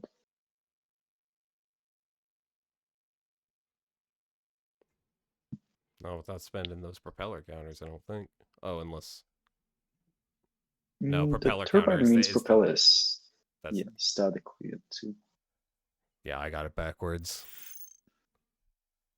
Are you thinking of Lady? Or I don't I'm not sure if you were playing back then actually. They used to be a great barrier breaker and shaper that had power counters you had to spend to break subroutines and was otherwise very efficient. Propeller is definitely a callback to the best dog breaker in the game.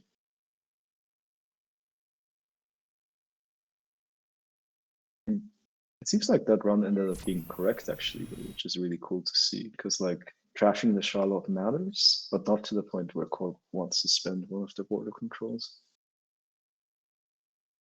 Now we are using Cataloger.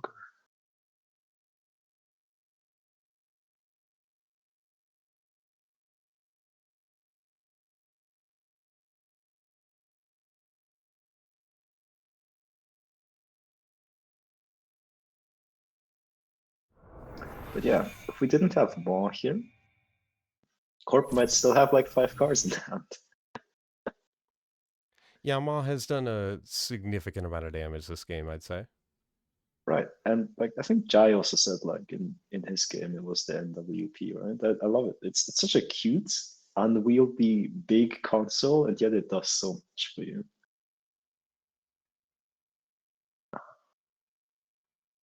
I can't say no to that face. Oh, and there is a Nisei being scored or stolen rather.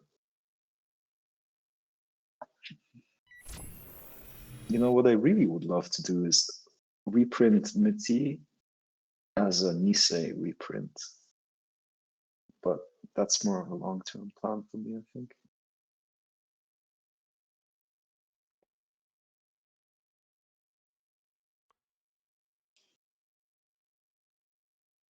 Going to HQ for that Steve value.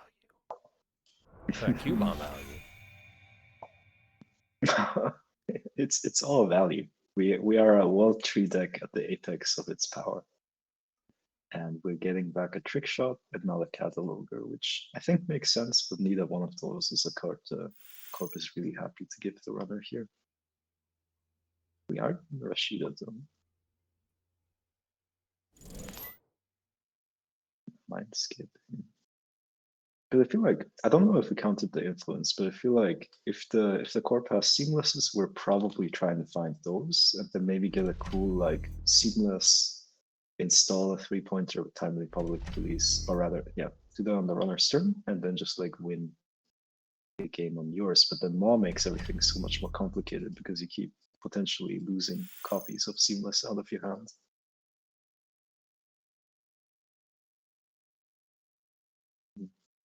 Adrian says, play a side game.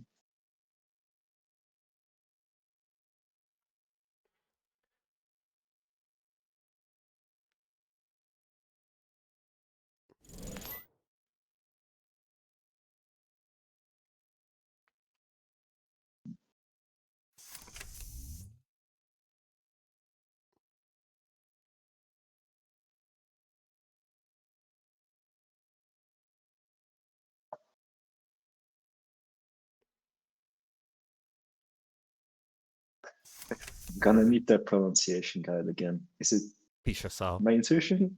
Pishasao. Okay, I Pishasao. got it right. In Unbanned for a while we kept saying Pikachu, but we definitely knew that was wrong. Pishasao. That was my thought as well.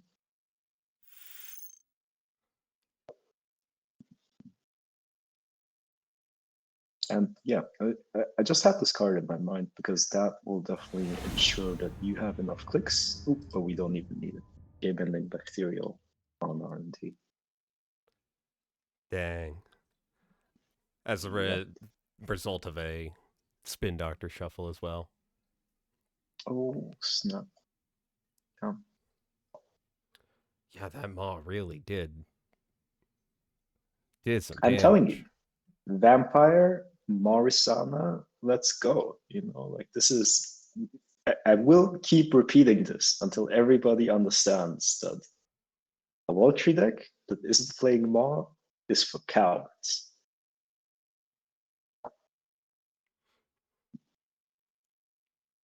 I'm sure there are good reasons to play other decks too, but I just think it's cool. I don't know. You can go ahead and Start beef in the World Tree community. I don't even know who's in here. y'all hear about the World Tree drama? The what? Actually, I did. Tell me about it. No, Spill the tea. I'm saying this would be the World Tree drama. Oh, right. I mean, there is no other console you should be playing when you're playing World Tree. No.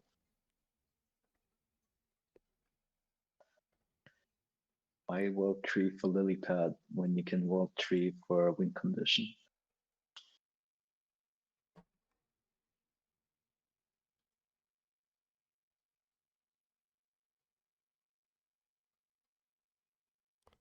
All right, that was the last round of Swiss.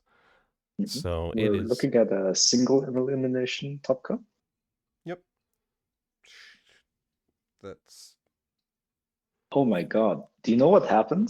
I'm so happy I get to stream this. No way. This is the top 4 corp decks are all Jinteki decks. I'm crying. Oh no. This is so beautiful. Oh no. No. Thank you, Damon.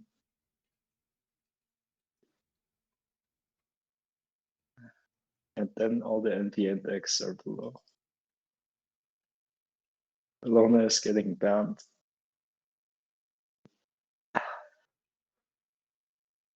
This is amazing. And I don't know about you, but I wasn't expecting to see all of the Atea decks bubble up to the top. Yeah, it's taken a little bit. Maybe the new set has just more going for it than I give it credit for, but I don't know, people seem to be really taking on to it. My personal competitive analysis is that I think Jai has this right. As long as Tributary was legal, I think Ag Infusion was stronger than Atea because Ag Infusion can use Tributary to such an incredible effect in a way that even though Atea is also very good with it, it just can't, I think, or not the versions I am familiar with at least. Now that Tributary is getting banned, I would actually, I'm not a betting person, but like I would consider, putting a credit or two towards Atea being the best Jinteki Glacier ID going forward.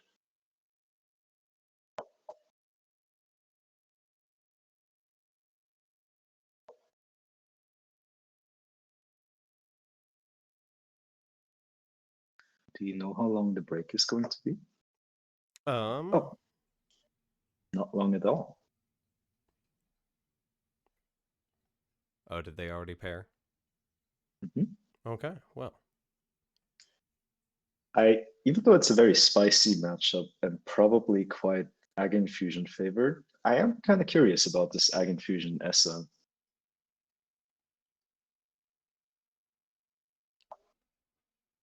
And the alternative is a repeat of the match we just watched, but that could be interesting too. I think we gotta go for table 2, right? I agree.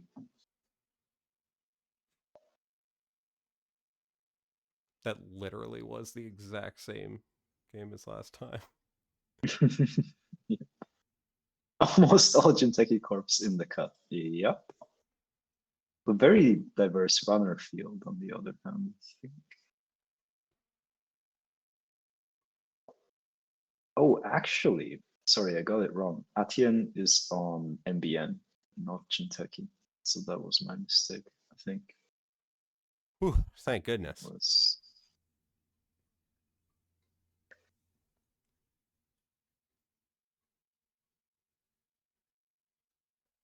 maybe there was something that was misreported in round 6 initially, and then we fixed it afterwards. All right. Oh, 10-minute break. I'm gonna take that opportunity to take a break myself. Sounds good. Well, See you after the break. Yep, we'll be back in 10.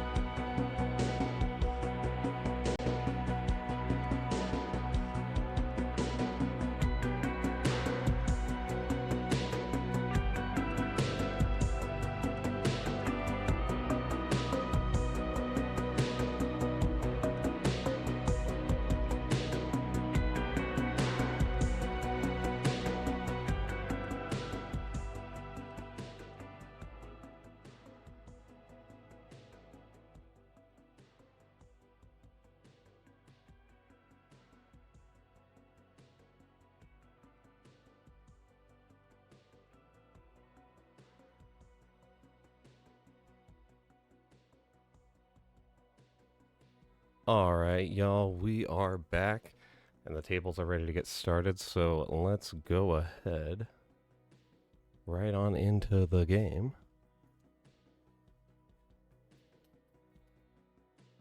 We are so back. Did you have a chance during the breaks to have a look at the deck lists? Because I've just been going over them, and both of these are pretty cool and spicy, actually. I have not. What's got your eye? What's the sauce? I will spill the sauce. There is a turbine and 3 simul chips in the ESO. So this ESO will not be helpless against the many, many evil eyes that the Ag Infusion is about to throw on the surface. The Ag Infusion, though, has a hammer, which isn't that relevant in this matchup. It also has a Sisyphus protocol. So like we may soon enough be running up that mountain with a proverbial hill.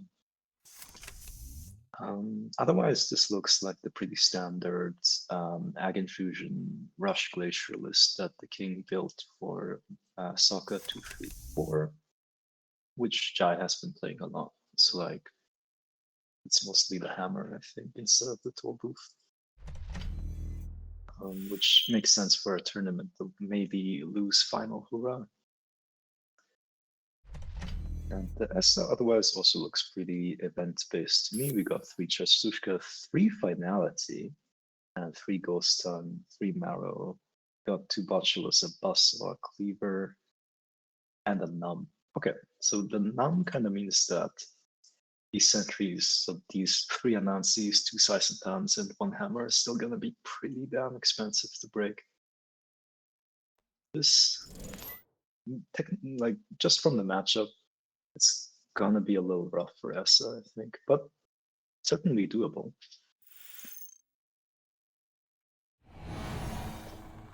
Oh, believe it or not, it's painful. Wait, It's a raindrop, Without a- so yeah, but it's been bank card, so we're looking at 6. Oh, but we do have the steel skin, so we don't just die.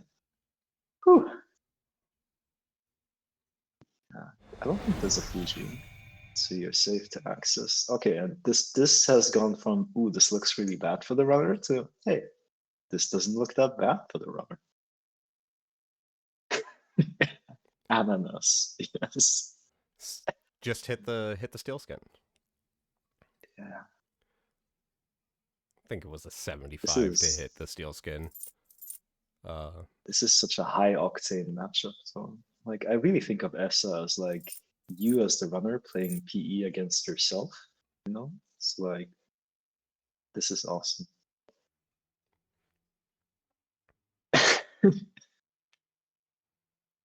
Yeah, Nazi's been featuring very heavily.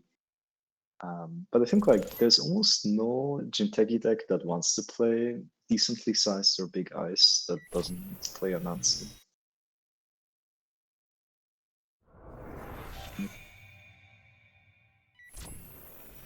Ooh, Spin Doctor Trashes are huge for ESA. I would probably just see the other one popped. Some stuff back. And so far, Jai hasn't been able to set up a board, but a rest Anansi means that any unrest ice on the board lets him be in the T and make the runner encounter an Anansi where it wasn't installed on that server.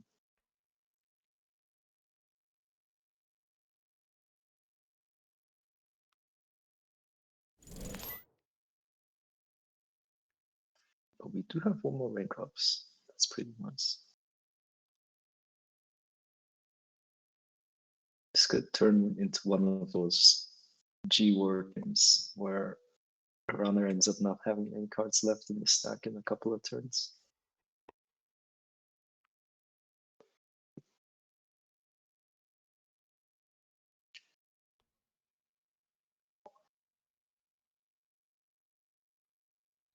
And actually, people really underestimate how impactful Anansi's first subroutine is, I feel. Like, getting to look at the top 5 cards in your deck, that's almost the full bacterial worth of cards you're seeing there, that you get to decide where they go. Yeah, the control from the top of R&D is pretty huge. Yeah, which I think is why Anansi is, like, the ideal server you have it on is R&D, I think. of course that just adds to the unexpected factor of the runner, running HQ and suddenly finding a Nancy. And against SI, you definitely have to ice HQ early to not get Justushka into oblivion.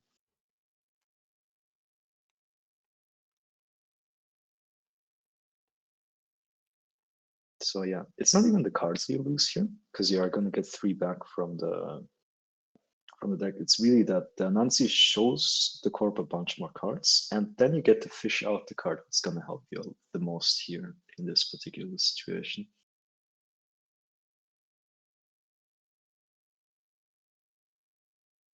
Oh. Well, hello Ooh, there. we are on 4 points. It is happening. Atien is doing it. Like, this is kind of awesome, actually. Although it is looking like Jai is quite flooded as well. As Brandon would say, there's a bunch of hot singles in your area. We take those agendas.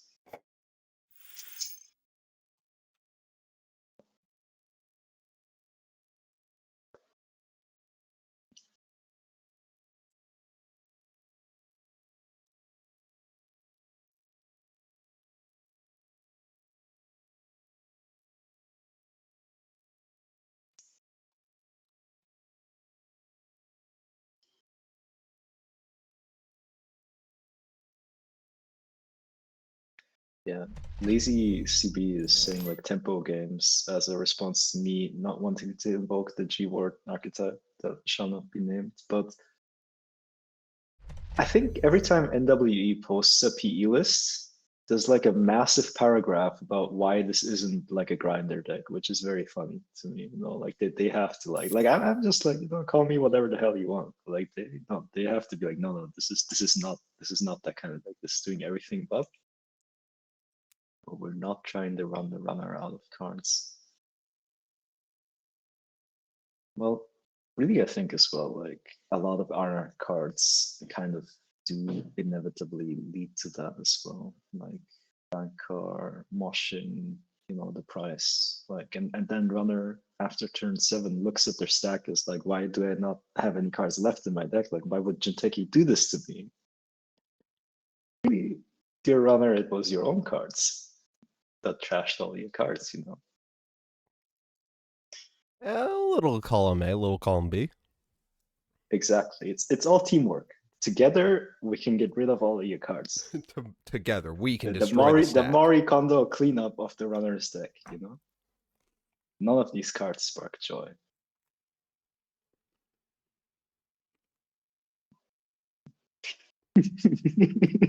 Exactly. Why would Jinteki do this to me?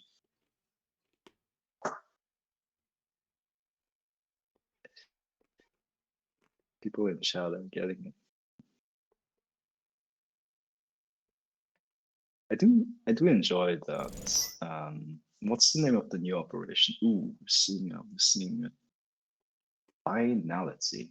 And this is seeing a lot of cards. This could literally be the game. No. I guess Anansi did show you a bunch of those, but like you probably still left them in R&D. Okay. So Jai surviving an assassination attempt. Very good. I haven't checked the list, but I don't think that this list is on Jitinyo. Right. No, I mean stealing the agendas, not any knives. Proverbial getting fired. But like really, as a Jinteki lore specialist, you don't get fired from Jinteki and live to tell the tale. Like I don't think that happens personally.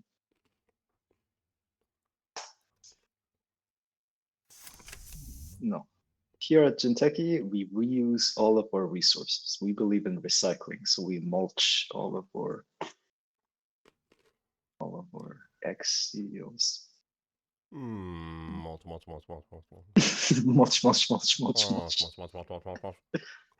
Now we mulch the runner. See, but mulch is another perfect example. Like, you can't tell me that the mulch deck isn't gonna be like, I've run out of cards in my deck. Like, they are playing the grinder cards, you know, they are playing the Largo Paranoia Shelter. Well, yeah, because you know, we got so many copies of all these cards.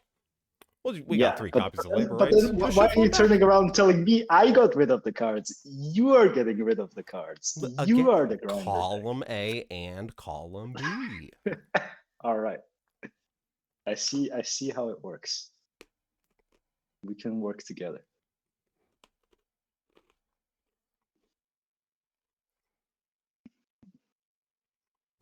And I like ESO as well, like because here we're running the corp out of cards too.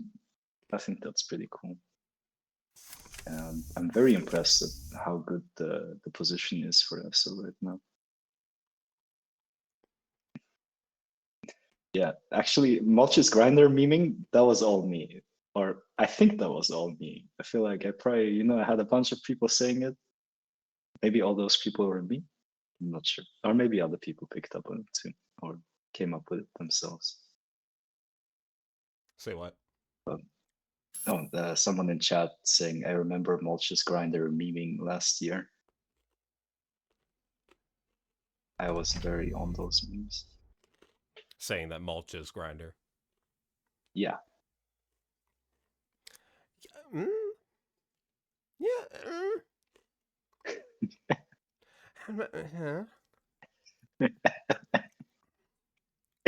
need to, I mean, I'm glad the standard banless team is consistent because they keep banning those grinder decks. That's why Nocturi had to get banned. Ooh, we're seeing 2 ice on R&D and HQ. And one good thing Ag Infusion can do, which might be impactful this game, is that when a Chestushka of Finality is thrown at you, you can also just boop it somewhere else to make it go away. Drawing a card, basic actions grinder? I don't know, but I could be convinced. I could be convinced that that's true. But like, at least you get to keep the card, you know?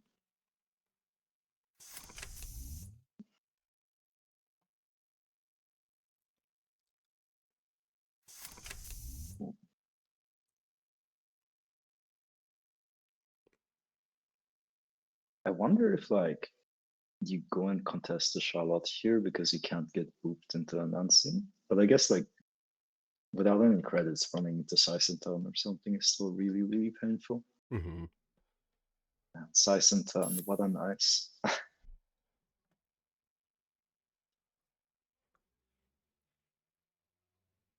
yeah, Jai is definitely fighting an uphill battle. Like you need to score 7 points still.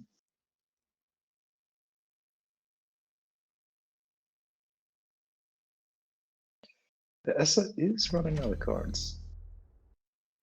I wonder whose fault that is. We're only 3 core in. Yeah, that's why when the new set dropped, I was kind of interested in trying a copy of Ashen Epilogue in ESA just to have another go at all the cards. And Kikai was kind of like, no, because like he likes the elegance of like you hitting enough core damage to make you go to 0 hand size right as your deck expires as well. Mm-hmm.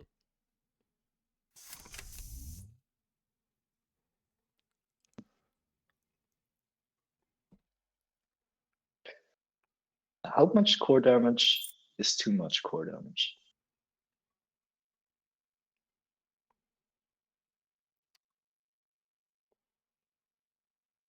Probably like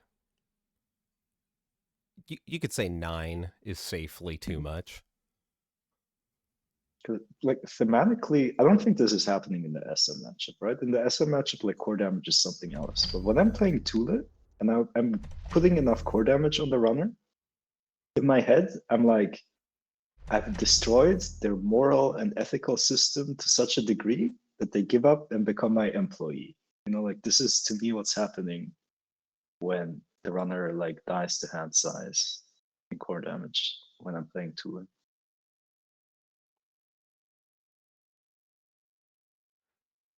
I mean, I'm pretty sure that's what Tula was doing.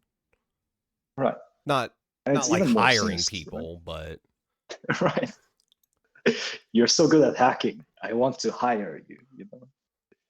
So the hacking and running is just a very, very wicked business negotiation job interview. No. Imagine that though, Netrunner game job interviews. 8 core is too much for some people. ESSA can actually take it.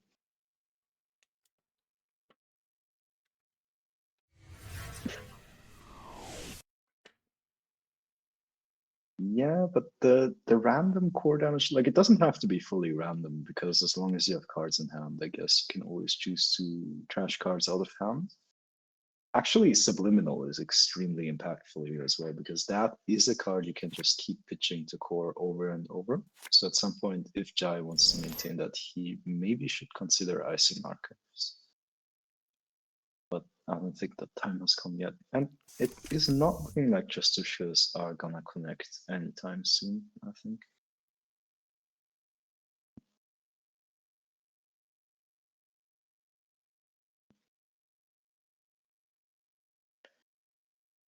But maybe you could do a 1-2 punch of like going for a Justushka, getting it booped, and then going for like a finality.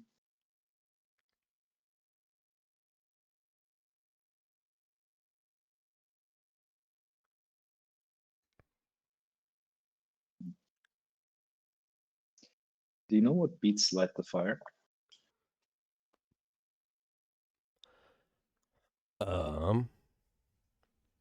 Border control. Yes. What else?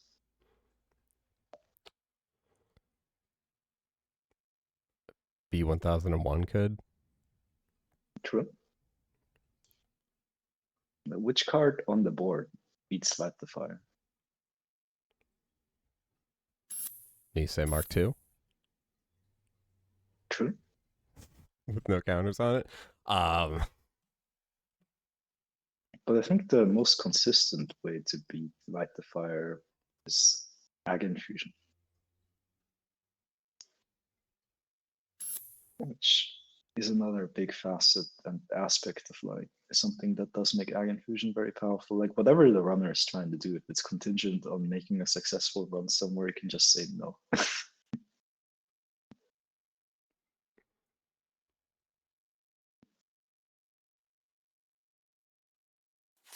Although I'm pretty sure it doesn't work that way, but I'm very curious if an Ag Infusion boop, if I boop you into R&D, I don't think you trash the entirety of R&D, right? I think No. you probably just trash whatever upgrades are in there.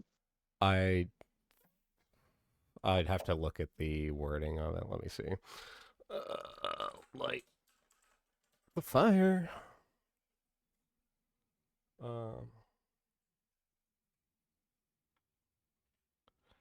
Trash all cards in the root of the attack server. So the cards in R&D are not in the root. Got it. The root is a Netrunner card though, right? How can I put cards into another card? And I get a very silly joke to that. Well, they just knew that the fan base was begging for the root to be made just an evergreen card. But they couldn't do it, so they just instead like put it into the rules. Understood. It is thematically, it's a very important card, right? The Roots of the Beanstalk. They said it couldn't be built. There was a fantasy. No?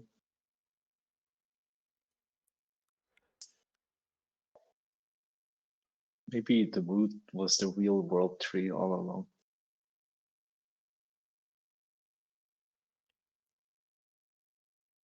And it's kind of looking like we now have a Biovault ready to be used on the board. So we're going for a finality, but one way or another, that's probably going to be stopped from connecting.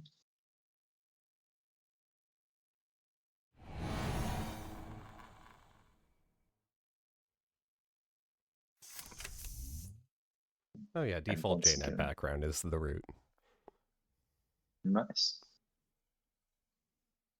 And we do not want to lose a card to bank card here, so we're definitely getting back more Weaver.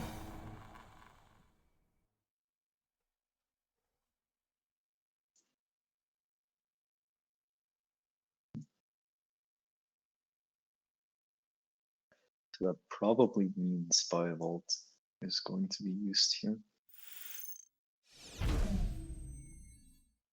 Makes sense.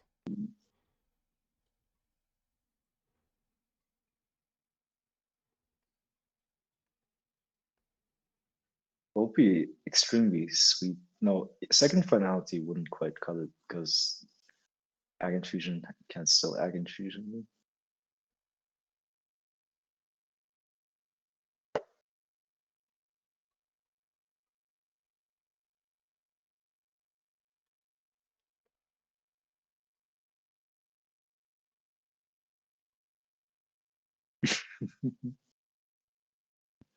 Jam this fly to help Giant.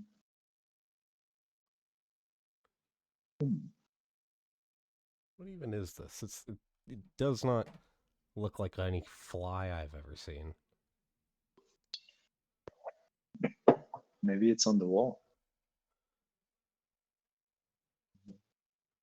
I think Jai has to have something water based though, right? Like drink some water to make him go farther. I don't know. That one doesn't work.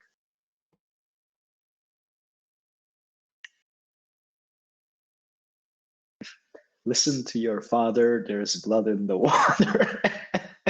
This is no longer encouraging Jai. I am back on my nonsense.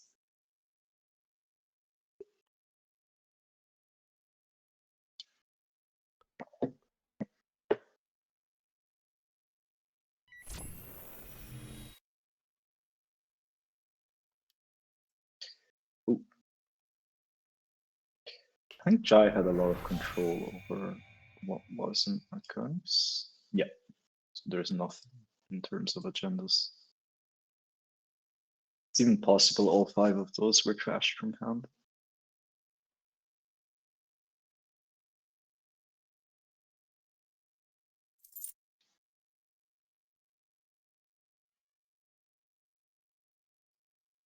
Yeah, Runner has definitely run out of cards. It's a Pretty good thing close. it's a good thing they don't have to steal Obokata Protocol.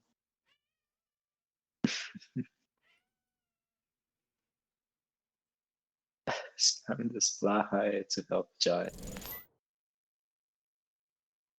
Spam this Blahai to support Jai would kind of work. Oh. Neither does Hecking Fly. Okay. We see a Nisei score, and the Nisei score is another tool in our protective toolbox to like deny under pressure. Really wishing this num was I can't believe I'm saying this, but an echelon right now. I'm sorry, I'm just watching the chat break down in real time. Same to be honest. Spam this. Spam this. Wait, what? Spam this Jai Fly to go Blahai. Ooh, there's a hammer. Okay. How can hammer even hit here? Oh no, it's just gonna do a bank crawl.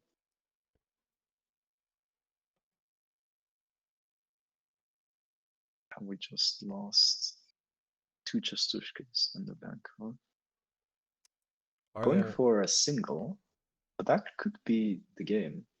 So it's interesting whether or not Jai wants to take this risk. See, if we had scored a Bacterial, this wouldn't be happening. We would know the next 6 cards in R&D.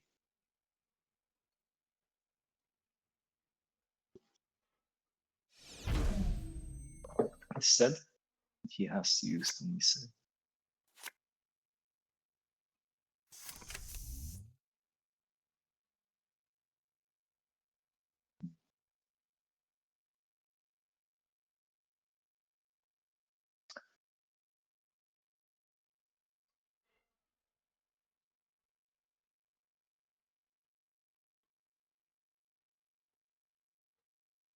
Stay hydrated so Jai won't get baited. This is the best one yet.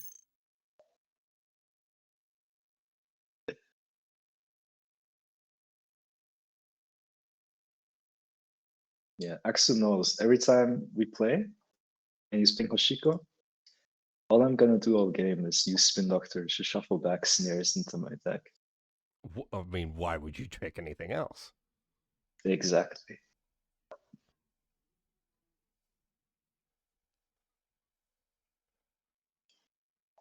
I wonder if those Simon chips are gonna go towards Botulus or Turbine Marine stuffs. Or even Fermenter, but that seems a bit remote. I guess there is only one Botulus in the window, so like, oh, but you can definitely rearrange the one on HQ if you so desire.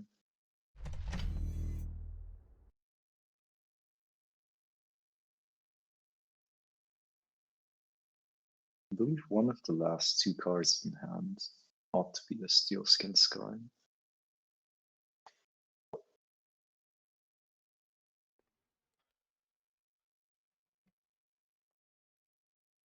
And the other one should be the last copy of Pinhole Threading. So, Is there not a third labor rights? I don't think so. Okay. No, there are only two copies of Labor Rights. Or Labor Rizzle, as we like to say. I won't stop you from saying it. Would you like to? I Okay. I would recommend for your sake to not, but Understood. Because it is cringe or because it's actually offensive? It's not entirely. No one would say that you're like being outright offensive for it, but like there are some people who would Understood. absolutely use Izzle as a way to just disparage and stereotype on black people. So Understood. I think in my head it was about Riz, like the new, team. Yeah, that's styles. absolutely. That wasn't even in my head. Yeah, that's So I should absolutely call it fine. Labor Riz, but not the other one. I got it. Thank you. I'm learning something today. I do kind of like labor Riz. Riz. I got that. I do like calling privileged access. I like calling it praxis, as in like the Marxist term. I'd like a window of opportunity because I could call it whoop. Nice. Oh yeah. Woo. Whoop. Whoop. I love that. Ty You gotta go Guatemala up a Initiative little bit has with so it. many good Whoop. names.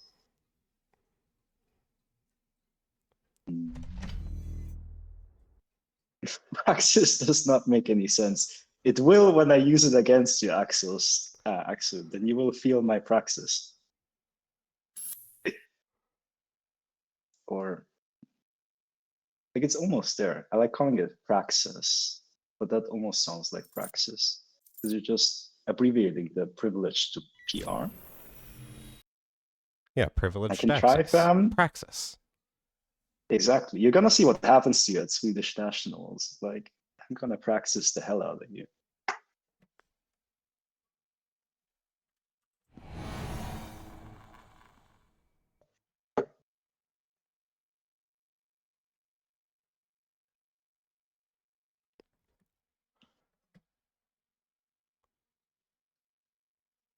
Big boy Braun. Big boy barrier Bioroy Braun.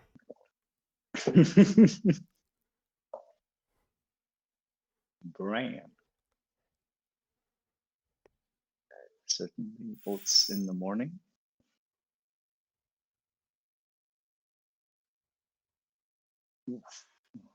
And Mavirus. Mavirus would be even worse if you were already encountering the Nancy though, right?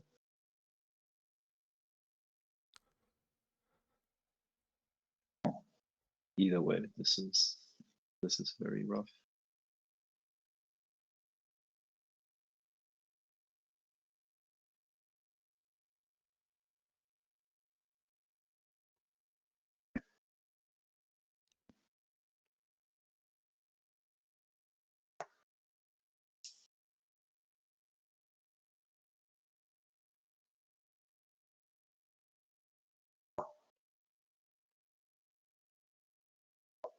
Crashing Marrow is rough.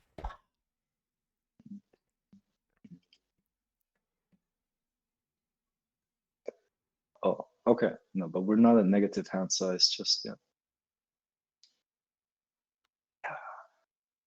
This is because we can't even continue here. We're kind of forced to jack out. And then like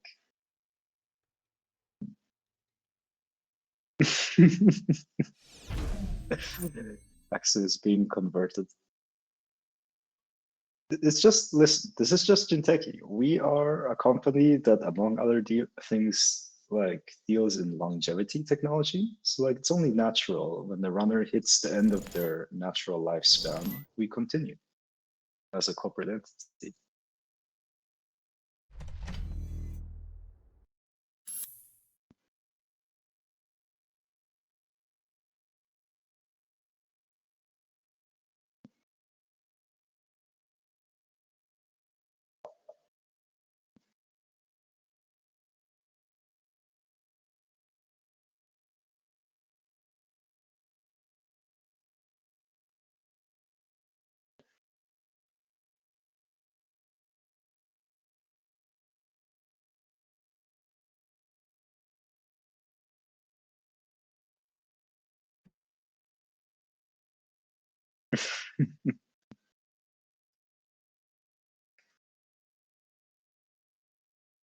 It's so, you know, one thing I will note here is like from the get-go, I think this was quite an unfavored matchup for Essen.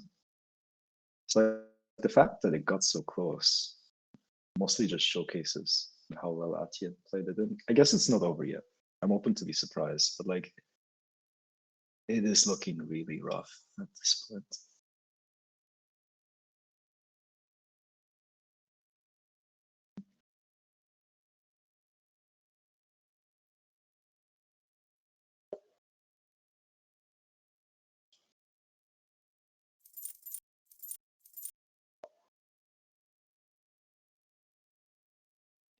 Yeah, I think clicking for credits is about all you really got to do right now.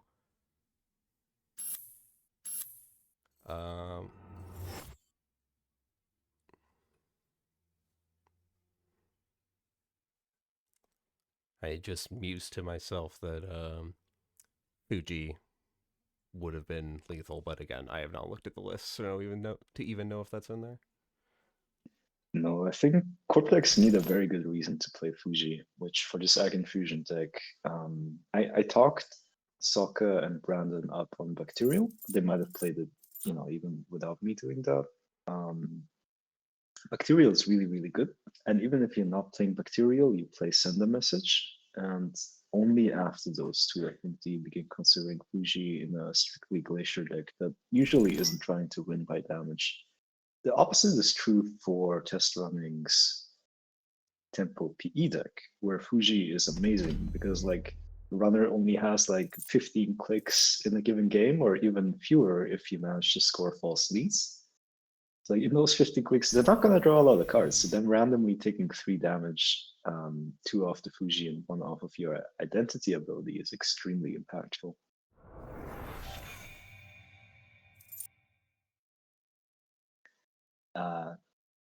And again, like I think QTM was very high on playing Fuji in Keeling Ag Infusion, which kind of makes sense because I think there's like the Keeling effect of as soon as she's res, runners start slowly losing their mind.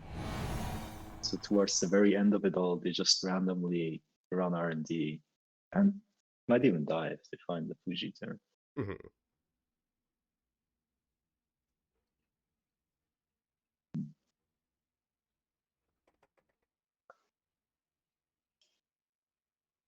Spending clicks to break through the bronze. Judd's down to 2 credits.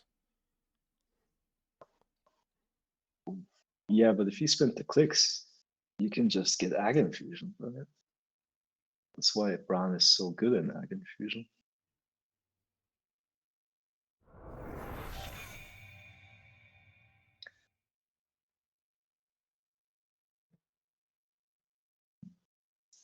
I don't think Jai can win this turn, but I'm not sure how much that matters.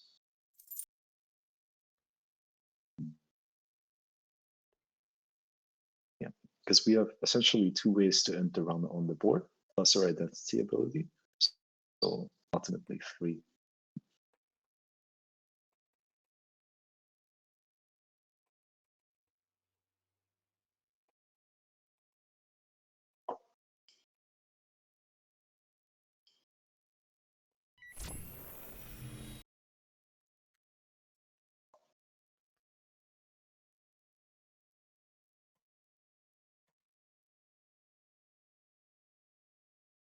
Oh,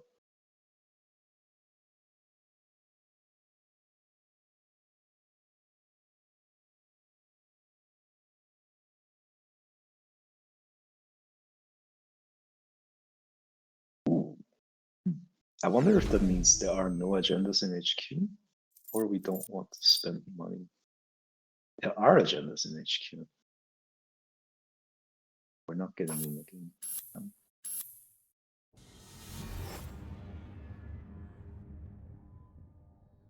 Yep,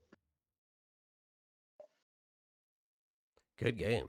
massively well played to both players. And again, impressive how close that was, given how I don't know if fully one-sided, but like very favored for the Ag Infusion the matchup is. Yeah, that Mavirus is why we play one Mavirus in these decks, because like after being rezzed and used at the right moment, it can be absolutely game ending. Yeah, any deck that relies on virus counters in a substantial way, I think it's common enough that you'd find a reason for at least the one. Absolutely. And the random Almakua decks and just clearing a fermenter and, you know, many good reasons. Unless you're odd, in which case you just play 3 all the time, I guess. Well, yeah. That's because my virus is a Wayland card. Secretly.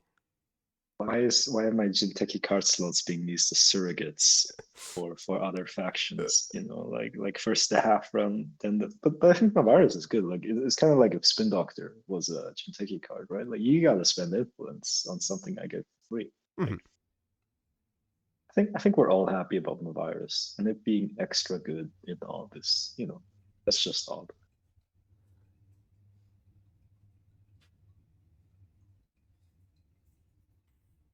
And you even get a dash of that Jinteki magic when you kill someone in Ob by virtue of Mavirus dealing 1 damage if it's accessed while it's stunned at rest. Yeah, huh? How many Okay, times we does have that a happen to you? beautiful. It happened to me in terms of I did it to people, or I got it done to me. Both. Because those are very different numbers. How many times have I killed someone with Mavirus damage? Well, what I've really done is like have 3 Mavirus in a remote with Vovo and 3 Warroid trackers, and then every time they ran that remote, they took 3 damage, but they didn't trash anything outside from the one clearinghouse that trashed their entire board. So like, I've done that a couple times. I did that to Augustus Caesar, I think. I haven't died to Mavirus yet, but I hope one day I will. You know, surely it must happen. And we have a really cool finals game up, I think. Atea versus Hoshiko. Heck yes, I'm excited.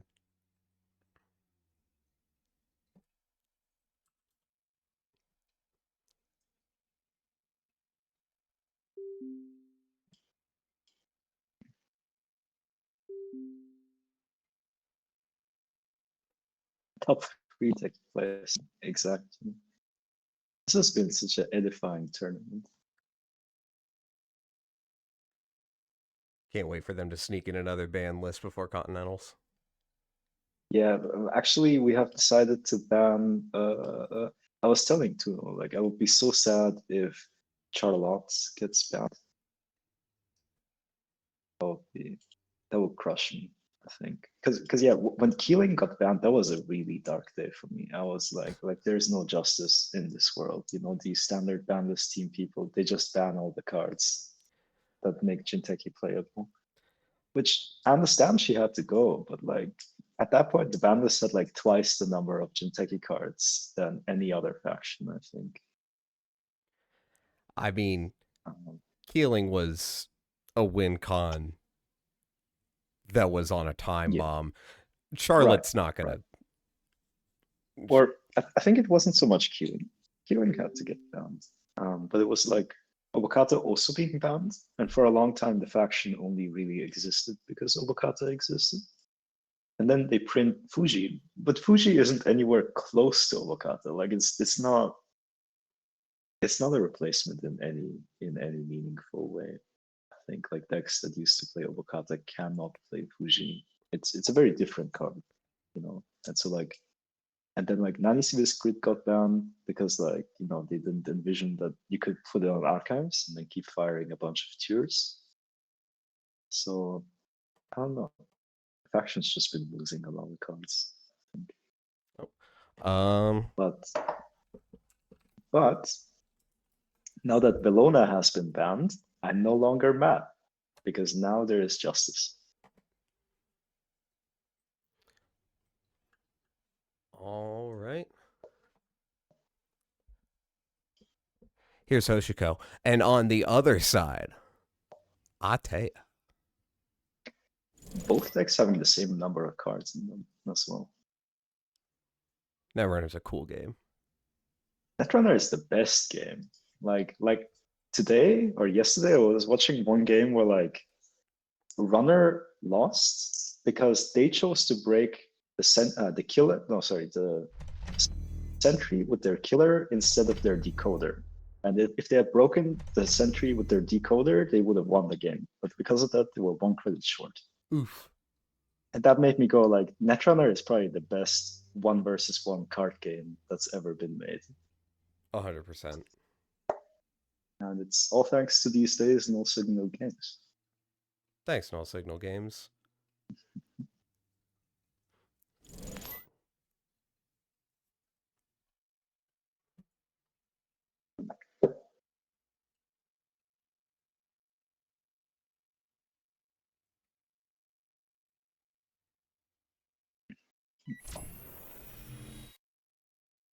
Do you think the mindscaping means we have any ways to tag the runner in this? Oh, we can actually look at the tick list, right? Yeah, I suppose that's an option. Let me have a look. I think the answer might actually be no, but I'm still kind of curious. There could be a way. Okay, so we got 3 bacterial, 1 send a message, 3 Nisei, 1 time public release, which makes a lot of sense to me. 3 copies of Charlotte and Rashida. Yep. Oh, this is a very efficient, nice looking Atea Rush Glacier deck. But we do not have any ways to tag the runner, and we also only have 1 copy of the Mindscaping. So this is a econ card, which I believe Alpha is a QTM player. QTM definitely likes this kind of spread, if my spy network is to be believed. Who just out of curiosity, who's your spy network? Just everyone on the council, Tempest and Shadow Dancer and who else? Who else is on here? We just like with the board, like nobody on the council knows everyone else on the council. Mm-hmm. We all use code names.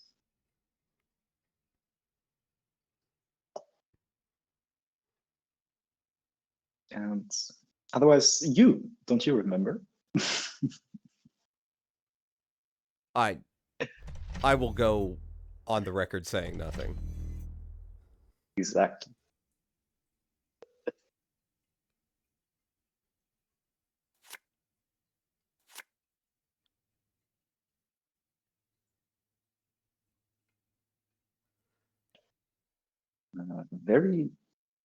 This is kind of cool too, right? Like, when do you see a corp that has like 2 iced remotes, one of them having 3 cards in them, and the other also having a card in them on turn 2? Like, that is impressive speed. And we even already got a Rashida to fire. We get another Rashida. This is like, my favorite skill in the game is actually not finding agendas on R&D when you need to find them. It's drawing Rashidas early. I think this is something newer players should train a lot, because it's gonna help you win a lot of your games. Just draw the Rashidas as early as possible. Take notes, everybody. I do agree. Atea influence spending is always really tight. You have a lot of cards that you want that cost a couple influence. So it would have been kind of really cool if Atea had 17 influence. I don't know if it's necessary, but it would have led to some really nice deck building options, I think.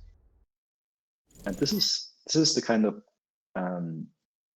Atea as NSG intended, right? We're seeing 2 iced servers, both of which with cards that the runner is probably actually gonna want to be able to contest. Or we just go on the trolls with the DJ Fenris. Wait, what? What? Oh, okay.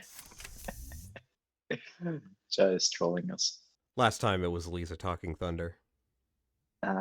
That's pretty cool, right? I totally forgot Smoke had rotated. I thought this was just some kind of strategic play where suddenly that was correct. This is shout out to Odo.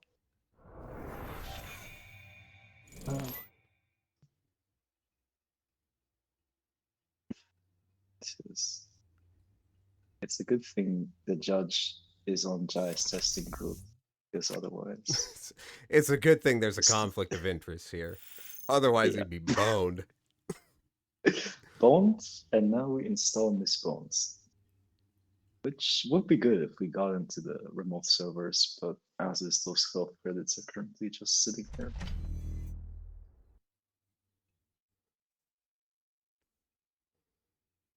Do you think Miss Bones, like it's good that Miss Bones exists in the current meta? Yes. I think Right. the I mean, the help against asset spam is pretty key. Right. Like you it's, could it's still... a bizarre amount of money. Sorry, I keep interrupting. Please.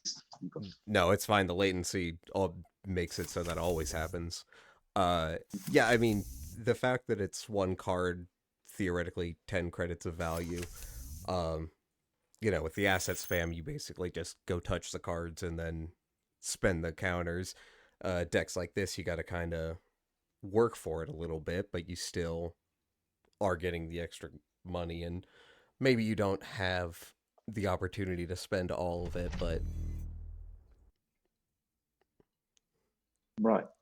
I think it's an absurd amount of money to be getting, right? Like it turns you almost into like wizard or something similar to that. Like you're gonna get to trash a lot of cards. I have had one of my favorite games I've ever played is I was playing Tablet Asa, and I played against Leela in like the finals of CO in Cambridge, but it was actually online. And yeah, Leela had 3 copies of Miss Bones. And I somehow still won that game. But I think I only won it because they ended up trashing the wrong card. Like it trashed the Maryland that they didn't have to trash. So it was kind of like, just because you have Miss Bones doesn't mean you can trash anything and everything with Abandon. You still have to bridgeman it. You still have to be like surgical and precise and like dismantle the corpse, like most important pieces, sometimes at least. Because I survived all 3 Miss Bones. Like at some point, the runner still ran out of credits. Dash install cards with. I am so interested in all of these ice that I have no idea what they are. Surely there must be some Anansi's somewhere. Statistically, probably. Right. Like, well, we have the deck list, right? So we can speculate being informed by that. There is a Boto, there are 2 borders, 3 Anansi, 2 Brown, 2 Sisentan, 3 Tatabola, 1 Thimble Rig, 1 Toll Booth, and 2 Tributary. Toll Booth, interesting. So I actually thought, like, the triple advanced card in the remote, I was pretty sure that's a Biovolt. I'm still pretty sure, because I think at some point there was an asset in that same server. So, like, that can't be an agenda. Yeah, that's an upgrade for sure. Right. And I think we just put a 3rd counter on there because we have nothing else to advance with the Lacoste. And So and that kind of indicates that this is something that confuses me. This is why I've only been playing like Atea decks that have one heavily iced server. Because like suddenly you have two servers both protected by ice, but like which one do you defend? So if that hadn't been the case, I would have actually made the call that there would be a Tattoo Bola on here, but at this point I'm just like I'm not sure. Which is exactly the state in which Jinteki wants you to be. So like this really amazing Atea play happening right here because yeah, this server was not well defended at all. But nonetheless, we are now getting a bunch of value from the runner having run here.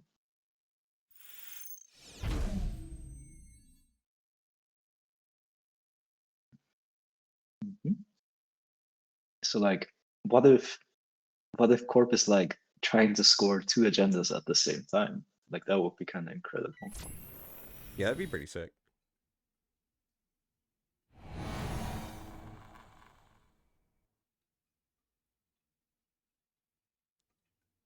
Gonna have to force a border control on this one.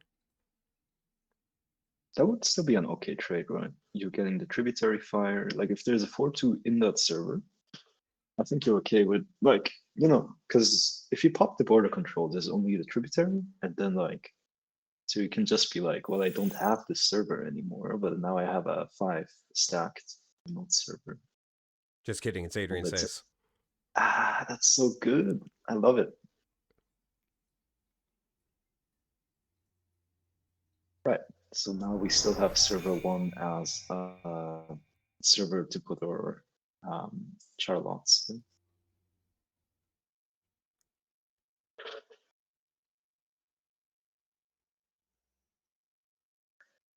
So Corp ended up spending a 1 on the Saigon, I think.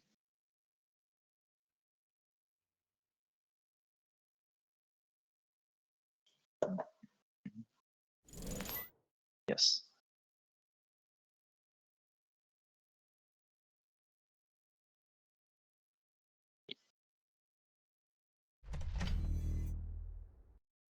Now, if only those remote eyes were surveyors.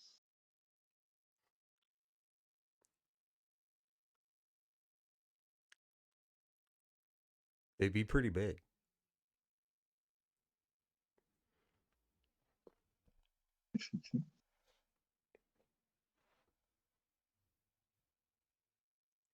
Bankar is interesting here too, because you can generally assume that whatever server you Bankar, Corp will always have the option of making that a tributary, unless you make a run somewhere else first.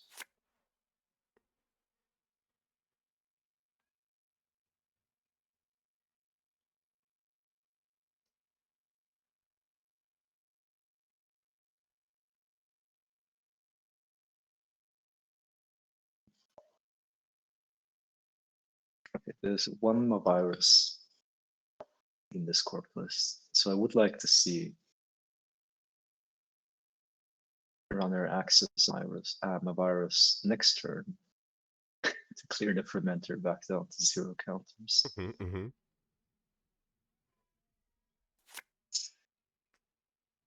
But yeah, even though Steve does reward you for coming into HQ, it's a bit hard to get into right now, actually.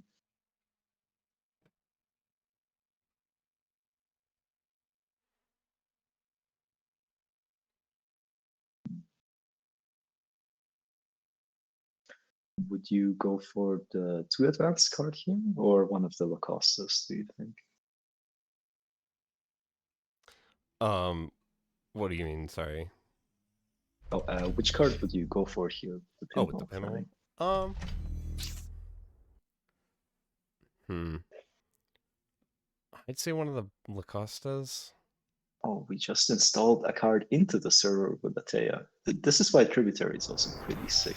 And yeah, I think this is a very good target because we don't know if the 2 advanced card is an agenda or a Biovault. If it's a Biovault, hitting is a high priority thing, but like, especially one Lacoste already accounted for being in the other server, I think trashing this Lacoste is going to deny a lot of value to the Corp over the next 10 turns of the game.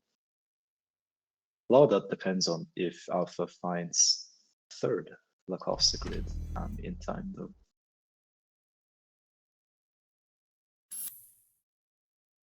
Ooh, and we do advance it again, so that was 100% the right call, because that is not a viable.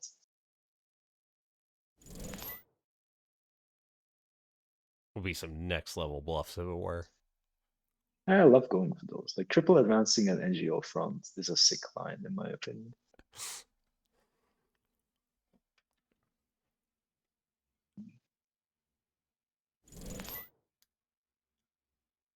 But most possibly that could be a bacterial that you're gonna score, and then you find some more cards, and then you put something into the Lacoste grid server, and you put something into the heavily iced server.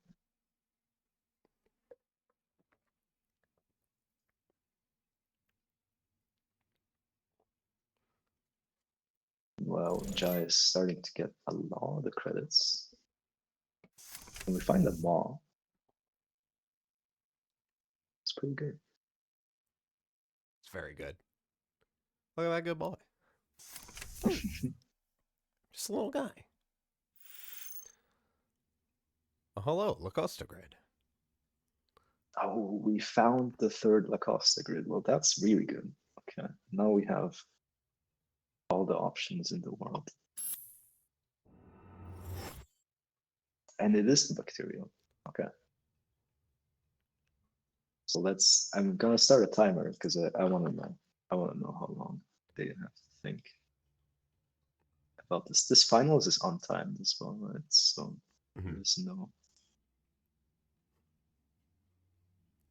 Well, There's no reason not it's to being spend. timed, but like there's no like they don't have to finish.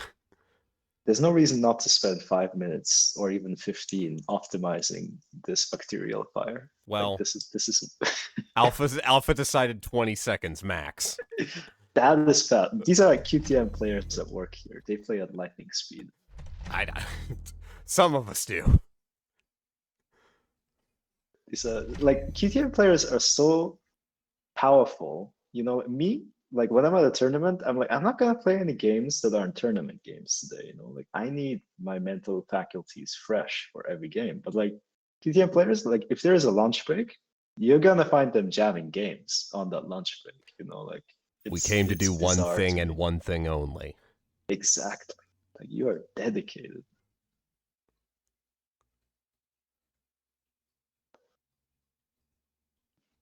Truly the Zoomers of Netrunner. Reasonably untimed.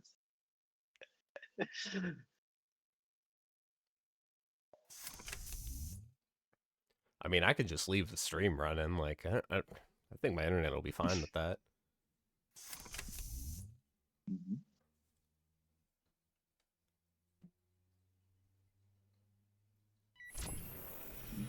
Putting down the hush. Shh. It's hush. Shh.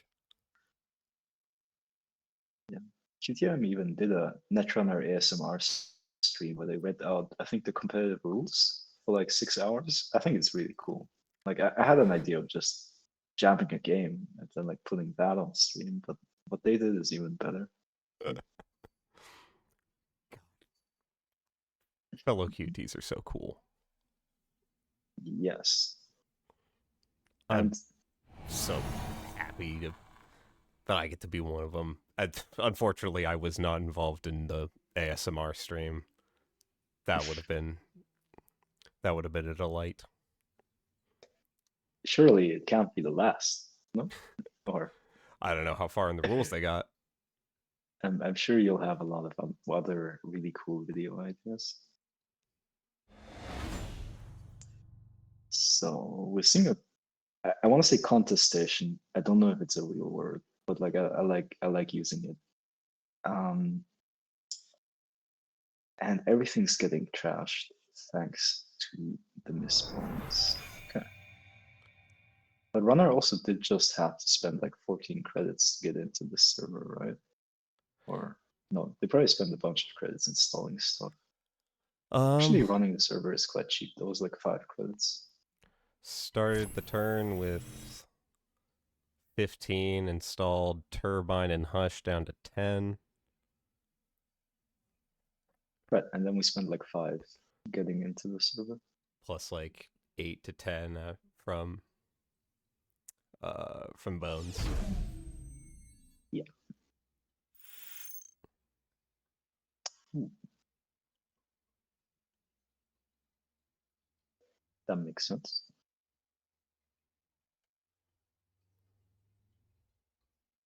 And this is huge because like the difference in this position between 4 and 8 credits is massive, I think. Although there's still not that many. Well, Boto is threat 4, right? So it's not active yet. Mm-hmm.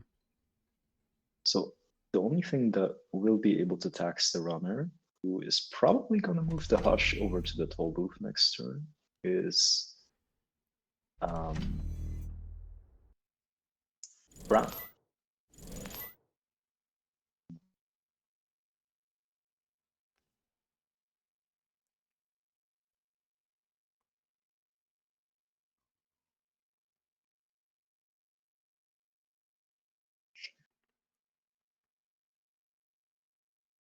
Yeah, very tricky board states.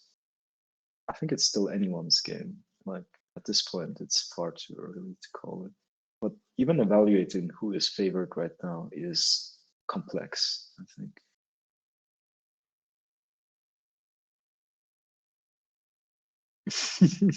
I don't know.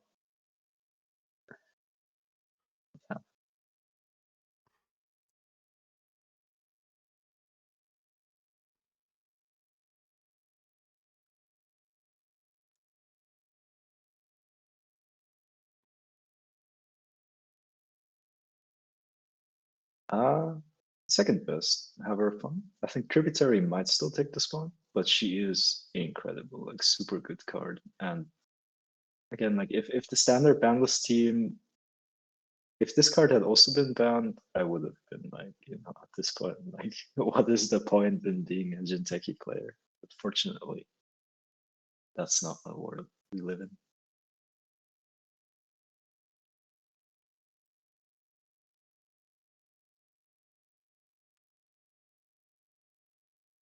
Oh, how did Corp get back up to 17 credits? Okay, now I understand what Jai is so upset about. At the beginning of their turn, Corp was at 8. I thought, that's pretty good. But no, Corp is now at 17 credits. Started at 4, gained 4 from Charlotte, gained 4 from Hedge Fund, gained 5 from Hansei Review. Incredible.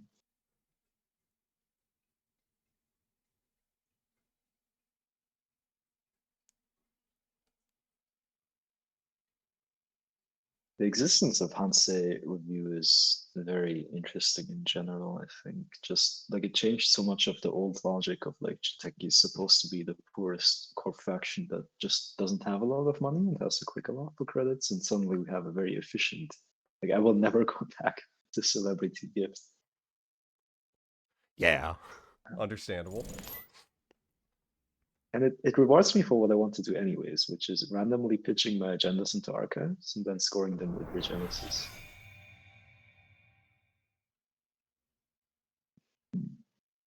Taking out the Charlotte. Okay. We are getting the Charlotte, but like at this point the damage is done. Like Corp has bounced back from being really, really low on credits. Like it's still good, but like I'm not sure it's enough. I mean, there are 8 unres dice on the board right now. A number of them statistically cost 8. So like you can res 2. Right. Yeah. Maybe 3. Absolutely.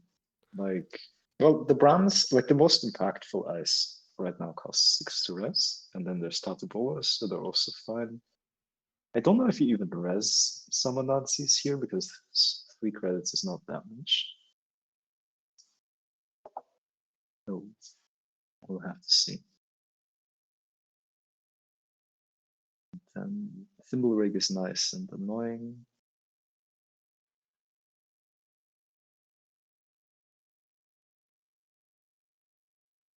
Yeah. And Sisentan is still fine, I think. 5 to res still costs 3 to break is not a horrible rate. Mhm. But this is interesting. So if an Anansi gets res, Jai wouldn't even have the credits to break it.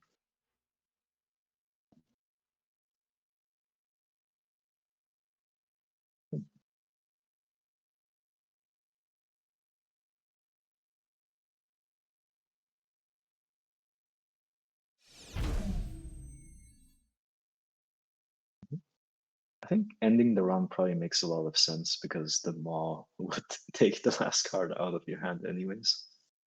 Yeah, why not?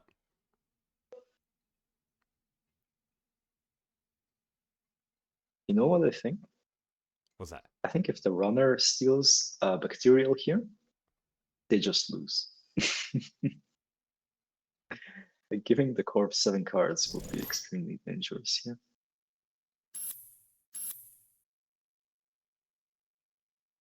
Ooh. But we did actually put an agenda in server 2, which makes sense. It's the most secure server. Yeah, Jai is sitting on 1 credit right now. And the potential for on the fermenter, but contesting the score is really tough. What do we got for... There are 2 strike funds in the bin. Moshing. One of the face downs in archives came from Hansei Review, where the other 3 from One of them Maw. was trashed by Bo too. Right. But that could still be an agenda, maybe. I think so. So like, we might have more of an agenda here.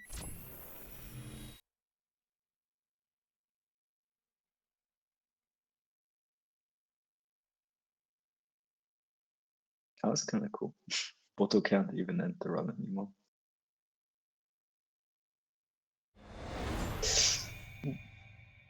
Okay. Jai may be committing the crucial mistake of trying to win here. Very interesting.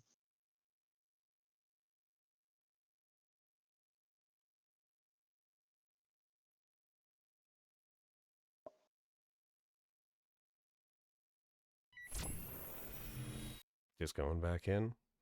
Right. And I'm curious, like, if we don't find an agenda here right now, right? Like, what does the game state look like? Like, if I think a lot of it, the double advance slightly indicates this might be a 3-pointer in the remote. Okay. All right, but Jai, keeping in mind the just find agendas line, Mhm. very nice. But don't win. Well, Don't win. No, don't try to win. Don't try to win. Oh, trip and fall But into do winning. but Okay, but yeah, do yeah, it anyways. Do it Yeah. anyways.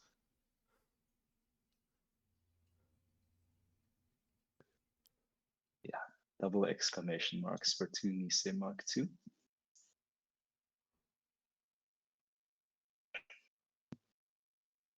It's not over yet, by any means.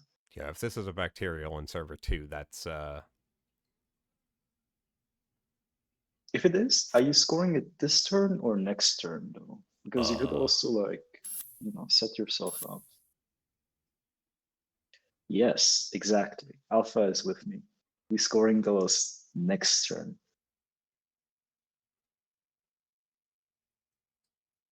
I think that's correct. Because like, provided there's no agenda in HQ and the top card of R&D isn't an agenda, you might even be able to almost deterministically win the game.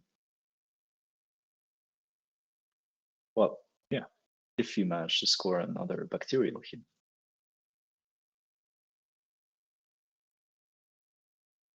But that is a lot of ifs. You could still get quite unlucky and lose. And there's only 9 cards left in R&D at this point.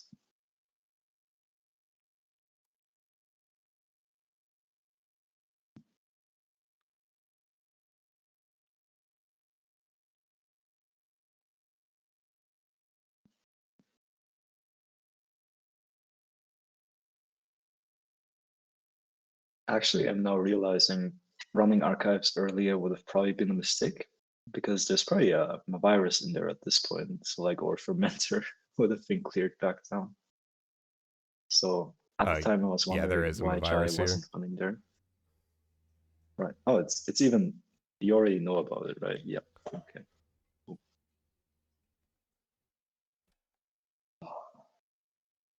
Still, like, it's a slightly rough spot for Alpha, but certainly still has a win that is possible to attain. I believe.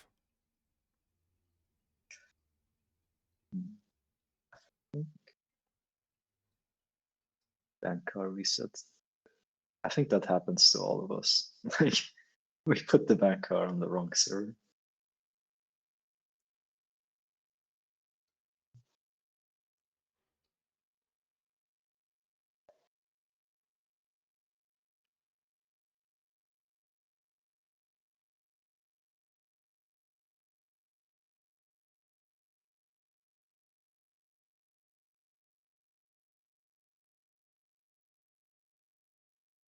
Yeah. Assuming there is a bacterial on the remote, if you can score it next turn, you're seeing 7 out of 8 cards left in R&D. So there's a very high chance, as Chad is saying, you will find the one-off copy of the Time Republic release and be able to just put it in the remote and single advance. Unless you need to get rid of some agendas that are in HQ or R&D, in which case you will have to find the Spin Doctor.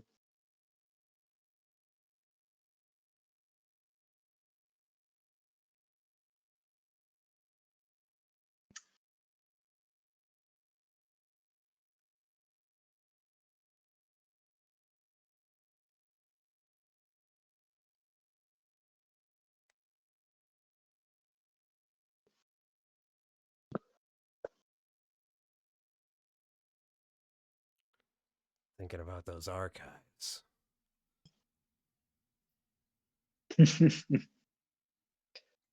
I think we might have the chance to run archives next turn. That being said, actually no, because Corpo in like 100% have a Spin Doctor available to them, assuming this is a bacterial. So, but we should probably get our Maw trigger before we run archives. Like there's 2 things we need to do. We need to pop our fermenter and we need to get our Maw trigger. Well, the second one is optional, but I think it's still a good idea. And after we got both of those, running archives is something we might want to consider. And because of that, Bankar being on HQ is not completely unreasonable to me. But we probably should look into being able to break a Nazi before we make a run on uniced terrorist. Yep, there we go. So this is indeed the line. Yep, I think that makes a lot of sense.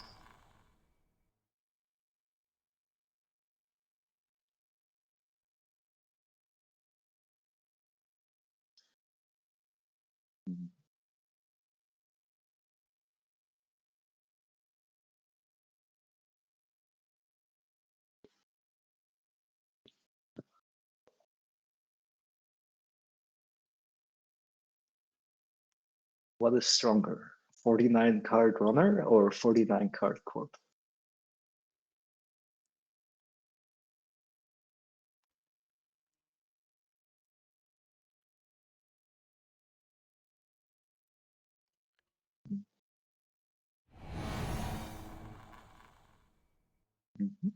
Ron. Ron. I wonder what the, based on ISIS that we just swapped onto HQ, I guess Tatubola could potentially make sense. Like, or we would just want to protect the Lacoste grid a tiny bit. This brand we do need to break, I think. Oh no, yeah. Like I guess Jai was contemplating letting it fire. But I think this makes sense. What are we getting back with, Steve?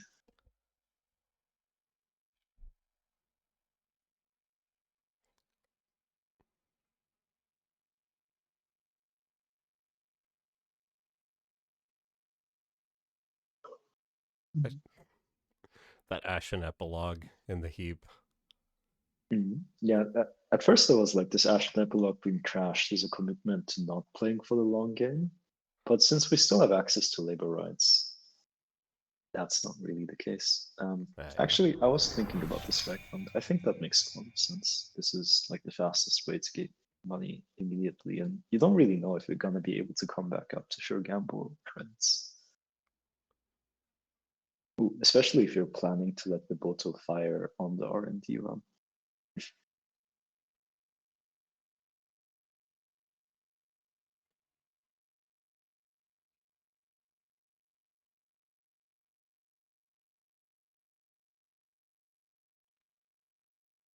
Another very significant factor is now Corp is only on 3 credits, so you have actually lost the ability to install the timely public release and still score it.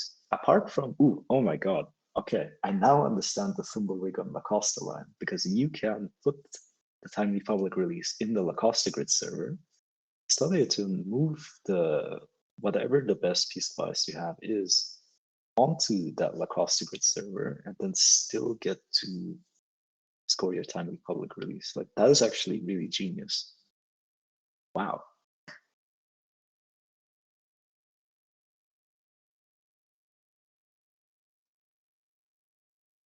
Oh, okay. And we also know the one card in HQ isn't about Steam. Okay. Oh, And there are the 3 points, which looks like it might have been the last card that just got modded. Dang. Well, may the grudge never die. and GG, never well will. played to both players. Yes, good game. Never will. I am extremely impressed by that Thimbleweed line at the very end. Like, that was something I did not understand at all when it happened. And now that I think I did, wow, like, that's a really cool line.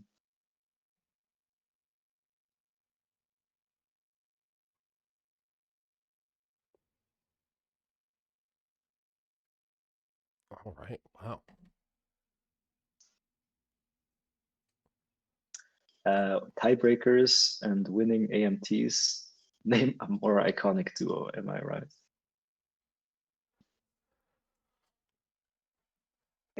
At this point, I think Jai joins the very exclusive club of people who have won more than one AMT.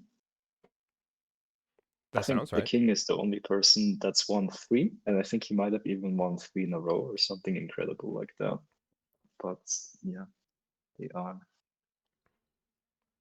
More They than call I would. themselves tiebreakers, but they should really call themselves AMT grinders. Am I right? Well, no. Well, suppose- you can't spell meat without AMT. There we go. Incredible play by Alpha as well, though. Like, taking Atea to the finals, amazing. And I would love to hear at some point about like how you brewed this, because I think like I've thought a lot about how to play Atea, and maybe we can learn something from each other at some point. I think it would be very cool. I mean, the information spreads one way or another. True. If there's one thing that people love more than building cursed decks, it's telling people about the cursed decks they build. Oh, 100%. And I think like Tuno was saying, like QTM and Unbound are both on the very like evil axis, you know. In my head, like Stevie Wonder's evil always starts playing when I think about, or Ag Infusion lists, and maybe also these Atea lists.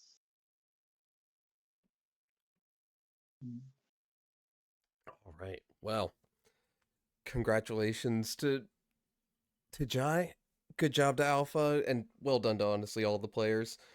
Uh, I am never disappointed honestly with Netrunner play. I say consistently everyone is good at Netrunner, and I stand by it.